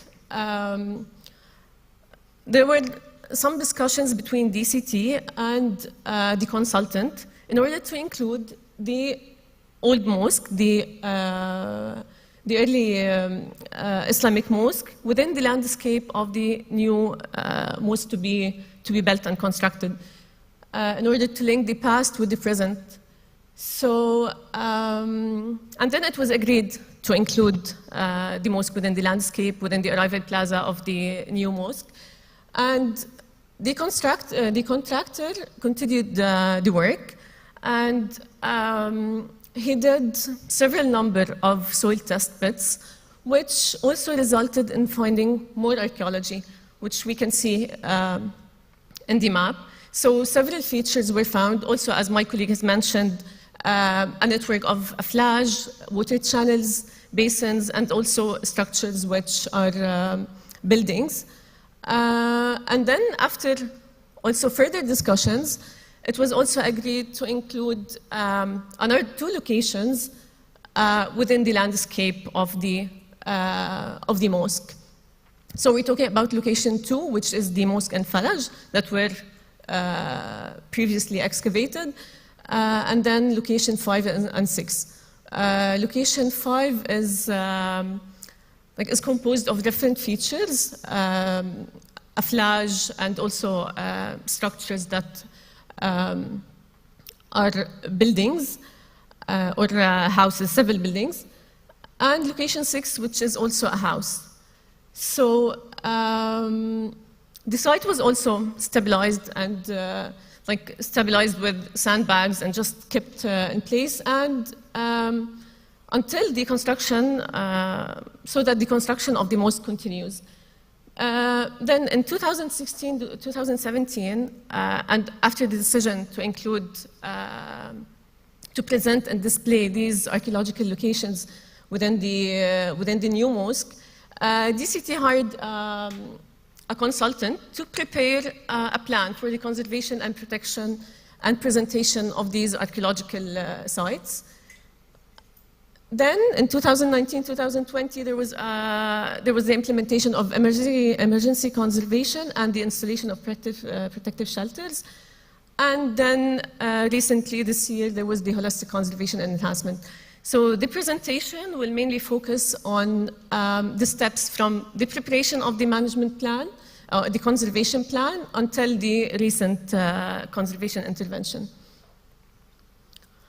So the methodology of the conservation and protection and interpretation plan followed the same structure of conservation management plan, starting by the identification and description of the site in order to understand the site, to understand the different components, and the production of a complete documentation for the chosen trenches or archaeological remains.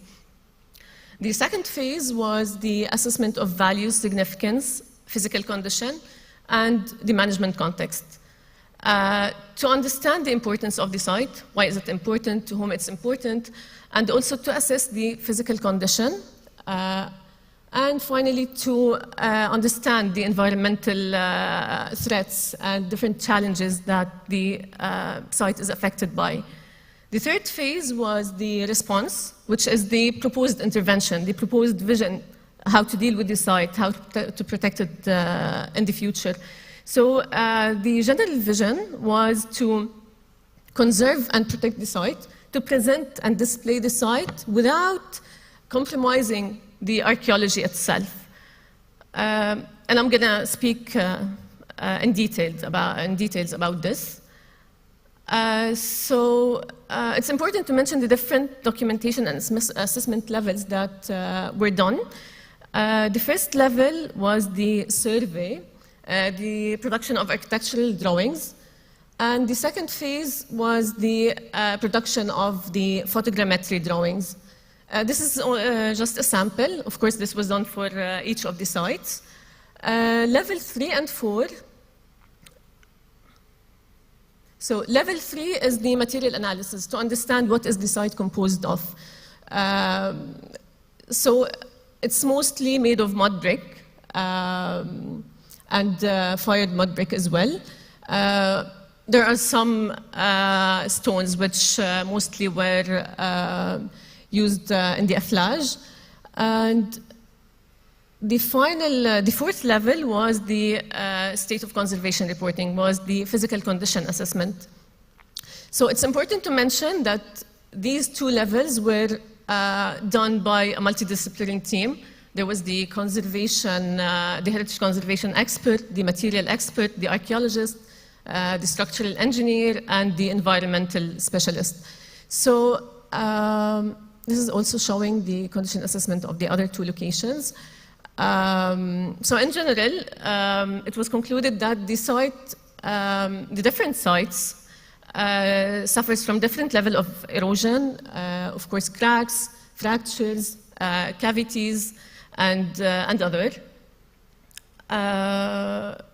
So these are some of the problems in photos.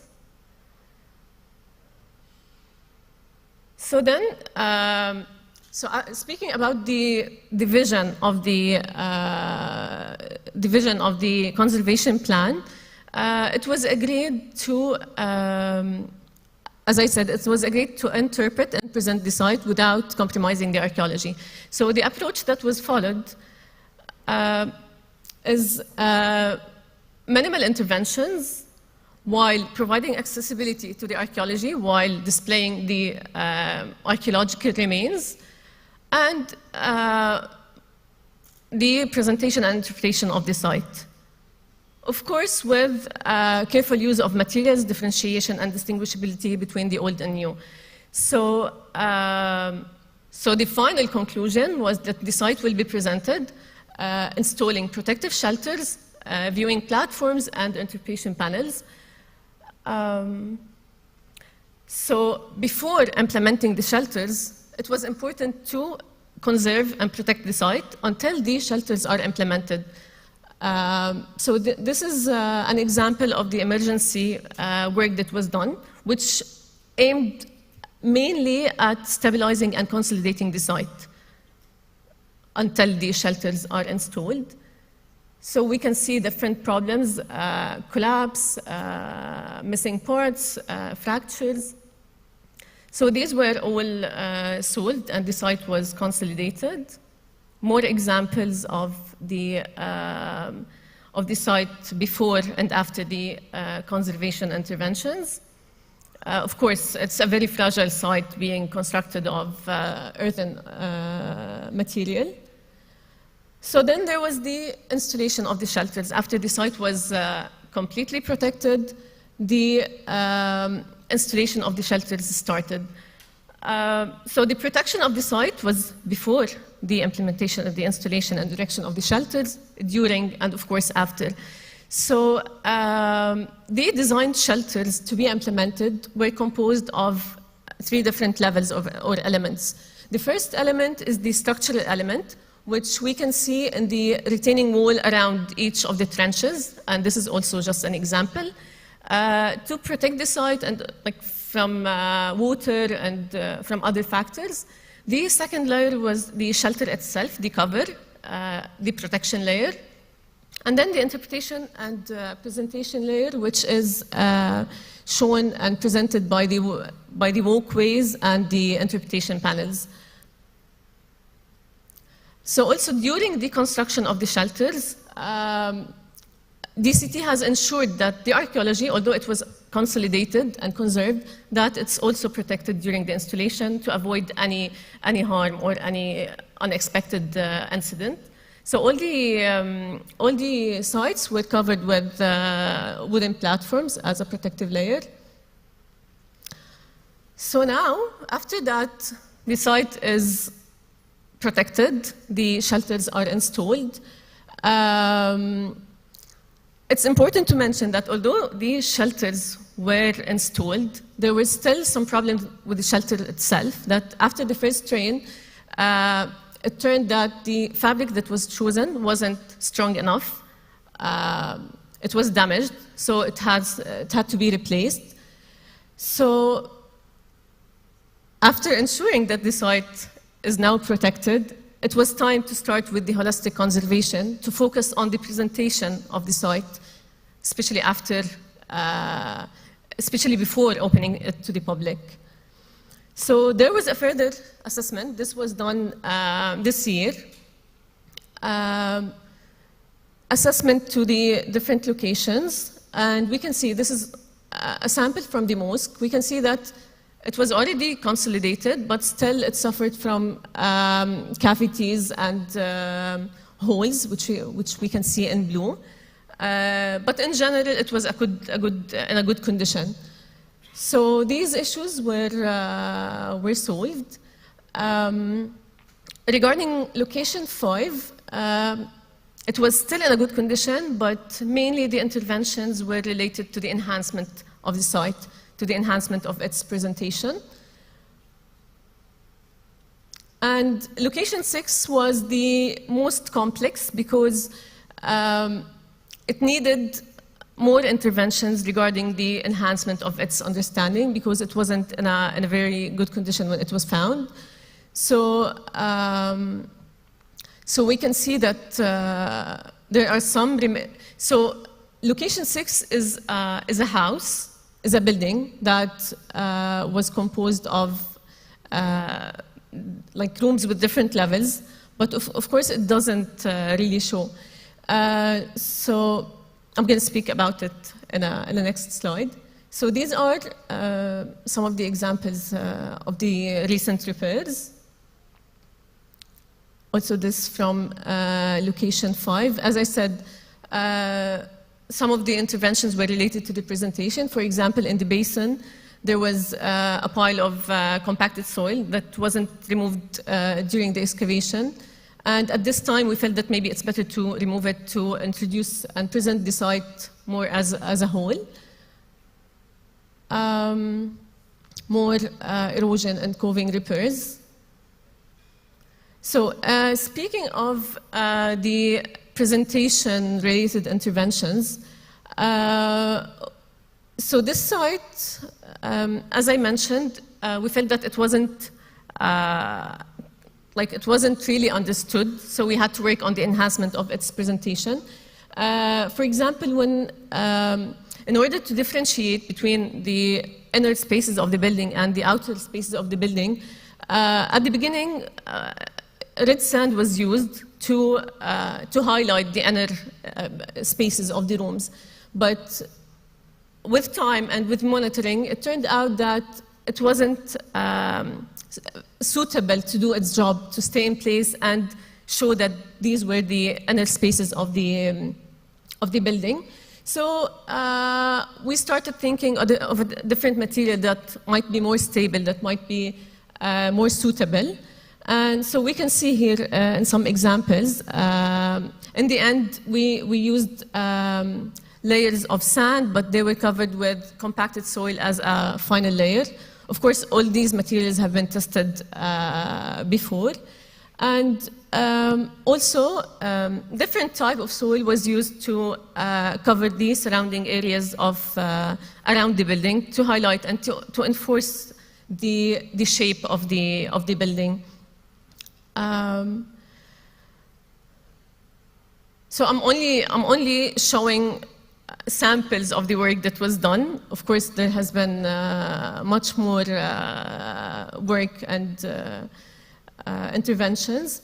So I would like to end my presentation by saying that although the site is protected, although it's covered, but just being a fragile site, exposed and open, it will always require monitoring and maintenance. So thank you.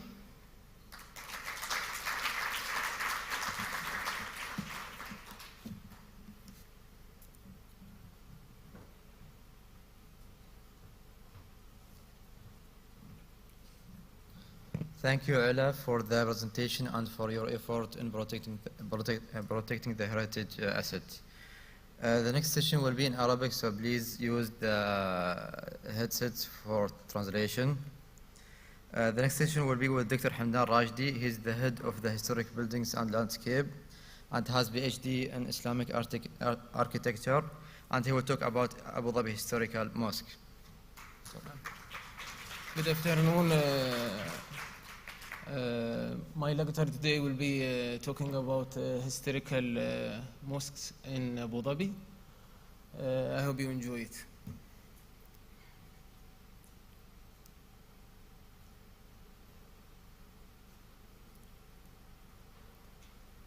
Okay.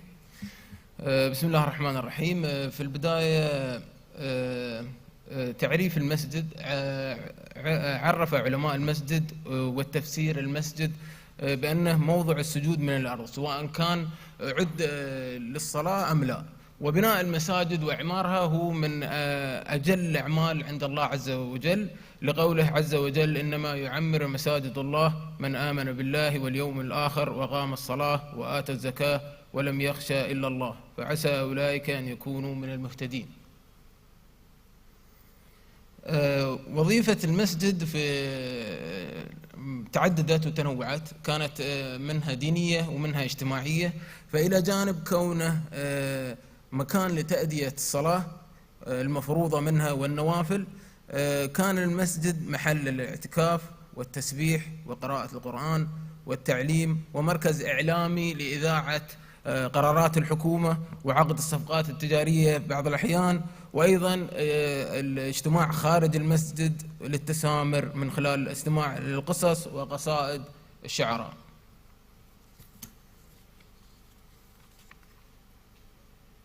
في هاي المحاضرة بنتناول المساجد التاريخية في عدة نقاط. أول شيء التوزيع الجغرافي، بعدين السمات العامة لعمارة المساجد، مشكلة تاريخ هذه المساجد، المسميات وطريقة أو الطريقة اللي استخدمت لتسمية هذه المسميات أو هذه المساجد. بعدها راح ننتقل لتخطيط هذه المساجد وأخذ بعض الأمثلة من إمارة أبوظبي. التوزيع الجغرافي للمساجد التاريخية في أبوظبي كان موجود في جزيرة أبوظبي ومدينة العين بشكل رئيسي والجزر.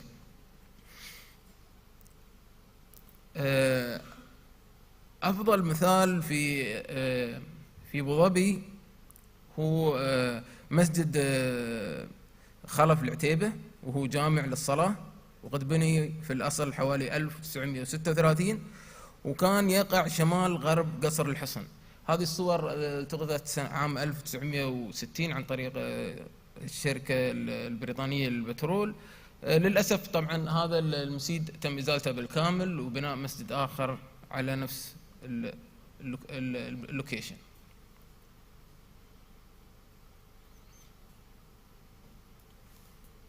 أيوة تمام. بعدها نروح على مدينة العين. تعتبر مدينة العين أكثر تجمع المساجد التاريخية في إمارة أبوظبي، فقد أمكن حصر أكثر من 22 مسجد تاريخي في النطاق الجغرافي الحديث لمدينة العين، ويعود طبعا أقدمها إلى العصر العباسي. وأغلبها يعود للفترة ما بين النصف الثاني من القرن التاسع عشر والنصف الأول من القرن العشرين، طبقا لما هو معروف تاريخيا ومن خلال الدراسات المقارنة بين المساجد المؤرخة والمساجد الغير المؤرخة. بعدها نروح على المساجد اللي تم العثور عليها في الجزر، وهي عديدة. نحن أخذنا بعض الأمثلة منها. خير مثال طبعا جزيرة دلمة، فيها 3 مساجد تاريخية اللي هي المهندي والدوسري والمريخي.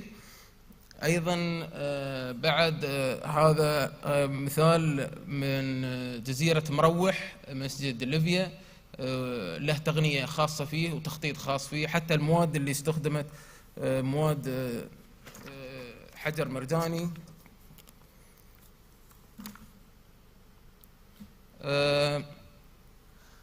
الحين ننتقل لسمات المساجد التاريخية وخصوصا العناصر المعمارية. في البداية نبدأ بالمآذن.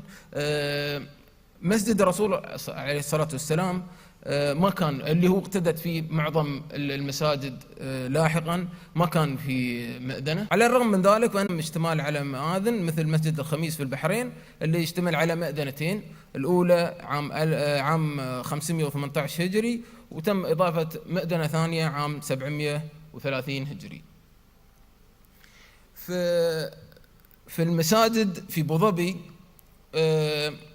هناك أكثر من طريقة لاستخدام المأذنة. في الصورة اللي تطلع معانا أول وحدة اللي هي السلم الأبيض، هاي في مسجد أحمد بن هلال. ربما استخدمت أن يطلع المؤذن أعلى المسجد ويؤذن من فوق المسجد. أيضا في مسجد آخر لأحمد بن هلال توضح معانا نفس البرج المربع. البرج طبعا شكله شكل برج دفاعي، لكن أيضا في سلم من الداخل يمكن أن استخدم كمأذنة. أما المساجد اللي انضاف أو موجود فيها مأذنة، وخير مثال له مسجد خلف العتيبة اللي تونا شفناه قبل شوي في أبوظبي، وكانت مأذنته تشبه مسجد إبراهيم في الهفوف العائد إلى الفترة العثمانية. أيضا في الصورة الأخيرة مسجد المويجعي تظهر معانا المأذنة لكنها أضيفت لاحقا. بعدها نروح على المحراب. المحراب هو صدر البيت وأكرم موضع فيه. تميزت المساجد التاريخية في أبوظبي باشتمالها قاعة الصلاة أو اشتمال قاعة الصلاة على محاريب كأحد العناصر الرئيسية، وتميزت بأنها تبرز عن جدار القبلة للخارج ومجوفة من الداخل. وهاي بعض الأمثلة على المحاريب في في أبوظبي وفي العين. هذا محراب مسجد المويجعي يبين منه وفيه المنبر. وهذا مسجد راشد المطوع، وتبين الدكة يمين ويسار المحراب، ربما أنها كانت تستخدم كمنبر. وهذا مسجد المريخي. طبعا كل محراب كان له تقنيته الخاصة فيه، حد سواء أقصد في الديكوريشن أو في التصميم. شيء منهم يكون دائريات، شيء منهم يكون مقوسات. طبعا مثلا هذا المسجد يبين معانا أنه كان مستطيل ومقوس من الأعلى. وهذا مسجد المهندي أيضا يبين فيه منه وفيه المنبر. في هاي الصورة تبين معانا الملاقف. الملاقف هي فتحة في المحاريب، وكانت وظيفتها بالإضافة إلى التهوية إيصال صوت الإمام إلى خارج المسجد. وظهرت هذه الملاقف في مسجد راشد، مسجد يمعة بن رحمة الدرمكي، ومسجد المريخي، ومسجد الدوسري.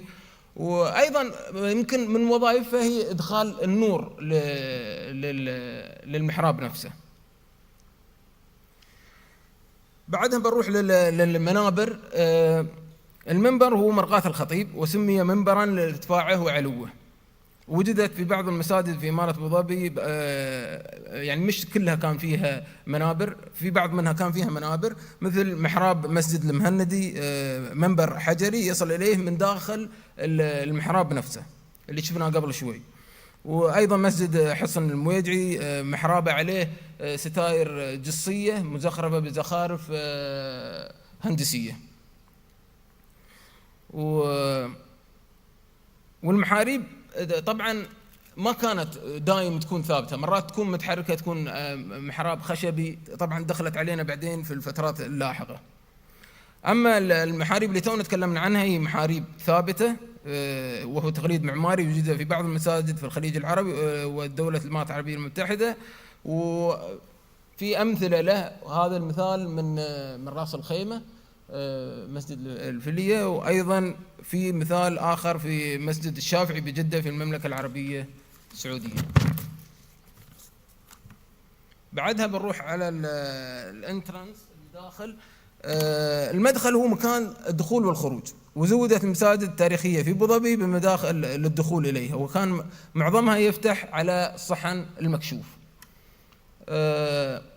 على سبيل المثال هذا مدخل المسجد العباسي في مدينة العين، يبين أن المسجد كان له مدخلين. طبعا هاي الساحة المغلقة، بعدها تي الساحة المكشوفة. من الساحة المكشوفة إلى مدخلين يتوسطهن محراب. طبعا في محرابين، محراب خارجي للصلاة في المكان المكشوف، ومحراب داخلي. هني في مداخل المسجد اللي موجود في قلعة الجاهلي يبين أن المدخل كان رئيسي ويدخلك على طول على الساحة المكشوفة.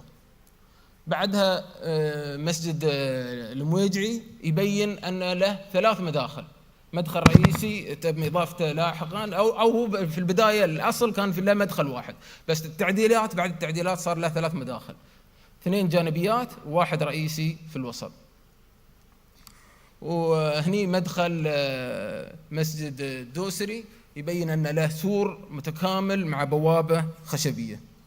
بعدها بنروح على الأبواب. تعد الأبواب العنصر الآخر المكمل للمدخل، فالأبواب هي التي تربط داخل المبنى بخارجه. وتميزت أبواب المساجد في أبوظبي بالقوة والمتانة، حيث صنعت من الأخشاب الصلبة، وتم تزيينها في بعض الأحيان بعناصر زخرفية هندسية أو نباتية محفورة بحفر غائر على ألواح خشبية. وكانت تزين مصراعي البوابة رؤوس من المسامير الحديدية كبيرة كانت تسمى بالفناجين.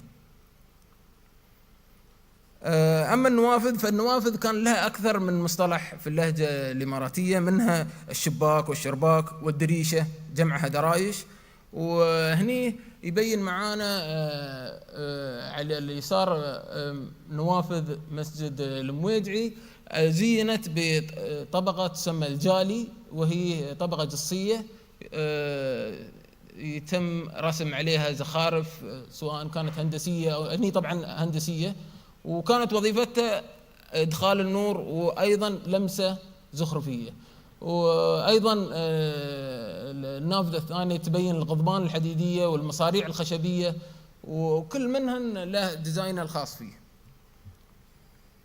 بعدها بنروح على الدعامات والأعمدة. استخدمت دعامات وأعمدة الأسطوانية لحمل سقف البيت. طبعا مش كل المساجد كان فيها أعمدة من الداخل، راح نتكلم عنها في التخطيط بعدين. بعدها بنروح على العقود. العقد هو وحدة معمارية بنائية ذات هيئة مقوسة، وقد تنوعت العقود المستخدمة في المساجد التاريخية في إمارة أبوظبي، ومنها المدبب ومنها المثلث.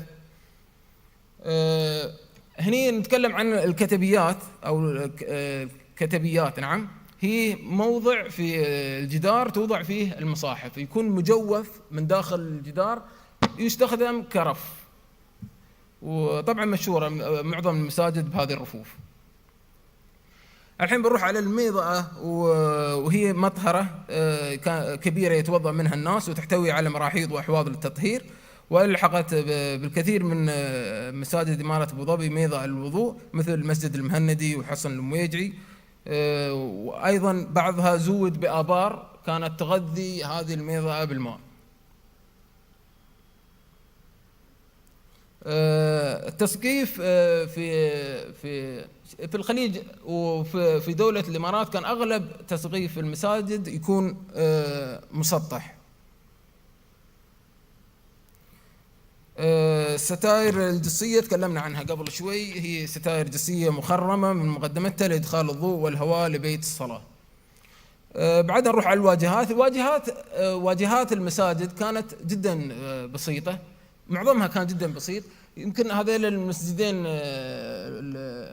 كان عليهن طرابيش من الأعلى تسمى الشرفات أو طرابيش، وهي تقنية دفاعية مع لمسة جمالية.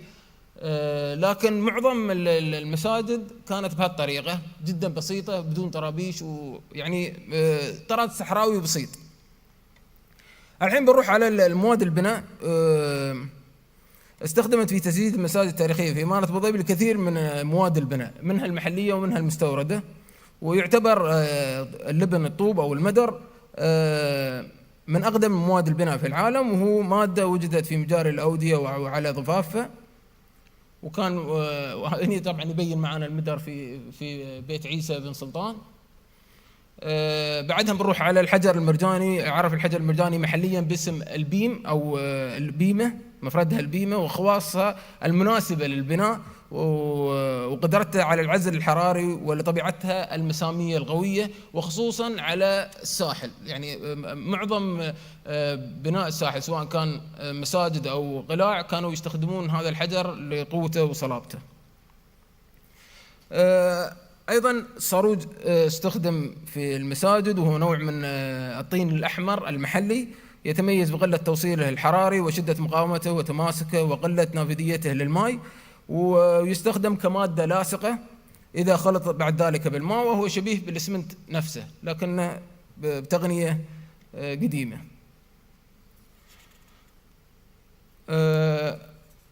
بعدها بنروح على الخشب. استخدم العديد من أنواع الخشب في المساجد التاريخية في إمارة أبوظبي، وتعتبر جذوع النخيل ومنتجاته الدعون والخوص والليف من العناصر البناء التاريخية في المنطقة. واستخدمت أيضا جذوع النخيل في تسقيف وفي فتحات الأبواب وفي الشبابيك وفي الحنايا، وأيضا في المزاريب، مزاريب الماء لتصريف الماء من أعلى المباني.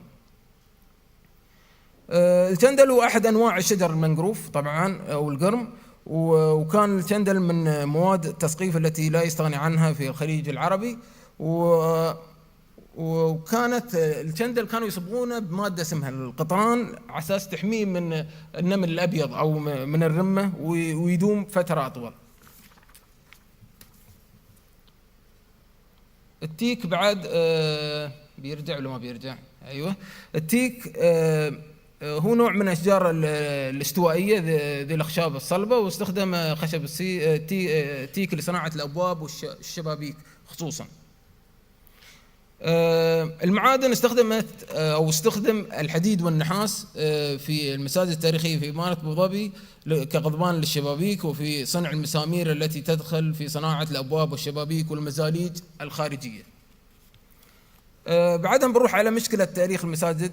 وطبعا كانت كان المؤرخ شوي اهتماماته قليلة في المنطقة في ذيك الفترة، ولكن في طرق بديلة تم استخدامها لتاريخ هذه المساجد، وأولها النصوص التأسيسية والأبيات الشعرية، خصوصا اللي كانت على المباني الدفاعية اللي تجاور لأحد المساجد، فتقدر تربط بين المسجد وبين بين الحصن الدفاعي، خصوصا مثل الجاهلي والمويجعي.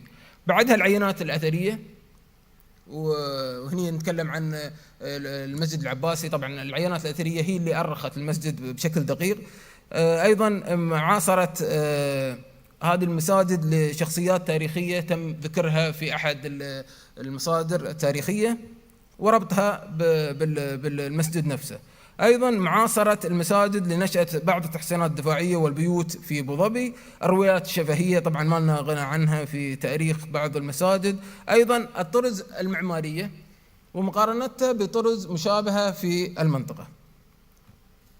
بعدها بنروح على المسميات، من وين يبنى هذه المسميات وعلى شو استندنا. طبعا في البداية استندنا على الموقع المسجد نفسه، بعدها المؤسس إذا كان في مؤسس معروف أو حدث تاريخي. الحين بنروح على الجزء الأخير. والله أنا سريع وايد، باقي 11 دقيقة. تمام. بنروح على الجزء الأخير، راح نتكلم عن تخطيط المساجد. تخطيط مسجد الرسول صلى الله عليه وسلم هو اللي نفس ما ذكرنا قبل شوي اقتدت به مساجد الإسلامية المبكرة، حيث كان أغلبها يتكون من غرفة صلاة وساحة مكشوفة. استمر نفس ما قلنا الاقتداء بالمسجد النبوي عبر القرون في الجزيرة العربية، ومن نماذج تلك المساجد مسجد جوثة بالمملكة العربية السعودية، ومسجد مروب بإمارة قطر.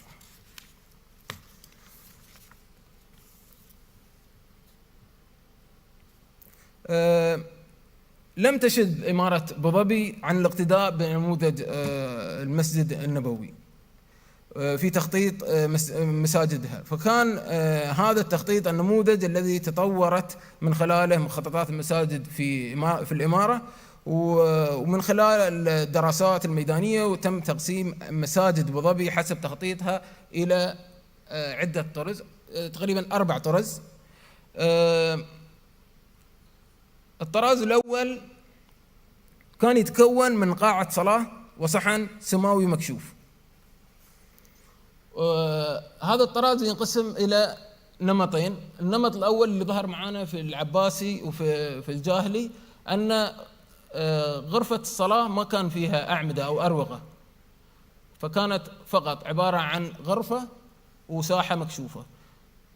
بعدها النمط الثاني هو أن غرفة الصلاة نفسها كان فيها أعمدة، وظهر معانا في المويجعي والمريخي في جزيرة دلمة. خير مثال له قبل ما ننتقل للطراز الثاني هو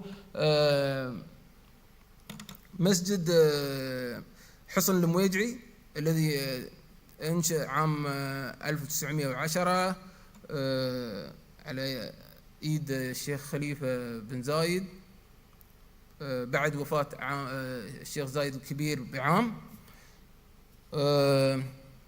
المسجد نفس ما مبين معانا في الصورة ما في منارة، وتبين تقسيماته أن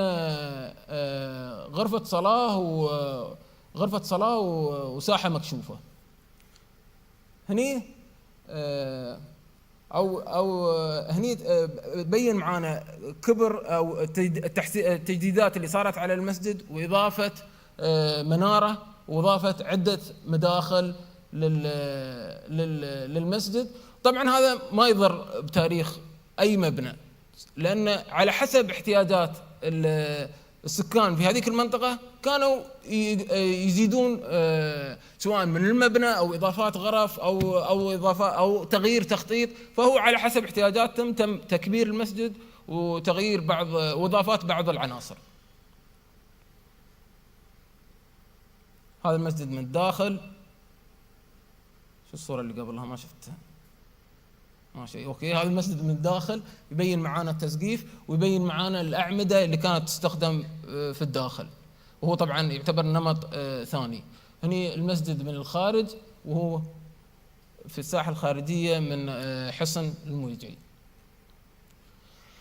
بعدها بنروح على الطراز الثاني.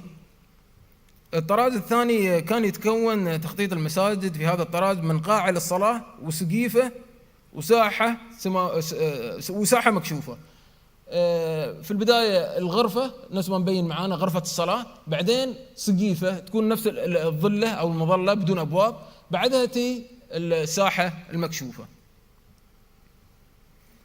وخير مثال له مسجد المهندي في دلمة، بني عام 1946. هذا المسجد من الداخل، هذا المحراب والمنبر، وكيف أن على أساس توصل للمنبر لازم تروح من داخل المحراب. هني تبين معنا السقيفة، هاي السقيفة اللي نحن نتكلم عنها اللي هي المظلة الخارجية، وهذه الميضأة مكان وضوء المصلين. بعدها بنروح على النمط الثالث، وتتكون المساجد في هذا الطراز من قاعة صلاة واحدة فقط، وينقسم هذا الطراز إلى 3 أنمطة. النمط الأول هو يتميز بأن قاعة الصلاة غير مقسمة إلى أروقة أو ما فيها أعمدة، وخير مثال لها مسجد ليبيا في دلمة، ومسجد عبد الله بن سلطان الدرمكي في العين، ومسجد حمد بن عيسى في مدينة العين أيضا. تبين معانا أن مجرد غرفة، لا وجود لا لسقيفة ولا لساحة مكشوفة. بعدها النمط الثاني من الطراز الثالث نفسه يتميز بأن قاعة الصلاة مقسمة إلى أروقة أو وجود أعمدة داخل غرفة الصلاة نفسها. والنمط الثالث يتميز بأن قاعة الصلاة مقسمة إلى أجنحة، اللي ظهر معانا في مسجد راشد بن المطوع. طبعا الغرفة الأخيرة ما نقدر نتنبأ باستخداماتها، بس يمكن تكون تحفيظ قرآن، يمكن تكون مصلى حريم، مو بواضحة، لكنها هي اللي مبين معانا أنها مقسمة إلى عدة أجنحة. خير مثال لها مسجد عبد الله بن سالم الدرمكي، بني في النصف الأول من القرن العشرين. طبعا المسجد الأبيض اللي قدامها إضافات حديثة، وفي مسجد بعد على يساره بعد إضافات، كل واحد منهم فترة متلاحقة، عرفتوا؟ لكن المسجد الأصلي هو البناء الطيني، هذا هو اللي بيبين معانا الحين بعد شوي. هذا مخططة، وهذا بقايا المسجد، وهو عبارة عن غرفة واحدة، وتبين طبعا الكتيبات موجودة فيه والطوب. أخيرا بنروح على الطراز الرابع. تتكون المساجد في هذا الطراز من قاعة صلاة وسقيفة بدون ساحة مكشوفة. وخير مثال له هو مسجد محمد بن أحمد الظاهري، يعود بناء هذا المسجد أوائل القرن الثالث عشر هجري، 19 ميلادي. نفس ما ذكرت يبين معانا أن ما في ساحة مكشوفة للصلاة. هذا محراب المسجد من الخارج، وهني يبين معانا السقيفة اللي قدام غرفة الصلاة واللمسات الزخرفية اللي موجودة في الأرشات، وأيضا غرفة الإمام. وهني يبين معانا السلم اللي تكلمنا عنه قبل شوي، وقلنا أنه يمكن كان يستخدم المؤذن للصعود أعلى المبنى والأذان من فوق المبنى. وهذا ربما حوض كان يستخدم للوضوء. أشكركم، أنا تقريبا خلصت، لكن بس الفكرة اللي بوصلها أن هذه الدراسة هي تعتبر دراسة وصفية مقارنة، تحاول تجمع المساجد مع بعض وتوضح الاختلافات بينهن، أنا الحمد لله قبل شهر نشرت واحد من الكتب اللي هو التحسينات الدفاعية، وكان بنفس الطريقة أنه يتكلم عن التحسينات الدفاعية وسماتها وعناصرها، وإن شاء الله الله يعين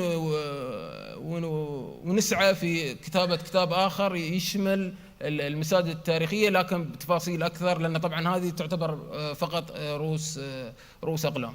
وأشكركم وأتمنى أني ما طولت.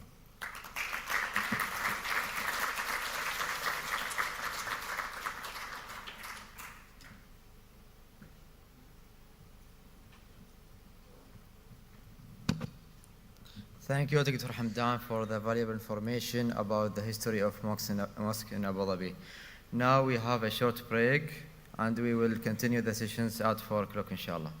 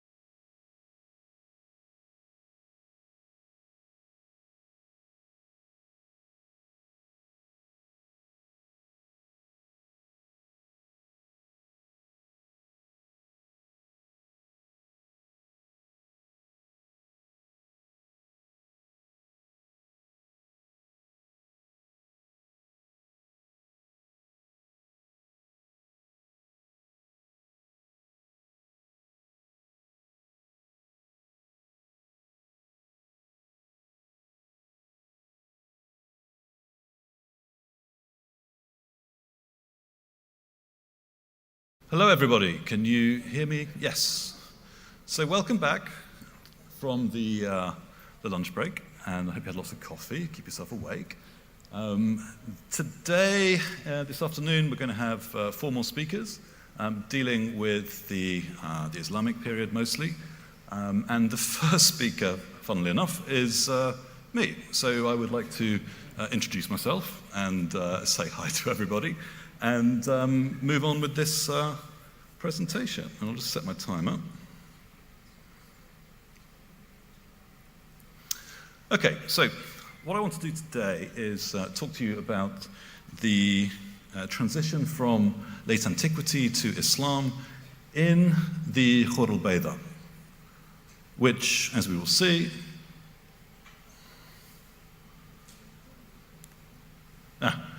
is the salient feature of the historic environment of Qawain. We have been working there for a number of years, and obviously the archaeological community has been working there since the 1990s at least. And essentially, it's becoming increasingly clear that we have a virtually constant occupation of the lagoon since the Neolithic period. And the more work that we're doing, the more sites we are finding. And today I want to talk in particular about these 2 sites. We have on the left, we have the monastery on Yas Island with its associated late antique, early Islamic settlement. And on the mainland, right opposite, about 4 kilometers away, we have the newly discovered mosque at Rafah. So the fact that these 2 sites are of similar period and are found in a similar place, I think suggests that there is some sort of meaningful link which I would like to explore today. So first of all, let's run over the archaeology before putting things into an interpretative context and trying to explain what might be going on here in this very interesting period. So first of all, the monastery and settlement. I've presented this at a couple of conferences already, and I think many people in the audience will be fairly familiar with this, so I'll go over it quite quickly. But basically in 2022, our excavations revealed a monastic complex similar to Sir Bani Yas and El Qasur in Kuwait, in that we have a cluster of core buildings surrounded by outlying monkish cells. This is the core cluster, and as we can see, we have the single-aisled church with a refectory, a cistern, and what appears to be a baptismal font. Importantly for the archaeology, we also have a dump over here, which produced lots of interesting finds and C14 dates. So the sanctuary, in fact, contained installations for the altar. We can see this slot here. Oh well, how do we go back? Yeah, okay, so here's the slot for the altar, and then up here we have an installation where we found these large turquoise alkaline glazed bowls intended for the mixing of wine, which would be given out as part of the Eucharist. And we have further evidence for this. We have the material culture of Christian ritual here. First of all, we have this little oven, which finds very strong parallels with the monastery at El Qasur, which was used for the baking of the communion bread, and some examples here on the bottom left, and the Greek Orthodox communion bread. We also had 2 large, really oversized glass goblets, which I think probably were used for the communion wine. The finds assemblage is interesting. There's a sort of Pompeii syndrome. Things have just been left where they were last used, and people just walked away. And again, we'll come back to think about some of the significance of that a little bit later on. We also have what appears to be a baptismal font. It's located immediately behind the sanctuary. Recent analysis of the plaster demonstrated that it contained salt water. So this wasn't a cistern for the containing of fresh drinking water. I think probably it was used for full immersion baptism, for which we have historical sources describing its importance to the Arabs.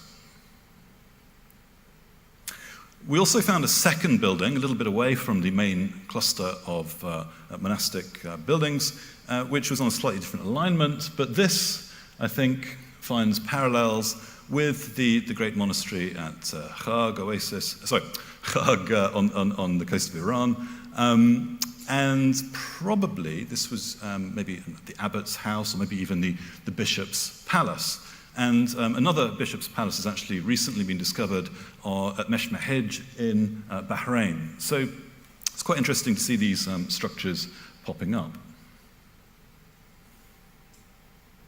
A little bit away from the monastery, we found a settlement, quite a reasonable size settlement, as you can see. And basically, this is about 300 meters by about 100 meters.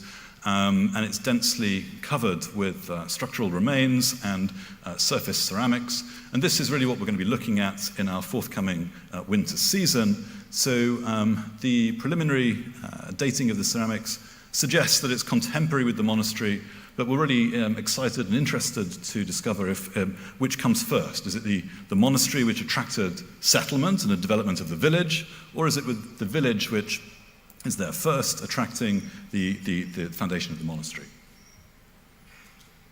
So the dating of this really is interesting as well. I think we have fairly good dating evidence, actually. First of all, we have the stratigraphy. We have about 7 phases, of which the first 3 are associated with the primary occupation. I think 3 phases of expansion and modification suggests that people have been living here for at least a couple of generations. The C14 dates broadly provide a range between, let's say, the 560s and 770s. And of course, that's just a range, but the ceramics allow us to refine that a little bit.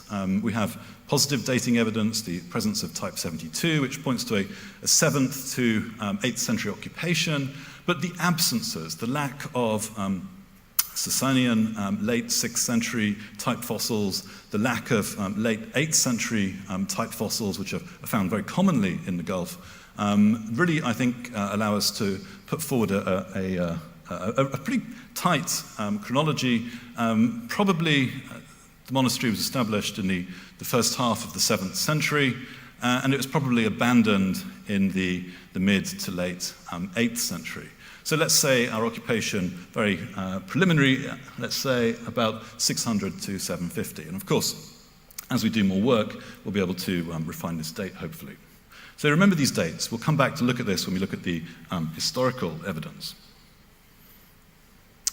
Now, as if a monastery wasn't enough, we then discovered an early Islamic mosque at nearby Arafah on the mainland.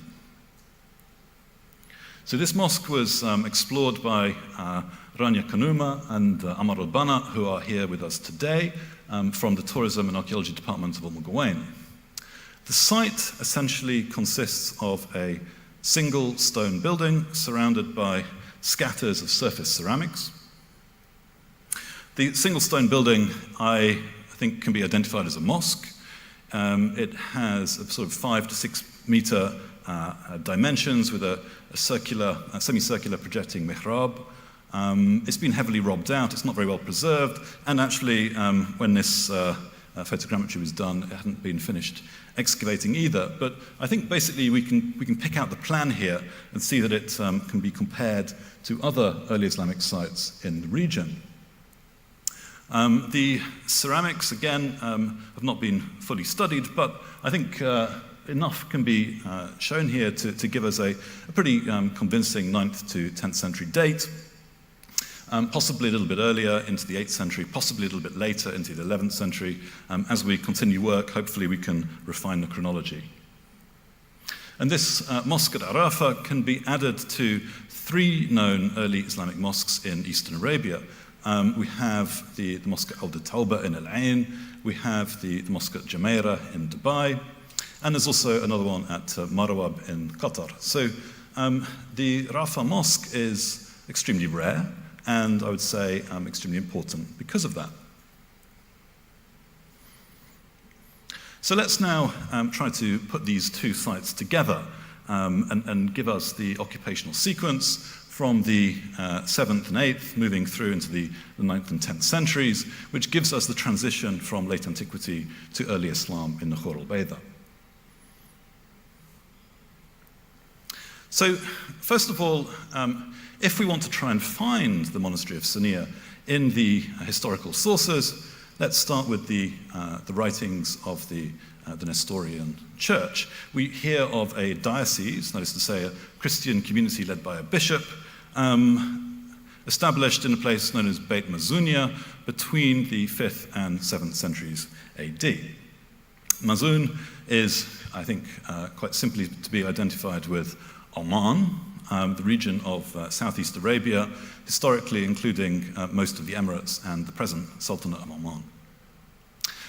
But I think Oman also has a more specific meaning. The Greco-Roman sources, for example, refer to a port of Omana, somewhere near the entrance to the Arabian Gulf, which has, I think, quite reasonably been identified with Ad-Dur in Khor al-Bayda. So if we imagine Sania in some sense as a successor settlement to Ad-Dur, could that not also have been known as Omana? And so when we read in the Acts of the Synods of the Nestorian Church about the Bishop of Oman, are we to think perhaps a more specific meaning is intended? Here, actually, the bishop living in this building, this abbot's house, on the island of Sania. But we can go beyond that, actually. There is a region referred to in the late antique and early Islamic sources, which seems to take its name from St. Thomas.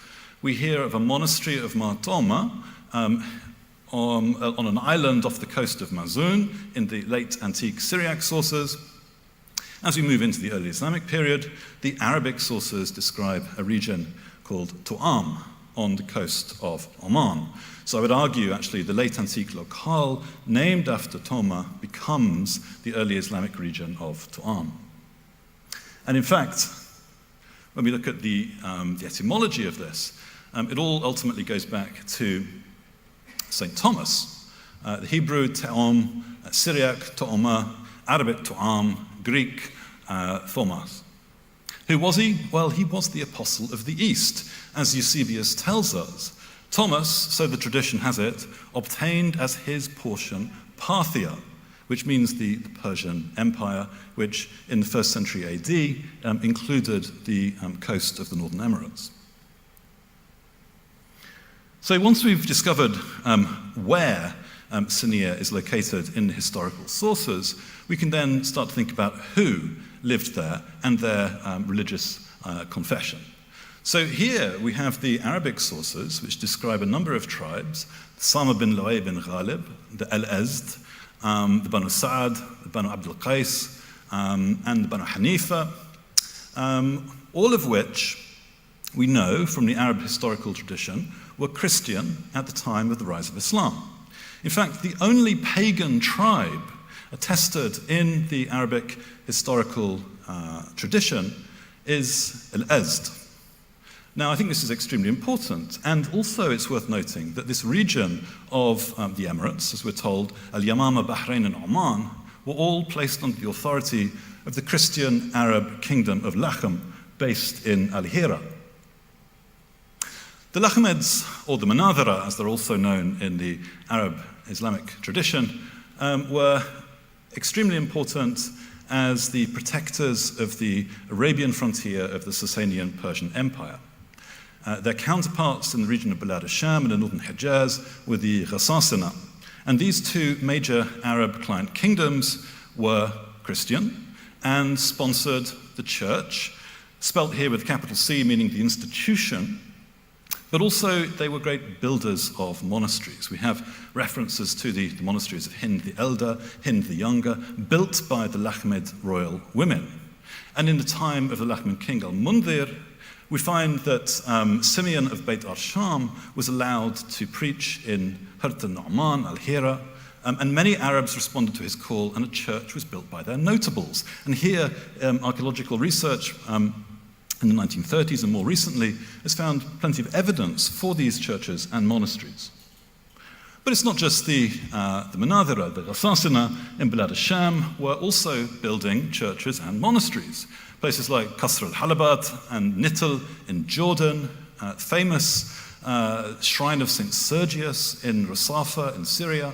And we have the inscriptions, the mosaic inscriptions, carved inscriptions, explicitly stating that these monasteries and churches were built by the Arab client kingdom of Ghassan. Indeed, the other great power in the Arabian Peninsula, Himyar, the great kingdom which ruled most of southwestern Arabia, were also Christian towards the end of the period of their kingdom. Recently, we found these remarkable bas-reliefs in the Himyarite capital at Dhafar in the mountains of Yemen, with a Himyarite Christian king shown in a very Byzantine-style pose.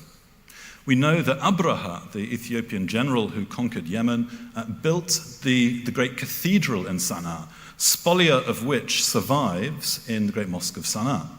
This was, in fact, the greatest building in the Arabian Peninsula.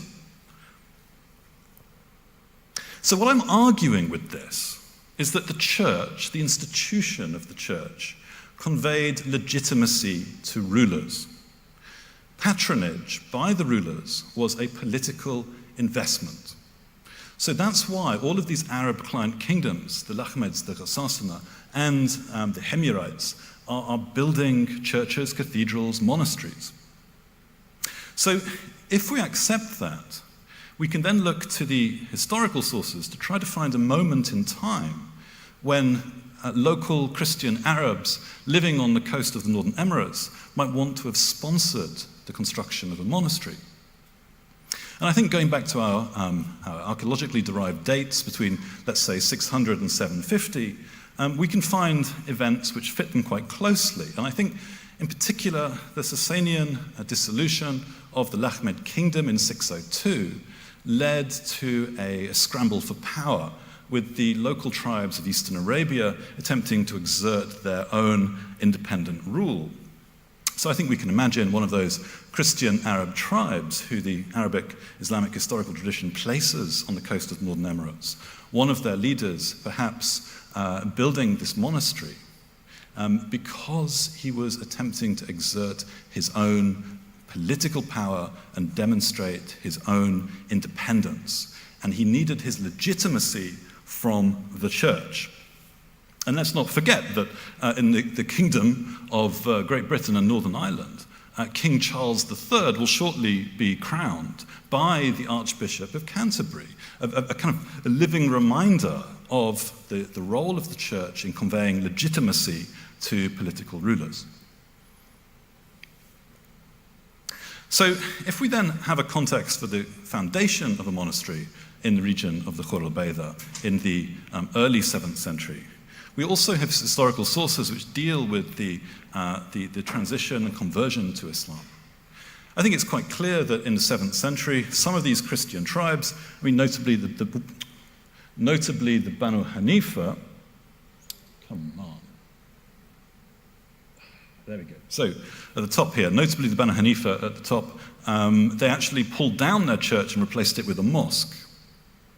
We have the letters of the Nestorian Catholicos Ishayahab III in the middle of the 7th century, who writes to the people of Mazun and tries basically to keep them in the Christian faith and stop them converting.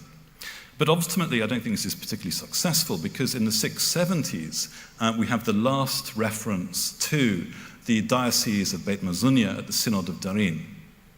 Now, whether or not that means that the bishop rebelled and left the Nestorian church, or in fact the Christian community came to an end, is an open question. But I think really there's a tipping point in conversion during the Marwanid period. This is the first half of the 8th century, where the The two great caliphs, Abdul Malik ibn Marwan and his son and successor Al-Walid, basically create an Islamic Arab state. Okay? They create monumental architecture, they create coinage, they create public inscriptions, they Arabize the Diwan. There's a whole series of reforms which create a powerful Muslim state. And I think at that moment we have a kind of tipping point in the Arabian Peninsula, and many of the Christian Arab tribes convert. But I think locally in the region of Snia itself, we have one event in particular around 750, which is the Abbasid invasion of Oman, which I think is really the final nail in the coffin for the monastery of Snia. The sources tell us that the Abbasids basically attempted a kind of collective punishment of the people of Oman. They burnt their towns and villages, and I wonder actually if this results in a break in occupation in the Khor al-Bayda. It reminds me actually of a line from Tacitus, talking of the Roman collective punishment. They make a desert, a wasteland, and call it peace. So I wonder if that's what the Abbasids were doing in the north coast of the Emirates. And this wasn't an anti-Christian war or anything like that. This was a political war. This was the Arab Empire in Iraq trying to prevent its provinces disappearing. So I think finally we can plug this together with Rafah, and we can put forward perhaps two different hypotheses of how Sania develops into Rafah. Either Muslim Rafah was established next to Christian Sania in the 8th century, possibly in the aftermath of the 750 Abbasid invasion. This is the sort of the Amsar model, just as Kufa was established next to Al-Hira, or Basra, the Over-Rocha, established next to Maysan. It wasn't just the big cities, but also in the countryside. So we have Sétif in Algeria, for example, a small town, where we have clearly Arab settlement next to the indigenous Berber settlement. Alternatively, we have the conversion model in which the people of Sania abandon their monastery and just cross the waters and settle on the mainland to build a mosque. And the point is that they are staying close to their ancestral homelands, but they are creating a new settlement with a new mosque as an expression of communal identity. So that, I think, gives us a model, a micro-history of the transition from Christianity to Islam in the Khor al-Bayda. And I think these kind of micro-histories will enable us ultimately to write the social and cultural history of the Arabian Gulf. Thank you very much.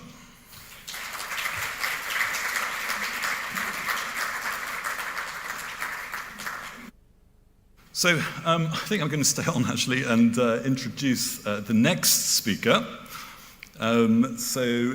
Please can we get up on stage Christian Welder, who's going to be talking to us about the historical development of Islamic architecture in Ras Al Khaimah. Thank you very much.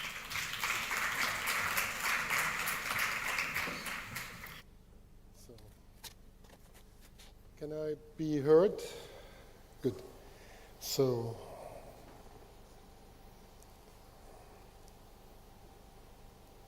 yeah.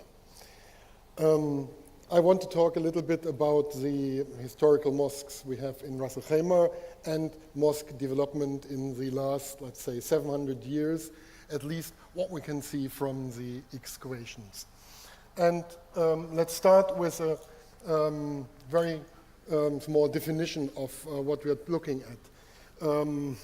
I divide our mosques into three sizes, which have to do with the roofing of a mosque. I mean, we talked about, or we heard in the last lecture about mosques, roofing is a problem because of the roofing materials. So a small mosque is one which is just about 3 meters wide, or let's 3 meters between entrance and mihrab, because it's the minimum you can span. Medium-sized mosques are mosques with pillars, 1 to 3 pillars, which at least double the room you can span. And then we have large mosques, which we have several in Ras Al Khaimah, which are, all of them are Friday mosques, which are really built for a very, very large population. To give you just an overview of some of these types, the very, very small mosques are mostly built in the palm gardens. So there's a small community of palm gardens which is creating their own mosques. And there is one type which are mosques which are really open to all sides, but the side with a mihrab, mostly because when they are used in summertime, you wanted to have the wind going through. There are examples of these ones which are built in the, even in the 1950s and 1960s. This area was, again, an area with a lot of palm gardens around. But what is really interesting is that all of these mosques do have a closed or a roofed mosque and this open prayer platform either in front or next to them, which is very, very typical for nearly all of these mosques in the palm gardens. Here is an example of such a mosque which is now more closed, only small windows, which we also have several examples, which is built with the typical wadi stones of the gravel fen of Wadi B. And another more elaborate example, which is built in the typical layer technique, which is typical for all the historical buildings in Ras Al Khaimah, at least for the ones in the 19th and 20th century. And of course, not to forget, another place where you find these small mosques is in the mountain settlements. Again, with the type of material they used, they were not able really to spend larger mosques, and that's the reason why these are also very small. Medium-sized mosques are very often found in the towns. This is an example, the last one in Ras Al Khaimah, which was documented in 1995 by Didier Willems, and which sadly was later bulldozed and replaced with a modern mosque. But this is one of these medium-sized examples with 3 pillars. Another one is a mosque in Khat, which is also used as a Friday mosque. As you can see here, the mihrab and the inbuilt minbar, which is typical for several of the mosques in Ras Al Khaimah, just because building the minbar into the room would have taken too much space away. But again, it's a mosque with 3 pillars. And then, of course, we have large mosques like this mosque in the Rub area, which is really a Friday mosque, and today is really an empty land space, but before it was really surrounded by a lot of palm gardens, and especially in summertime you can see on aerial photographs from the 60s there are hundreds and hundreds of arish between the palm gardens, so these are built for really quite large communities. And another one which is in Chimmel, and again, it's a Friday mosque, as you can see, again, the mihrab from the outside and the minbar next to it. And what is very, very typical for these large mosques in the palm gardens is that they are open. They are more or less open to all sides. They are just built by pillars. And again, it's probably because in the summertime you really want to have the breeze going through these areas. But also these mosques originally had a prayer platform nearby, an open prayer platform. Now going from the examples we do have, we now start to look a little bit more into the archaeology. No, sorry. The last large mosque I wanted to talk about is, of course, the Friday Mosque in Ras Al Khaimah. And we have to thank His Highness Sheikh Saka bin Sheikh Saka, who has really preserved this mosque, who has refused to bulldoze it, has refused to build a new mosque on its place. And so this is really the largest traditional mosque in the United Arab Emirates, which is still in use, with a division of more 60 columns. In the last 30 years, we have done several excavations in several different areas, and we do have excavated quite a number of mosques. And one thing we can see that nearly all of the mosques we are looking at are not a single event, but they really have a history in itself. And we start with Julfa al-Mataf, with the mosque which has been excavated in the Julfa settlement of Al-Mataf, which was settled between the 13th and the 16th century. And here we do have already a quite large mosque, when you see that there are 10 pillars in the third phase. The first two phases are very badly preserved. And in the 14th and 15th century. The largest of these mosques is then built in the 16th century with a slightly different adjusting of the way to of the mihrab. But again, it's a very typical mosque, and it's also a typical mosque for this area when you see that they are normally all much wider than the length between the mihrab and the doors. And it's a typical way that most of these mosques, because you want to have people praying next to each other and not in layers behind each other. The last mosque, which actually was built in Julfa Al-Mataf, is quite interesting because it's completely different. It is longer, so the distance between the doors opposite the mihrab are wider away than the width of the building, and it has doors on the side. And it really looks more like Ibadi Mosque, and it would fit to the, because it's at the beginning of the 17th century, and it was probably built after the occupation of Julfa by Omani forces in 1633. And when you put this mosque against examples of typical Ibadi mosques from Oman, one can see that they have much more to do with an Ibadi mosque. And in fact, because I mean this excavation shows it's a mosque from the 17th century, is one of the oldest Ibadi mosques we know. Julfa al-Mataf was really left in the 17th century, and for look to other mosques, we have to go on. Fahlain is the next mosque which we excavated. Fahlain was a quite amazing mosque, as you can see here, built with beautiful arches, but sadly in an agricultural area with very weak foundations. And already during the building process of this mosque, it broke apart. It had to be filled in, and it collapsed.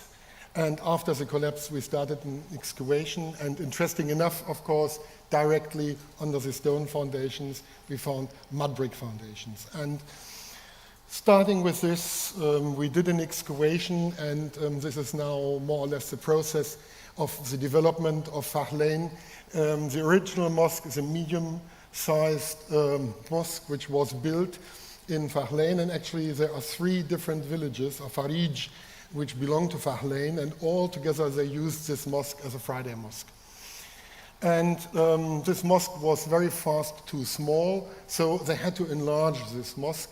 And actually you can see also in front of it what is also typical, as we do not have minarets in early mosques, we have these ma'zana, the place from which the Friday, the call of prayer was done. So they changed this mosque into a large mosque with 5 pillars, but even that was not enough, because it seems to be that the oasis was growing fast, so they had to put even more columns in front of it. They built a large portico, an open area, so many more people could use this one to pray. This is the last phase of the mud brick mosque. And then in the probably late 18th or beginning of the 19th century, it was decided to build a beautiful stone mosque. And they completely leveled the mud brick foundation and built a new stone foundation, again, a slightly different direction of the mihrab to before, because, I mean, suddenly somebody had better instruments, and they changed this. And the foundation is actually quite solid, at least on the outside. But they had problems because it's built directly next to one of the main wadi feeders of the oasis with the wadis from Wadi Nakab. And it made problems, and that's the reason why they put directly next to it this sort of stone foundation to protect the foundation of the mosque. So they used this foundation and built on top of it the original mosque, which was built beautiful with these stone pillars, and it's an open mosque. Again, it's an open mosque, open to the courtyard in front of it. This mosque, as you can see here, the remains, you see the round pillars which later had to be stabilized, and where the stabilization collapsed, you can still see the round mason and the arches. And the third is interpretation I did of how this mosque must have looked like from the inside. This mosque, as I said, was built, but because the underground and the foundation was not very stable, it started to break apart very fast, and they had to change it and had to infill the arches with smaller arches. Some of the arches were completely filled, and a lot of pilasters were built on the outside because it seems to be that the walls started to break away. And that's more or less the last phase of this mosque. When you can see here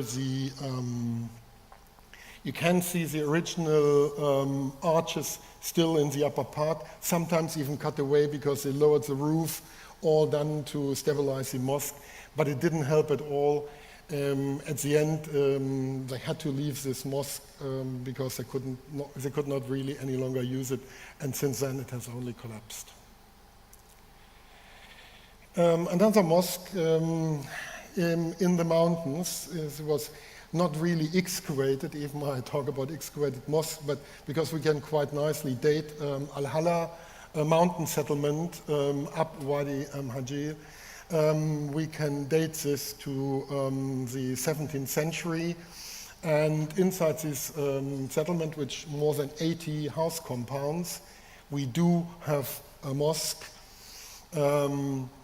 which is really from the 17th century. It's again a small mosque.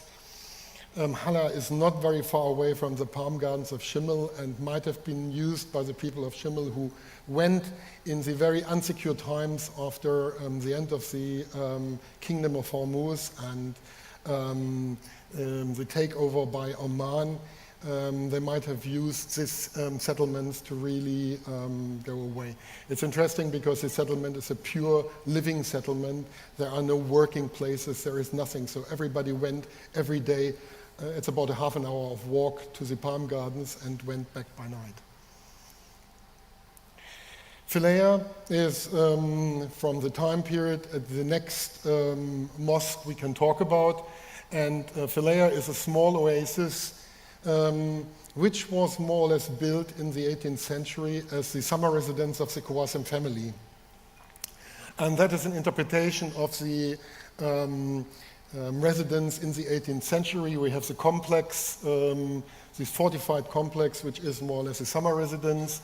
And then on the left side, of course, the mosque, which interestingly enough, when we did the excavation, is the only mosque we found which is a monolith. She was built and never changed. So that's interesting because this mosque is, as it stands today, a mosque from the 18th century. And it's an interesting mosque because it's a small mosque, so it has no pillars. It's a small mosque, but because there were in summertime a lot of people and a lot more people, they built a portico in front of the mosque. And the prayer platform, which we find with many of the palm garden mosques, is here included in the compound. And a mazana is again to be seen on the right side. And of course, what is the most interesting thing is that this small mosque is a Friday mosque. It has the mihrab and a minbar, an inbuilt minbar. We have seen already a photo of this one in the last talk about mosques. It's interesting because that's the smallest mosque I've ever seen which is used as a Friday mosque.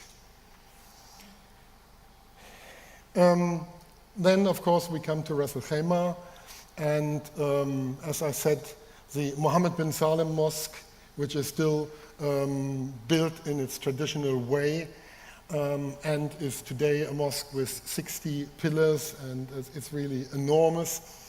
When we did the renovation of this mosque between 2010 and 2012, we did one trench in the center of the mosque. We did some other trenches as well, but this is the most important one. And we dug more or less 3.5 meters deep, and 3.5 meters where we do have two main mosques which are to be found. The lowest one is a mosque which was built in the 18th century, so more or less in the same time when the Qasim started to rise in their importance, and which was destroyed by the British in 1820. We found even pieces of sulfur from the explosions they set to destroy mosque and the buildings in the surrounding. And then the rebuild from 1825, which is actually still the foundation of the modern mosque, which is therefore nearly 200 years old. And interesting enough, the original mosque, and you see the blackened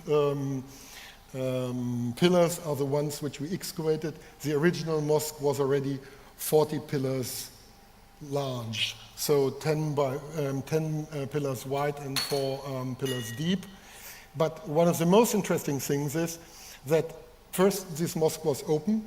This was not closed. It's an open mosque like the ones in the Palm Gardens.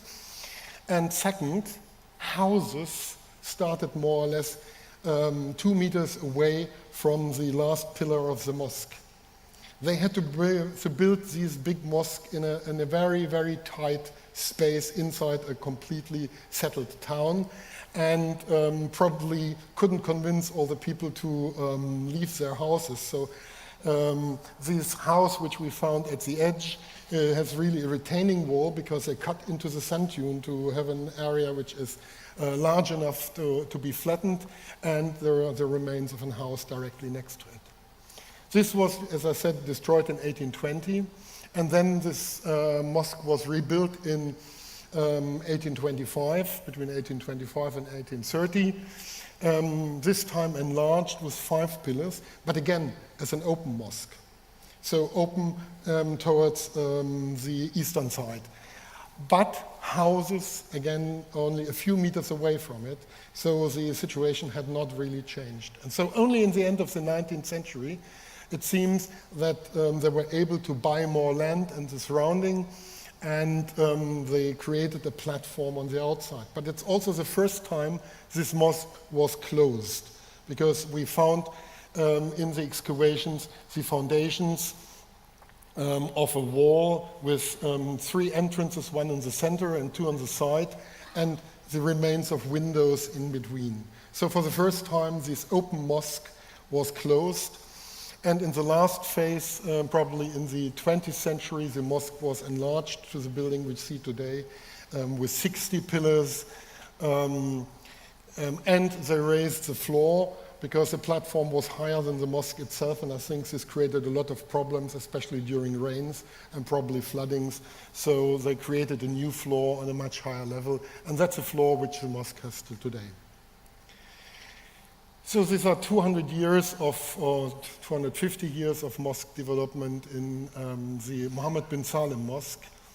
But we can go on because Jazirah Hamra, in which we are working from our department since the last 6 years, has really shown quite a number of mosques which we in the meantime excavated. And here are the 4 mosques which I will show. And we start with the Friday Mosque of Jazirah Hamra, which interestingly enough is not built in the center of the town, but on the western outskirts of the town. This is quite interesting and very difficult to understand why. Maybe it has something to do with the way it was used, or again with the missing space in the center of the town to really build a large mosque. And actually, this was a mosque which we found in, before we started with the work, a concrete building from the 1960s, but thank God, not built with a bulldozer. This was on a pre-bulldozer time, so they just cut into the earth foundations for this mosque, and that has preserved anything before this mosque. Actually, the reason why we started with the excavation that on this side here, on the outside we found quite a number of pillars which were visible in the ground. So we started an excavation which took more than 2 years, and at the end we have really quite a number of pillars from different periods of time, which really gives the history of this building. Well, you can see that when you give them color, that this is quite a number of mosques. And interestingly, also something which we see in other mosques as well is a jumping of mosques. So the earliest one is the yellow mosque, which is at least 4 by 4 pillars large, but probably it's even larger because the rest of this mosque might have been cut away when they built the mosque to the north of it. This is the earliest mosque and may have been built in the 18th century. The second one is a mosque which has 3 by 4 pillars, and there is and this mosque actually might have been the mosque which is described by the British in 1820, because the British left, when they described Jazirah al-Hamra, description of a mosque, and they said that this mosque actually was not really, had a flat roof, but had domes. So that is the only other possibility. If you do not have enough building material or roof material, you use domes. And because it's a mosque with 3 by 4 pillars, and this would fit to the description of 20 domes which the British are giving. So we probably can date this mosque to in and around 1820. And already he said in 1820 that it was quite fragile. So a new mosque was built, and interestingly enough, this mosque jumps. There was enough space, and I think they jumped with the mosque to allow people still to pray while they build the new one. The new mosque, which you can see here, actually is not existing any longer, because you can just see the negatives here, and you see these circles are the negatives of pillars which have been removed when the next mosque has been built, because they just took all the building material away. So the walls and the pillars are just seen in the negative, but it's again a mosque which is built by 4 by 4 pillars. And it's probably from the middle to the end of the 19th century. And then the last mosque before the modern mosque is enormous building. And these pillars were the ones we saw in the ground before we started to build. So, I mean, it's a massive mosque. It's the second largest mosque in Ras Al Khaimah, and it shows just the importance of Jazirah al-Hamra in the 19th and the beginning of 20th century. But sadly, this mosque was destroyed in the 1960s and then replaced by the concrete mosque, which I've shown at the beginning. But thank God, just foundation trenches and not bulldozing of the whole area. The next mosque was just excavated recently. The report has not been finished, but to show you one of the several mosques which we found here, because again, these are several mosques on top of each other. This is probably one from the late 18th or beginning of the 19th century, a medium-sized mosque, but interestingly, it looks like, at least, that this construction here seems to be a minbar, which is interesting because it might indicate that there was more than one Friday mosque in Jazirah al-Hamra. And the concrete mosque, which also was here on top of everything, you can see just in the right upper corner. Another very, very interesting mosque is the Mahzan Mosque in this area. And again, it's a jumping mosque. This mosque is built in the 60s, so it's not really, it's interesting, but I don't want really to talk about it. But below this mosque, we found a foundation of an earlier mosque. But then this mosque jumped out because they built a mosque next to it before going back to the one which we see now. And this mosque actually is part of the foundations, and the mihrab have survived, and the rest is just here marked in red. But the most amazing thing is that the original northern wall of this mosque has survived because it was incorporated in the mosque which was built in the 60s. And I actually met people in Jazirah Hamra who remember this mosque before the new one was built in the mid or end of the 60s. And this mosque is quite interesting because you can see when you look at the wall in the back, there is a sort of line in the middle of it, because this is a two-store mosque. The lower store is the one which I show here in red, up to this roof line where you really can see the remains of the arish which stick from the original roof construction. And this is actually a mosque which had a second mosque on top, a summer mosque, which was open. You see the pillars here, and you have to imagine this was just a construction with pillars, an arish roof, and arish in the areas between the pillars. It's one of these examples of mosques when you only have foundation, you will never be able to tell this, but which have been much more common in towns, that you have two stores. And actually, when you look on this side here, you see two step systems. The upper one is really to a door, which was later closed, but the lower one belongs to a construction which, when you look at it, was the original staircase going to the upper mosque. So this is a two-store mosque. The lower one is the winter mosque, and the upper one is what I would call the summer mosque. And we have actually a quite nice example for this one. That's the mosque next to the fort in Ras Al Khaimah, which was a residence of the Qasim in the 20th century.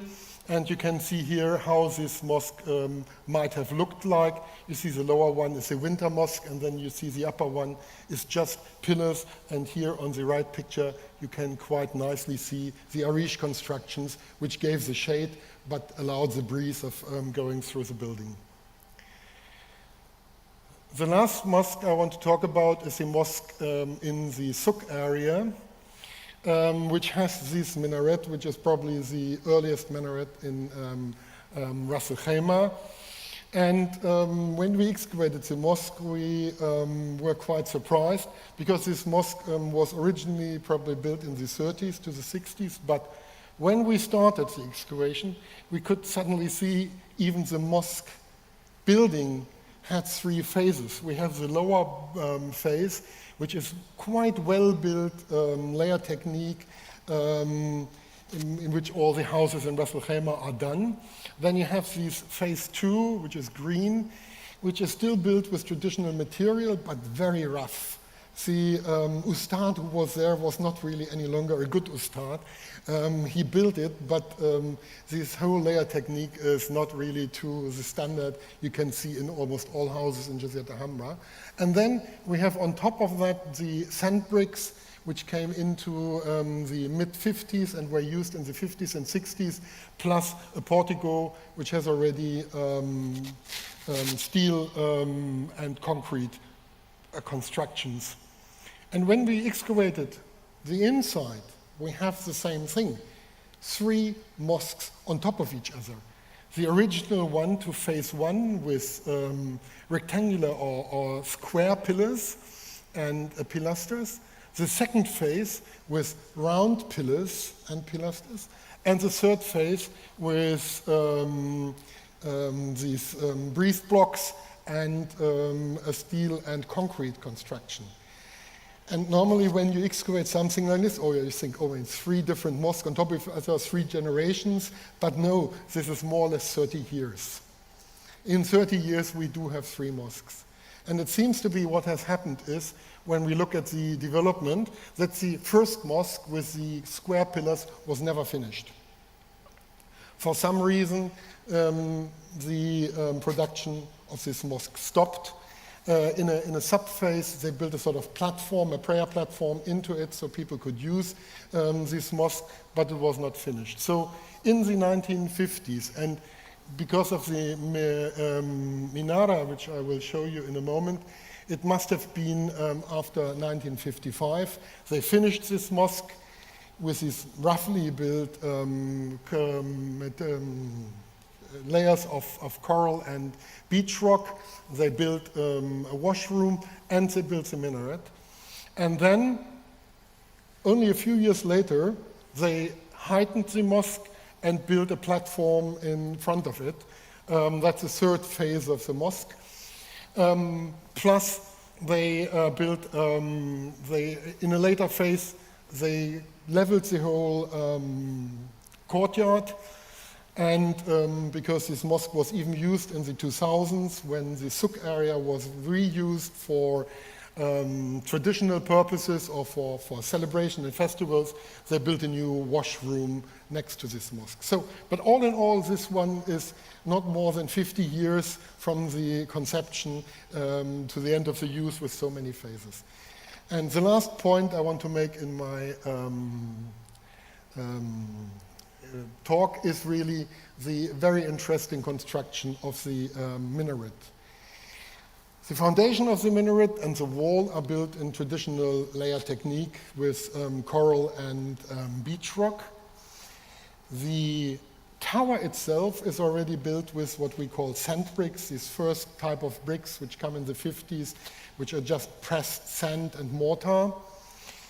But of course, a dome on top of the minaret, they couldn't build with these sand bricks. So the dome is very, very traditional, because they used plaster shapes, which more or less shaped the dome, and they put 7 of these very, very hard plaster shapes. They put, as you can see on the photograph here on the right side, more or less together, and filled the area in between with coral, because coral is light enough, and plaster. And I mean, it's still stable until today. It's a very good solution, and it might have been the same solution which was used in the 18th or 19th century for the mosque which was described by the British. Thank you very much. I mean, thank you very much. I mean, coming back, the interesting thing is we have small, medium, and large mosques, all used as Friday mosques, depending really on the area they were built in. And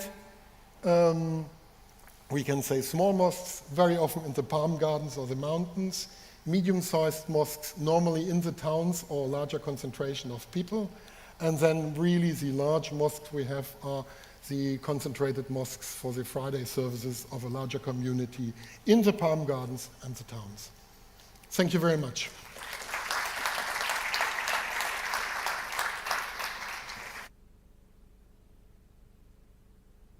Thank you very much, Christian. A lot of mosques for a 20-minute presentation. Thank you. Looking forward to coming back to that in the discussion. I'd like to introduce the next speaker, which is Noor al-Marzougi, who will be talking to us about the early Islamic landscape of Al Ain.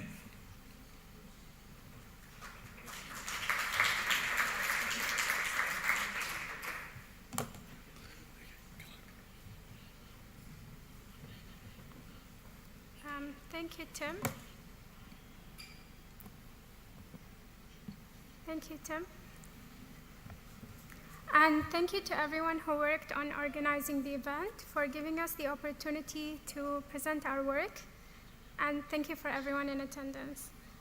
My name is Noor al-Marzougi. I am a researcher at the Department of Culture and Tourism, and I work on the historic landscape of Al Ain. Today I will be talking about our field walking project that we did in November last month.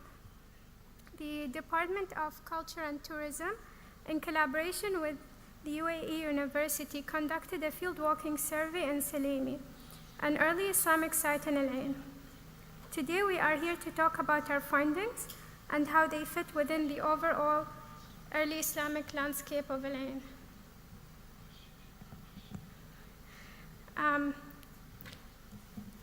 Thank you. A small disclaimer, I had a tooth extraction less than 48 hours ago, so bear with me as I try to give this presentation. I would like to thank everyone who contributed with the project. Peter Sheehan, Historic Buildings and Landscape Section Head at the DCT, and Dr. Tim Power. Thank you for leading the project, and special thank you to the students of UAEU for their amazing work and on the field and on the pottery.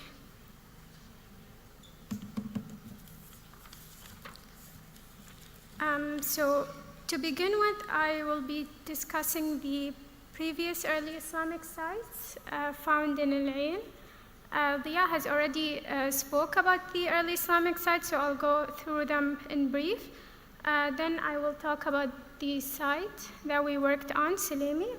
I will talk about the methodology and the pottery assemblage.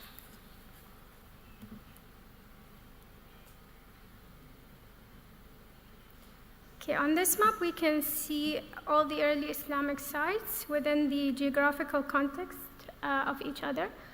So we have the Jimmy School Water Channel on the north, Hamasa Settlement in Baremi on the east side, and Oud al-Tawbah early Islamic site on the south. As you can see, Salemi, which is the site where we did the field walking, is in the center of the map. And it fills a gap in the center of the map, giving us the western limit of the early Islamic landscape.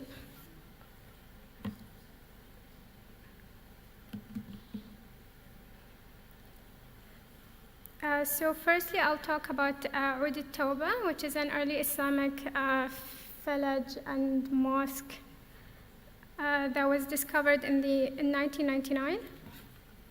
So from the start, when they found the village, they knew that it wasn't Iron Age because of the building material. So unlike the Iron Age village, it wasn't built with stone, it was built with sun-dried bricks. And then after they did the radiocarbon, from the charcoal that they found in the bricks, and based on the ceramics that they found in the fill of the village, they knew that it was early Islamic. And the mosque that was associated with the village, they also found ceramics in the courtyard, and those ceramics were also of early Islamic dates.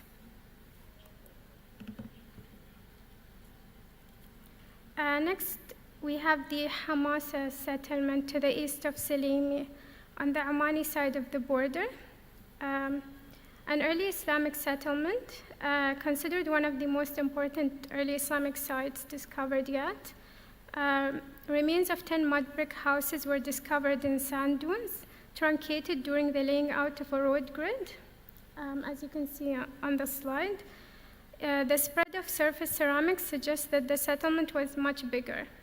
Finds from Hamasa point to the importance of maritime trade within the Gulf and the Indian Ocean to this inland site. The early Islamic ceramics retrieved in Hamasa date to approximately 750 to 1050. During this period, the Gulf had become the major artery for Indian Ocean trade.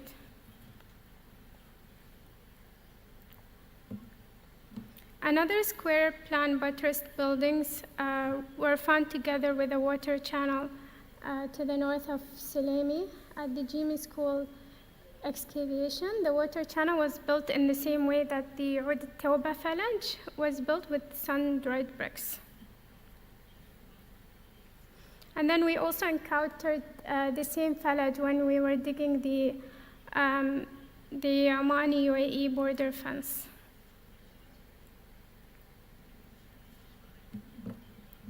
At the Beit bin Ati in Qatara Oasis, also north of Salemi, evidence of an early Islamic Arish settlement was discovered. The finding of 2 discrete layers of post holes, pits, and ash spreads separated by wind-blown sand suggest temporary or semi-permanent occupation. The post holes were used for tents or Arish dwellings, and based on the ceramic assemblage recovered from the settlement, they were able to date the site to the 8th and 10th century. Now to our project. The Salemi site is located in Al-Jimi neighborhood in Al-Ain, east of Al-Ain University, and west of the UAE Oman border fence. Salemi is also the last open area in the neighborhood, which gives us an opportunity for doing surface surveys and assessments.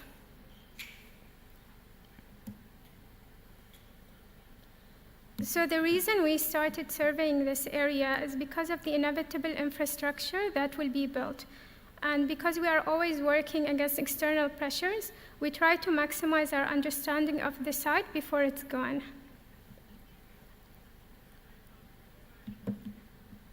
We had some past works going on in this site. In 2014, there was a field walking survey done and a PCR test where evidence of early Islamic occupation was found.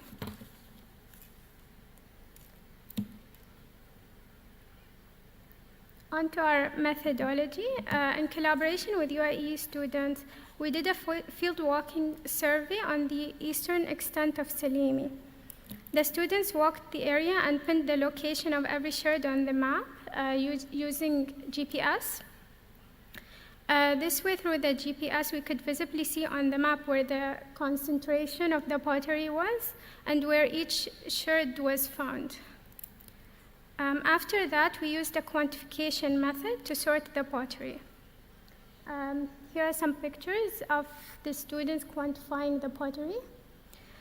We sorted the pottery and we used Excel, noting down the location where each sherd was found, the class of the pottery, the period, and the shape.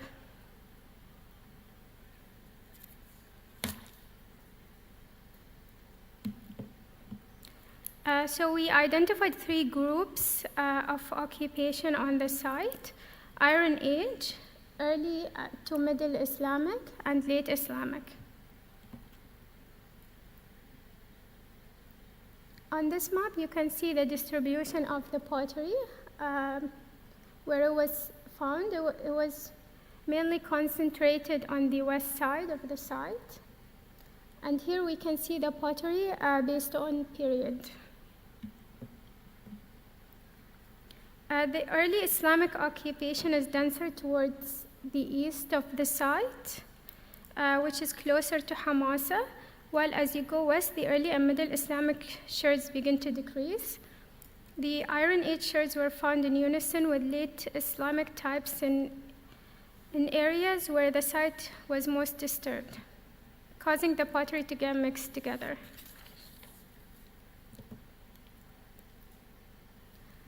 So you can see that most of the pottery was of early to middle Islamic, and then we have some late Islamic pottery and some very little Iron Age pottery.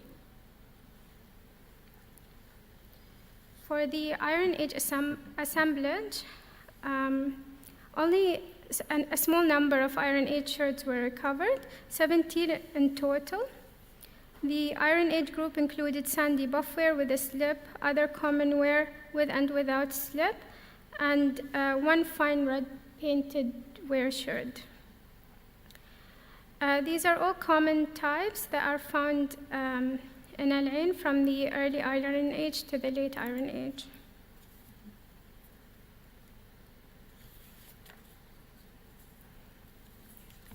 For our early Islamic and middle Islamic assemblage, we have the white glazed ware, which originates in Mesopotamia and dates to the early Islamic 8th century.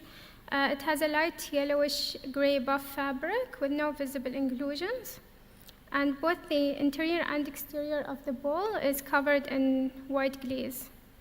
And then we have the eggshell ware, which also originates in Mesopotamia. It has a light yellowish gray fabric with no visible inclusions, and the surface has been carefully smoothed, and some of the sherds have small inclusions, incised inclusions. We also found proto-Jalfar ware originating possibly from the Hajar Mountains, dating to the 8th century. It has a mid-orangey brown fabric with frequent small angular black, red, and white mineral inclusions. We also have splashed ware originating in Mesopotamia from the 9th century. It has a light yellowish gray fabric with no visible inclusions. Both the interior and the exterior of the bowl is covered with an opaque white tin glaze, onto which green and brown glazes have been splashed, giving this glass its characteristic feature. Turquoise glazed ware was the most common type of pottery found not only in the site, but it's also the most commonly found glazed ware in Al Ain. We also have sgraffiato, originating from Iran, dating to the late 10th and 13th century. This glass had a hard fibered orangey red fabric with no visible inclusions. And the exterior of the rim is covered with a white slip, into which the designs have been scratched. Only one Chinese pottery was found, literally only this sherd. This is the Yu green stoneware originating from China, dating to the 9th or 10th century. We also found Chinese pottery in the Hamasa settlement, along with other types of Chinese ware, showing us that the majority of the pottery found in Hamasa was imported, and that trade links with the Gulf and Indian Ocean were fundamentally important to early Islamic Hamasa.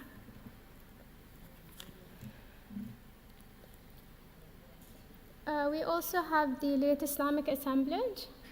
So we have coffee cups, very common in Al Ain, originating from Japan, late Islamic. Jalfar ware from the north of the Emirates.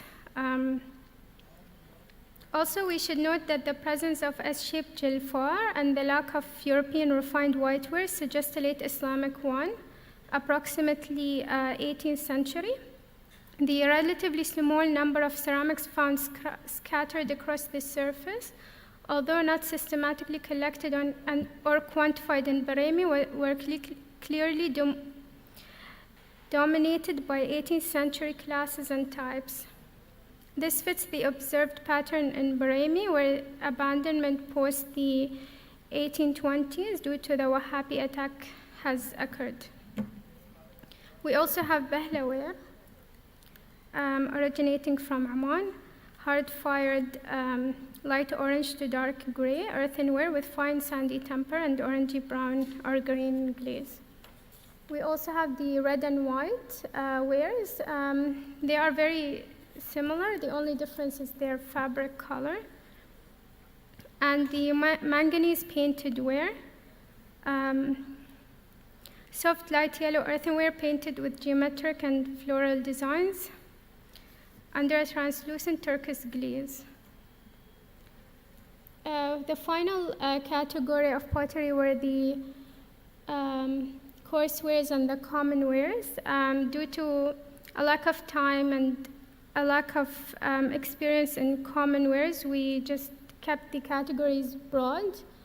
So we separated them into an ID red, an ID white, and an ID gray. This gives us an opportunity in the future to go back to this pottery and do a more in-depth study on the common and coarse wares.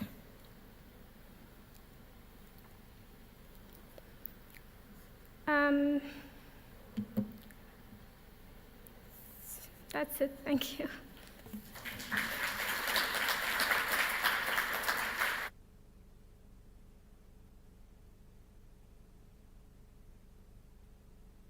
Thank you very much, Noor. It's fantastic. Good to see this work going on, and great to be sort of seeing the next generation of archaeologists coming up.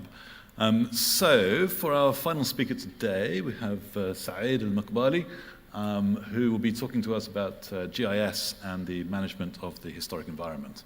Thank you very much.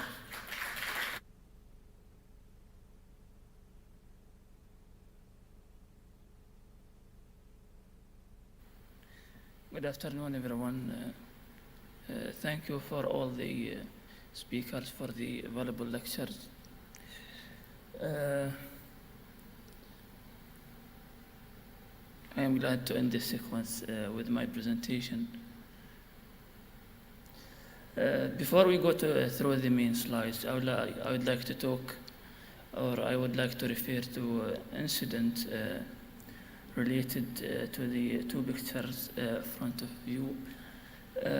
when the cultural site management reported that heavy equipment grading the ground, adjusting Faraj al-Jabib north of Al-Ain, and without any bureau permission or bureau notification to the archaeologists, the heavy equipment were cleaning and leveling the ground near the Iron Age village, which is in Al-Jabib, located north of Al-Ain. The archaeologists went to a deep discussion with the municipality who were supervising the works there to distribute the land as a farm to the citizens, and they succeeded to stop the work. And they carried out an archaeological survey at the area. The archaeological survey result was to amend the proposal of the farms to cancel the two adjusting farms near the Iron Age village at the area. For sure, such activities are against the cultural heritage conservation efforts. Yeah, let's have a quick glance on the history of urbanization in the city, where the excavation of the village to recreate the oasis attracted the population stability,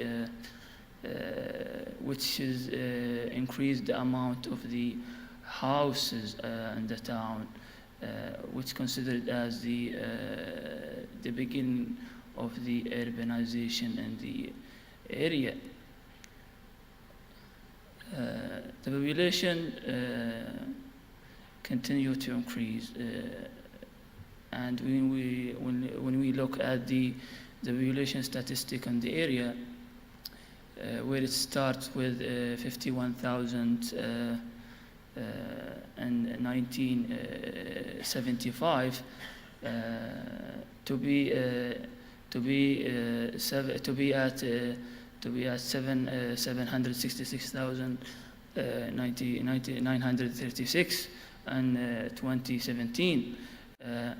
In contrast, the urbanization and the urban growth continue to gradually increase. And as you can see from the classified map in front of you, which is reflecting each color reflecting the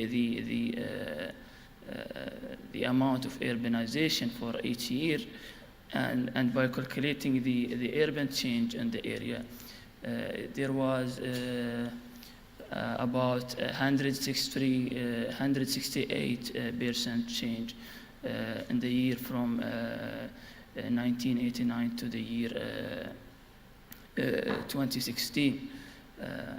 For sure, this continuous urban sprawl, the urban growth in the city, it has several impacts on the cultural assist of the city. So we will go through two of the examples of the urbanization impact on the cultural system of the city. The first example, when the cultural site ranger of DCT reported that appearance of the mud wall inside under construction plot, which is slightly damaged by the heavy equipment used in the location. The consultant, the contractor of the project was working without any bureau notification or and he ignored the watch brief procedure for the DCT. For sure, the archaeology team at Department of Culture and Tourism carried out a rescue excavation at the site to protect the mud wall and document the mud wall, and warning the contractor for ignoring the DCT regulation. The second example, which is another mud wall founded while construction of the boundary wall at the plot nearby the Al-Khattara Oasis. One of the archaeologists, one of our colleague, Muhammad al-Dhahri, is historical building archaeologist. He was going by the project, and he found that the mud wall inside the trench of the trench that for the boundary wall proposed to be at the front of the, and as you can see, the mud wall affected and cut by the heavy equipment used there. The contractor actually started the work without bureau notification to the archaeologist and DCT. So this is the result, and this is one of the examples of the urbanization impact on the area. However, with the years, archaeologists used to have several methods against the urbanization and the city and Abu Dhabi overall. One of these methods is the archaeological survey, a method used to discover the new sites and to study the new sites. But we can consider it also as a tool or method against the urbanization and against the new developments. The method is still under use to review the master plan request and the project with a large scale. The second example and the second method were used by the archaeologists and the Department of Culture and Tourism, which is the BCR, the Preliminary Cultural Review, which was under the leadership of Dr. Mark Beach, were used the first method to review the single new development request in the Emirates and in Al-Ain precisely. Through this method, many sites were identified, and the archaeologists started to create the geospatial database, their own geospatial database. Nowadays, and the issuance of Abu Dhabi Cultural Heritage Law followed with the steps to ensure the provisions of the law by contributing and participating in the municipal platforms that launched by the Department of the Municipality and Transportation, as well as recruiting of the professional GIS users to run these systems.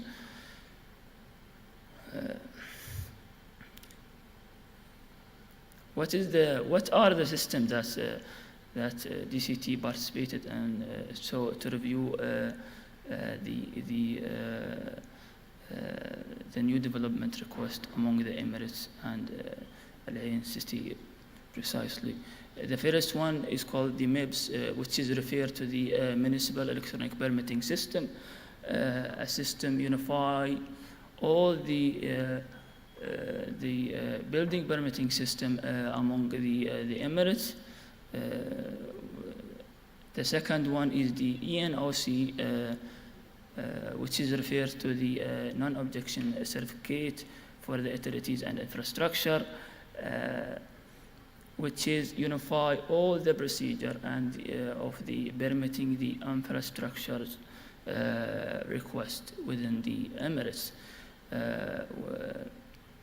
And the tool were used to run these systems, and the systems that were integrated with these two systems to run the MIPS and the NOC is the GIS, which is the Geographic Information System, which is referred to the computer information system that can manipulate, store, input, and manipulate the geospatial data. However, participating in such platforms lead to accurate review and efficient review to the all type of the new development within the area, as well as a strong and intensive implementation of the cultural heritage law by applying the archaeological control procedure and all the lands, which is the urban and non-urban and urban plans, as well as it help to control the development, the new development over the World Heritage sites, in addition to the monitoring and preserving the modern heritage component within the Emirates and Al Ain city precisely, for sure. And this is how the NOC process going on internally. When we receive the new development request, it's reviewed by the GIS users to identify which of the relevant stakeholders is responsible or can do the assessment for this request.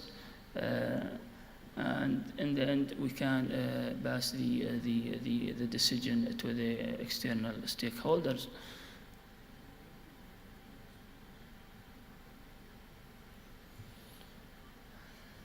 Using geographic information system and working with in reviewing the new development request was lead to efficient result. It was very efficient, يعني, to control and to it helped to apply the spatial analysis on the new development request, as well as updating the geodatabase of the historical environment.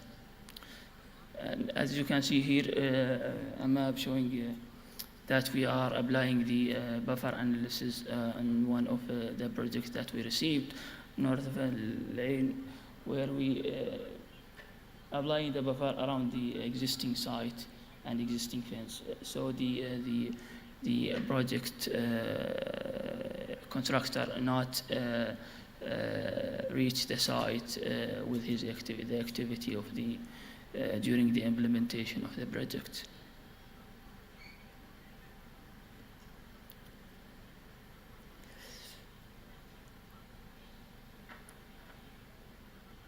One of the examples of this integration actually was presented by Mr. Peter Sheehan for the excavations happened in Falaj al-Mazmi in 2020 actually due to the housing strategy for the old Shabiyat. We received a lot of the demolish and rebuilding requests for the existing old Shabiyat. And by monitoring and reviewing the cases within the Falaj al-Mazmi to preserve the modern heritage component, and by applying the archaeological watch procedure, it hides the chance, actually, I think, to discover and investigate the historical aflaj.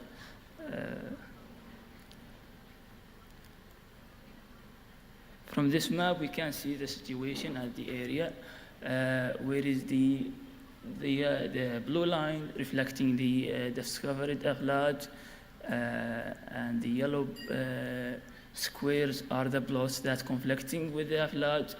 The red squares are the the blocks that reconstructed, and I think you saw some of its result within the by Peter Sheehan. So yeah, in the future, and we will, inshallah, and when we receive a new request in this area, it will be more easier to control such activities in the area to preserve the historical ahlaj. The second example, this integration considered a very effective tool in managing the new development over the World Heritage Site and preserving the authenticity and integrity of the World Heritage Site. As you can see here is one of the Al-Ain Oasis, one of the World Heritage Sites. The site,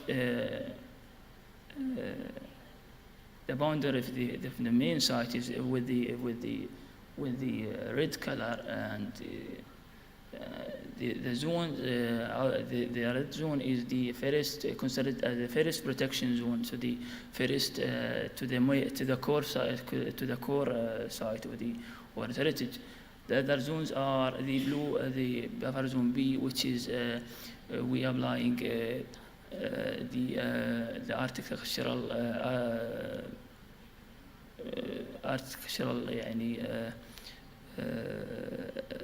several we're viewing the new development to apply architectural style, certain architectural style on the area by applying one height and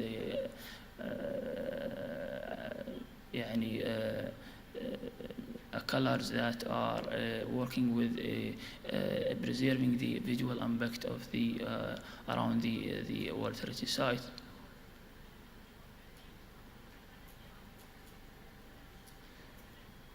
The last example of this integration helped us to actually to identify new sites.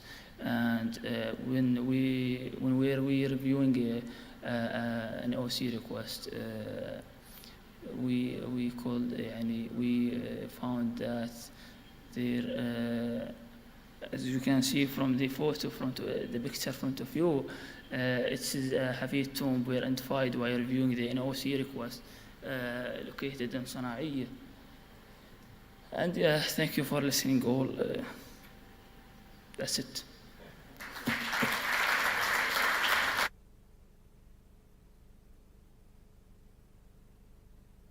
Thank you very much. So next on the program we have some time for Q&A. So I'd like to invite the speakers of the afternoon panel and also Dr. Hamdan Rashdi and Dia Al-Tawalaba to come up on stage for some discussion.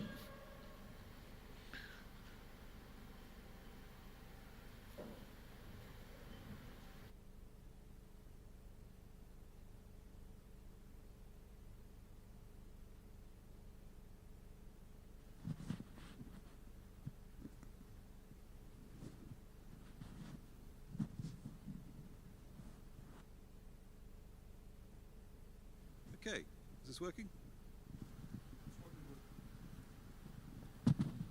Yeah?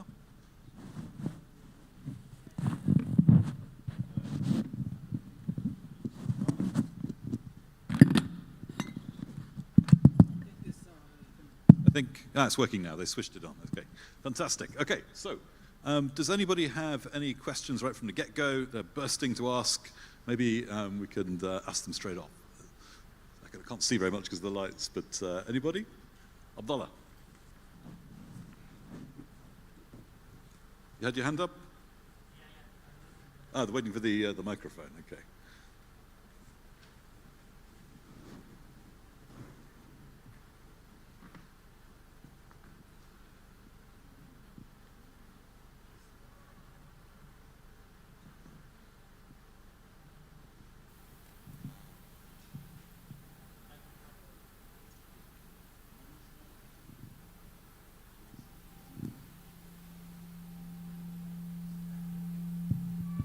Can you switch on his microphone, please?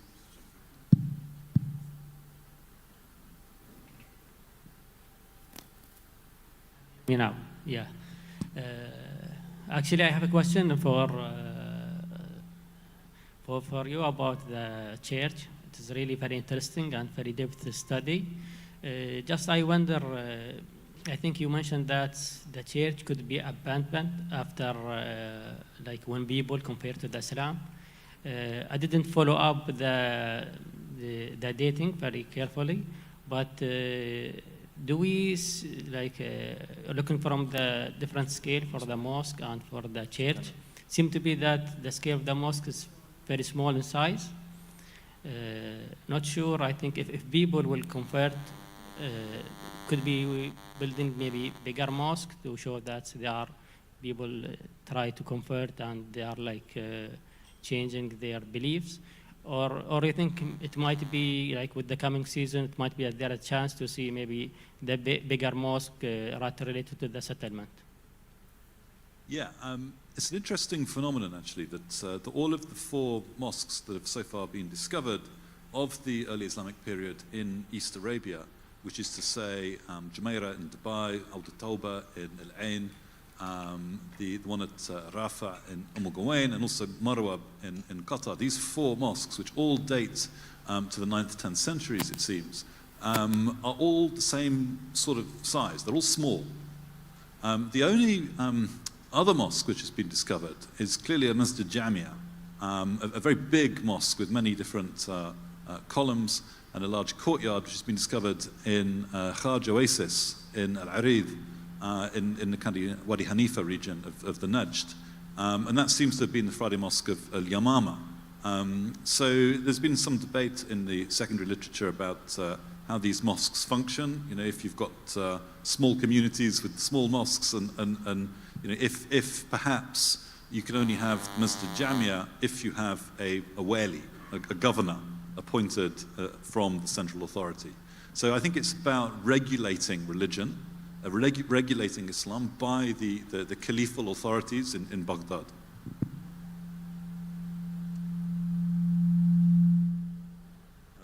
And do we have any other questions from the audience? Yeah.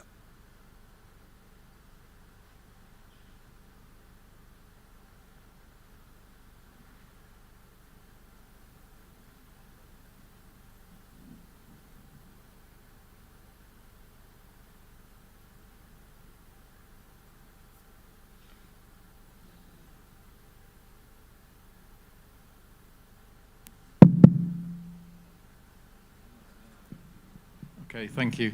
Yeah, thank you for the interesting presentations. I had a question really to Hamdan, to Christian, to Dia perhaps, about the typology of mosques.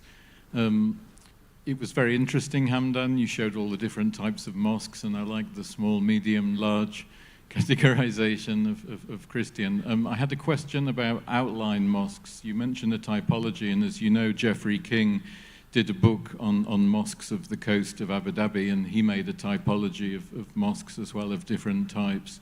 One of the types he identified, and we often find this when we're doing surveys, especially in Western region and some of the islands near Abu Dhabi, and these are the outline mosques where you have just an arrangement of stones on the surface. My question was, what do you think, it's difficult obviously dating those. We tend to find just late Islamic pottery with them. We assume they're quite recent.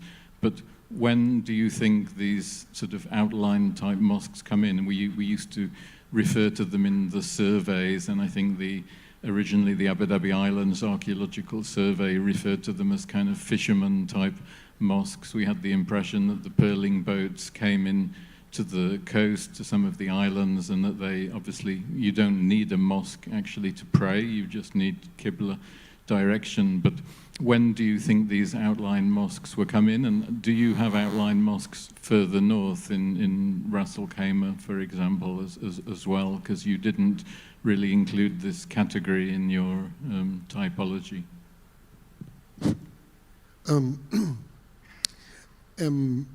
Nearly every mosque in the Palm Gardens has an outline mosque nearby. I mean, I showed you the platforms So they are built with an outline mosque nearby, which means were used in different times. Probably in winter time you used the closed mosque, and in summer times or in the evenings and in the mornings you used the outline mosque. And I think it is very difficult to say how old these mosques can be, because I think, as you just said, you just need the marking to be able to pray. It is the simple type, the most simple type of mosque, which might have been used for centuries or since the beginning of Islam. Maybe even the small mosques you're talking about, I mean, they are just markers. And most people might have prayed on the outside. Because, especially because of the roofing problem, you cannot build really very large mosques if you don't have the right building material. So it's better to have a small mosque and an open platform, or even the area next to it, which you can use. So I think it's less a problem of typology, but an arrangement with the building materials and the possibilities. On the islands, you had very little building materials, you have no roofing materials, so you built just outline mosques. But otherwise, you build small mosques, still as a marker, and even if you have a larger population, they're praying on the outside. Yeah, and actually, I want to add something. Actually, maybe, Mark, you know that there is one outline, I don't know if I can call it outline mosque in Sir Banias. There is in the back of the farm. That one maybe the good one to study it, because as you know, that mosque, it's rich of objects. But others, it's really difficult to date it. Thank you. Yeah, I mean, I think also we can think about these mosques as not just purely functional. I mean, they're not necessarily just for prayer, but also they are kind of expressions of communal identity and communal pride. So I think that's part of the reason why the mosques are constantly being expanded and redecorated. You know, a certain notable member in the community pays for it to be done.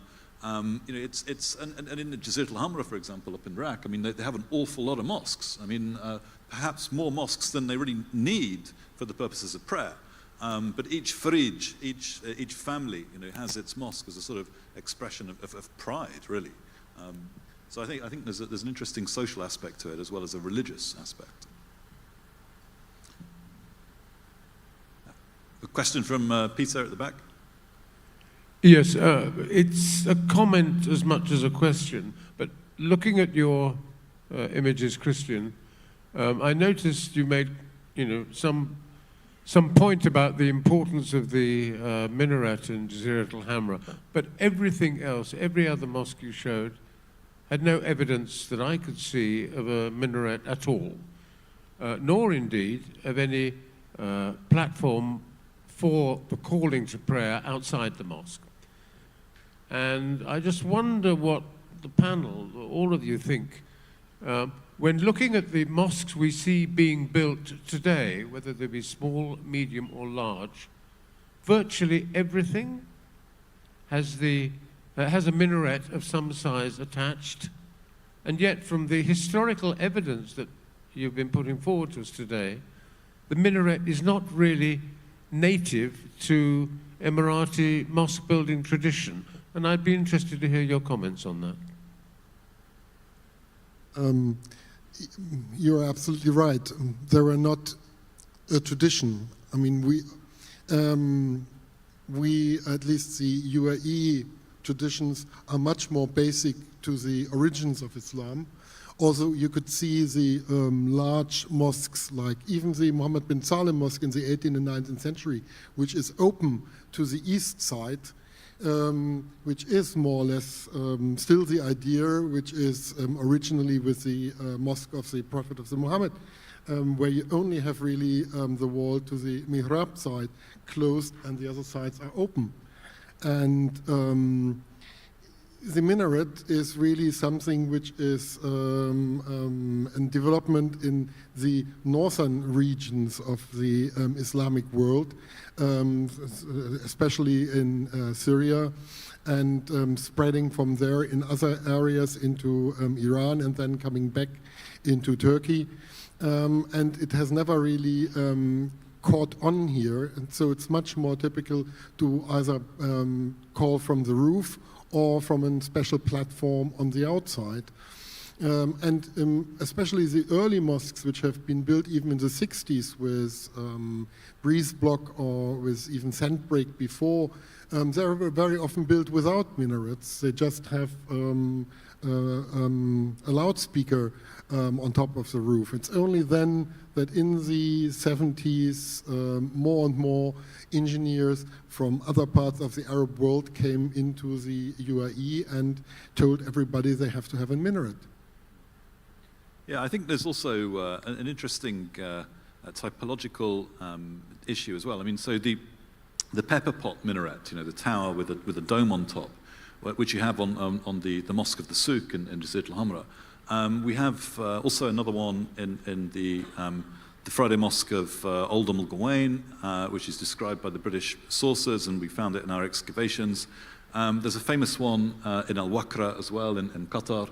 And another variant of it actually is the Mosque of Salim al-Mutawa in Fujairah, which famously features on the 5 dirham note. So it seems that these sort of these minarets are, I think, more of a sort of coastal tradition and part of a shared Khaliji culture. Whereas when you go on the interior into Al Ain or maybe the interior of Ras Al Khaimah as well, you're not getting these minarets, and I think that's partly to do with influence coming from central Oman, because of course the Ibadi mosques don't have minarets. They have these little stunted platforms known as bummas, which are kind of so called because they're resemblance to a silhouette of an owl on a roof. So yeah, I think it's perhaps there's a sort of dichotomy between the coastal populations, coastal cultures, more cosmopolitan, more engaged with their neighbours, and the more kind of insular, oases communities of the interior.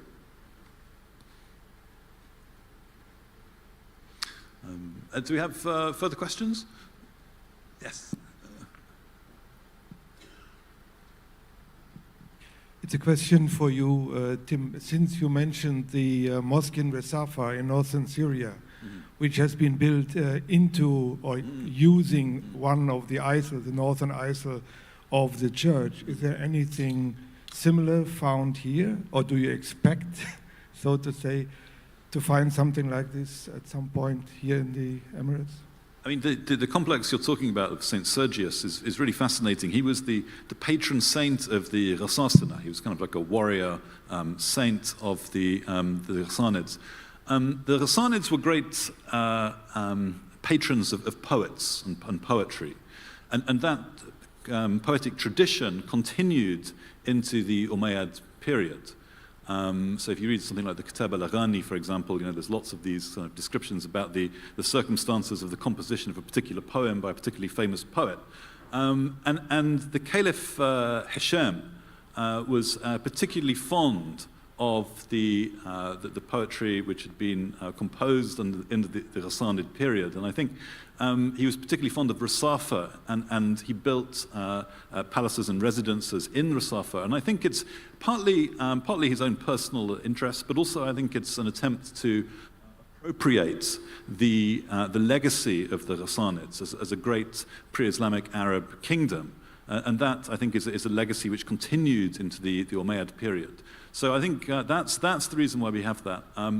There's also a really interesting phenomenon in Bilad al-Sham, and this kind of comes through with this. There's a famous quote by al-Muqaddasi about why Abdul Malik built the Dome of the Rock, and he said, well, look, the Caliph was nervous about people losing their faith, and he wanted to kind of build impressive mosques to kind of stop the faithful, being dazzled by the churches of the Christians. So very often we find in these regions, impressive mosques built very close to the cathedrals and churches of these settlements. So I think going back to the point I made earlier about the religious buildings as an expression of communal identity and communal pride, I think there's a certain element of one-upmanship. And so I think you see what is the most famous Christian shrines of Balad Hasham. Clearly they couldn't let that lie. You have to kind of build a mosque next to it and bring it into the fold.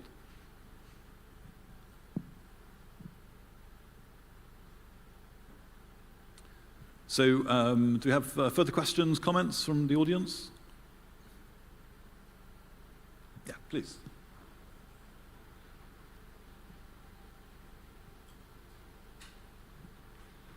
السلام عليكم. أنا بسأل باللغة العربية لو تسمحوني. الأخ ضياء والدكتور حمدان، شكرا على البرزنتيشن اللي قدمتوه بالنسبة للمباني التاريخية، وأنت ركزت على المساجد، والأستاذ ضياء ركز على العصر الإسلامي بشكل عام. بس أنا عندي سؤال ممكن شوية تاريخي، يمكن أنا ممكن أكون خاطئ فيه، بس أنا لاحظت إن منطقة العين والبريمي بشكل عام بالذات في المرحلة الإسلامية المتأخرة كانت شبه معزولة عن الأحداث المحيطة بها، يعني يعني الأحداث الرئيسية أتكلم، زي فرضاً الدولة العثمانية، دخول الاحتلال البرتغالي، ثورة اليعاربة،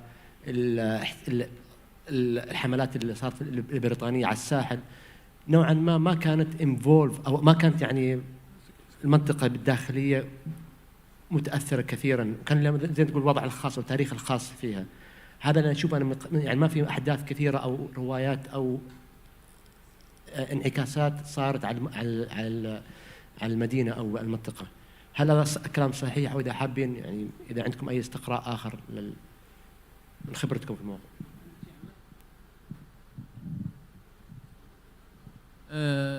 سؤال جميل عقيل، لكن الفترة اللي أنت تتكلم عنها الحياة كانت جدا بسيطة في منطقة العين، وحتى الزخم يعني لما نتكلم عن دولة الإمارات الزخم كله كان في المناطق الساحلية، هي اللي كانت مزدهرة أكثر خصوصا في الفترة الإسلامية من رأس الخيمة وأنت نازل. ولكن مدينة العين كانت يعني حتى التأثيرات ما وصلتنا نفس التأثيرات اللي موجودة في الفترات الإسلامية العريقة نقدر نقول. تأثيرات كانت صحراوية جدا بسيطة، وانعزال كامل ما كنا منعزلين انعزال كامل، لكن كان في شح، وكان نفس ما قلت لك الزخم موجود على المناطق الساحلية. ما أدري إذا ضياء عنده إضافة. نعم، بخصوص الاستيطان الإسلامي في معظم الفترات، يعني احنا بنعرف إنه الفترة الإسلامية المبكرة منطقة الإمارات العربية أو إقليم عمان بما فيها سلطنة عمان ودولة الإمارات، يعني شهدت مراكز استيطانية مزدهرة جدا في تلك الفترة، ومدن كثيرة جدا كانت تربط فيما بينها علاقات اقتصادية وأيضا تجارة خارجية مع الأقاليم الأخرى.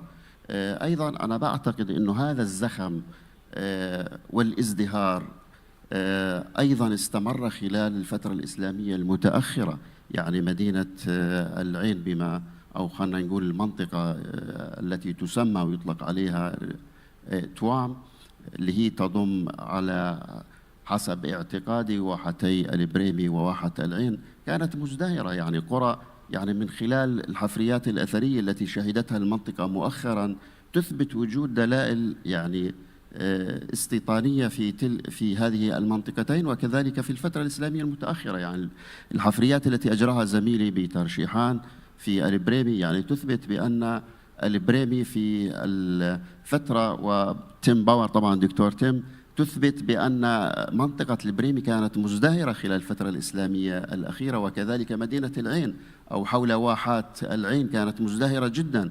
يعني هذه المباني التي نراها الآن، المباني التاريخية الكثيرة، سواء كانت المباني السكنية أو القلاع والحصون وكثير من المعالم، تشير إلى ماذا؟ تشير إلى ازدهار حضاري كبير في الفترة الإسلامية المتأخرة شهدتها المنطقة، يعني كما هو الحال في الفترة الإسلامية المبكرة. نعم.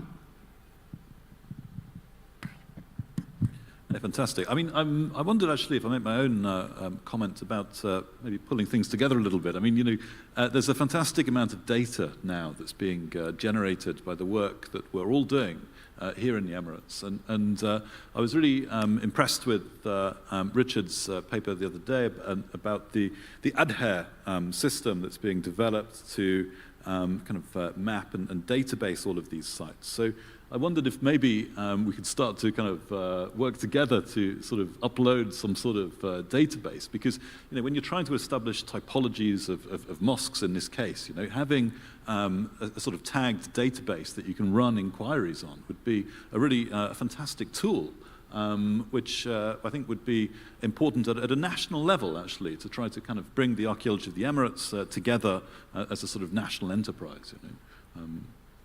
So maybe would you be interested in kind of working together on something like that? Do we have any other questions, comments? Yeah.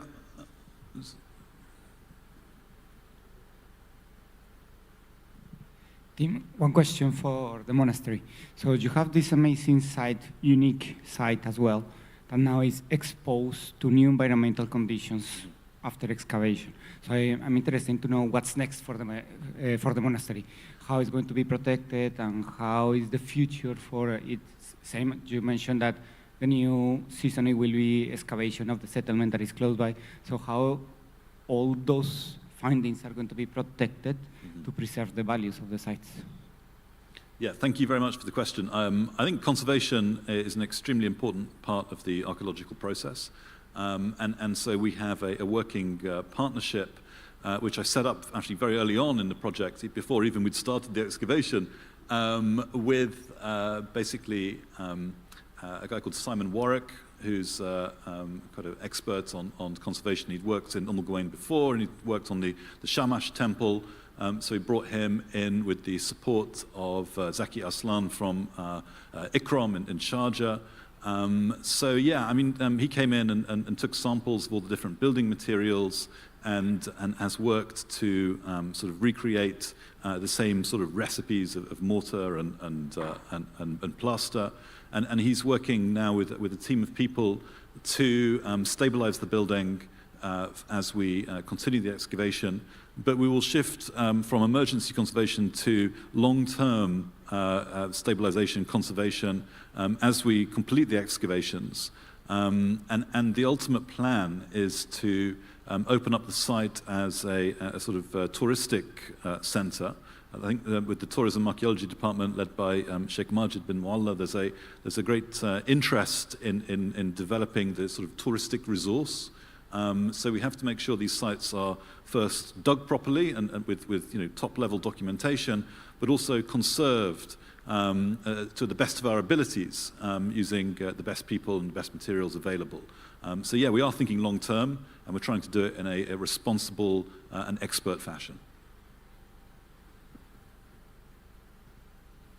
Brilliant. Yeah, we've got a question from Richard up at the front.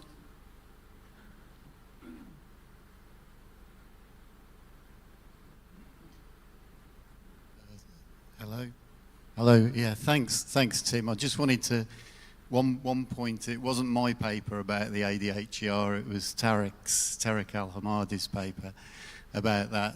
But actually, on that point, you do make a very, very good point about working together on you know, developing systems whereby we can preserve information, where information can be put into a system very easily and it can also be retrieved very easily. And sort of developing on that is the development of things like thesauri and data standards. And when we develop data standards together, it actually enables a system whereby we can start searching over a much wider area. I mean, every country is responsible, every emirate is responsible for its own data, but developing data standards together makes future research much easier for future researchers and for education and so on. And by doing that, we can avoid a lot of mistakes that have been made in the way that HERs have developed organically in other parts of the world, where you get completely different data standards, even within the same parts of the world as well. So it's just a comment I wanted to make on that. Yeah, no, sorry about that, Tarek. I just associate Richard with this stuff, Ibn Zaman. But look, I mean, I think for me, I mean, we're all producing a lot of data here, okay, and what I'd like to see, as a sort of educator working in the university sector, is to kind of enable us to kind of get that data set studied by students for MA theses, PhD dissertations. When Noor goes on to do her PhD, for example, what's she going to do it about? And having these kind of resources, these excellent kind of silos of data, managed and monitored and archived to the best of our abilities, I think is a really important first step in developing a healthy research climate in the country. So we've got 3 minutes left of discussion and debate. Is there anybody else who'd like to have any comments or questions about things? Noura. And conveniently, I have the mic. My question's for Saeed. We've been seeing more and more development that happens without our knowledge, or development that we just happen to stumble upon, and that's how we found out something's been destroyed. So what do you think the way forward is to rectify the situation? Because once something's lost, it's lost forever. We can't, resurrect the dead to rebuild something.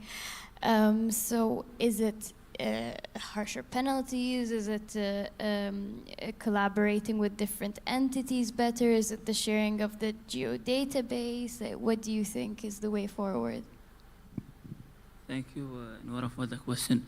I think the upcoming, the planned integration with the Abu Dhabi Historic Environment Record will be more useful to preserve the archaeological assist against the new development. And yeah, inshallah, we are looking forward to integrate the municipal platform along with the Adhar. I think actually also, I mean, a responsibility which we all have to a certain extent is to raise the profile and interest in archaeology among the wider community. I think that many people in the wider community are not really aware of archaeology, or what archaeologists do, or what archaeology looks like, and to reach out and enthuse and engage with community stakeholders is I think one way forward here, so that people feel that it's in their interests to look after their heritage. I think that really is an important aspect. So I think we've got time for one last question, if anyone's got anything left in them. Otherwise, we'll break for the end of the day. Okay, I think that's probably it. So thank you all very much for coming, and thank you again for all our wonderful speakers, and thank you all for coming.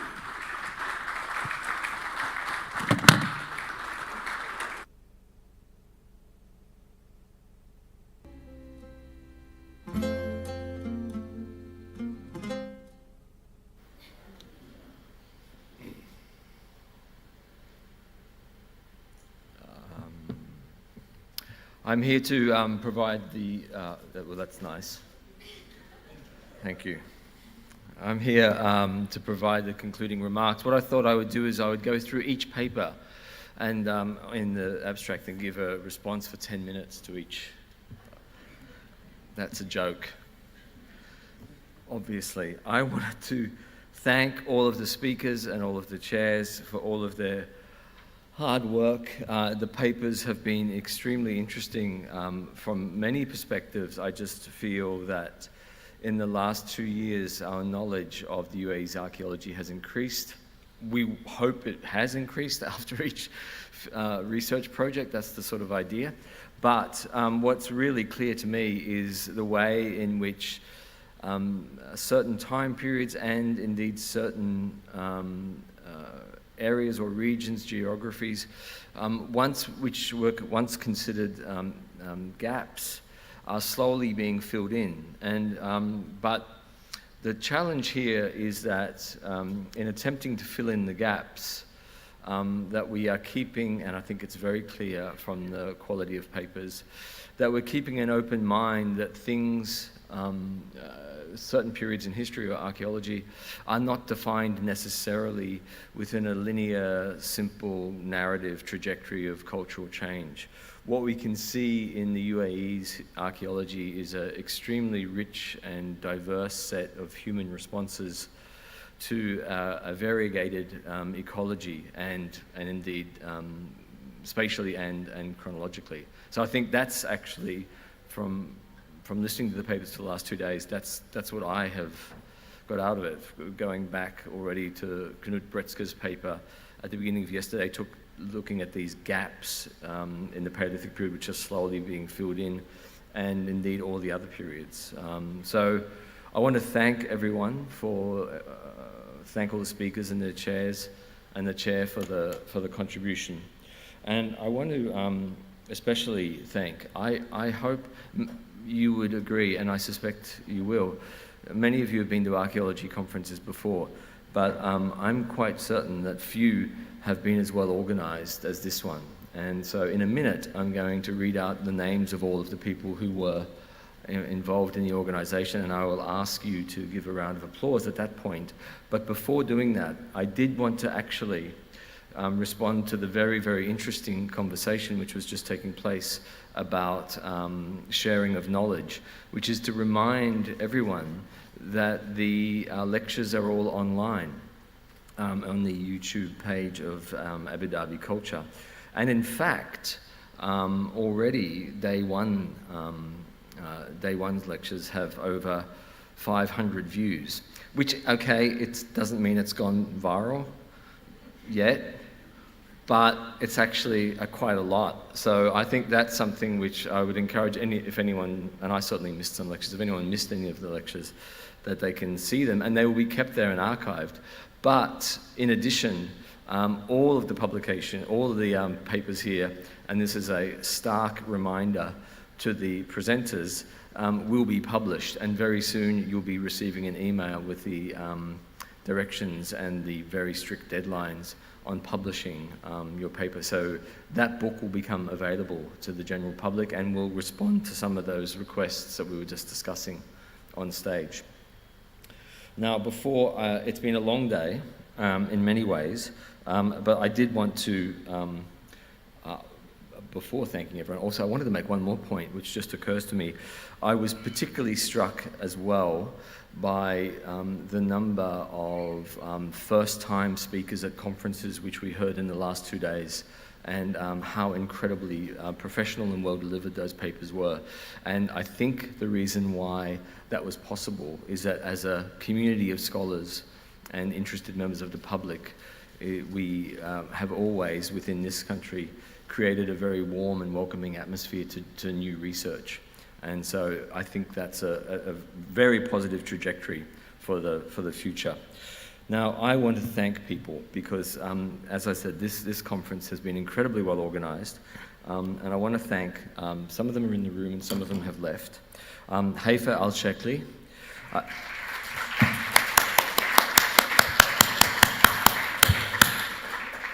Aisha Al-Junabi. Peter McGee. Oh, sorry. No, that was a joke. Oh. Maitha Al-Mansouri. Fatma Al-Kindi. Hind Khoury. Nora Al-Mansouri. Salim Al-Nuaimi. Yasmin Al-Saka. Pascal Al-Haj. Kanan Al-Shahuf. Amol Ben Daben. Maureen Gannon. Benny, the finance guy. And a special thanks to my office director, Sama Kada. I want to thank all of you for the hard work. This seems like it was very smooth, and it was for you, but I can tell you in the last few weeks it wasn't. So thank you to everyone involved, and I also want to thank Sibel Qasim and her team, who've, as the event management company, have done a fantastic job.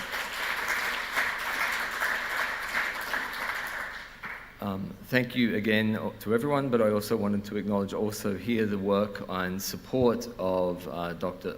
Jabal Al-Meri, the Director of the Historic Environment Department, the Executive Director of the Culture Sector, and to DCT Management for their continued support of archaeology in Abu Dhabi and the UAE. Thank you very much.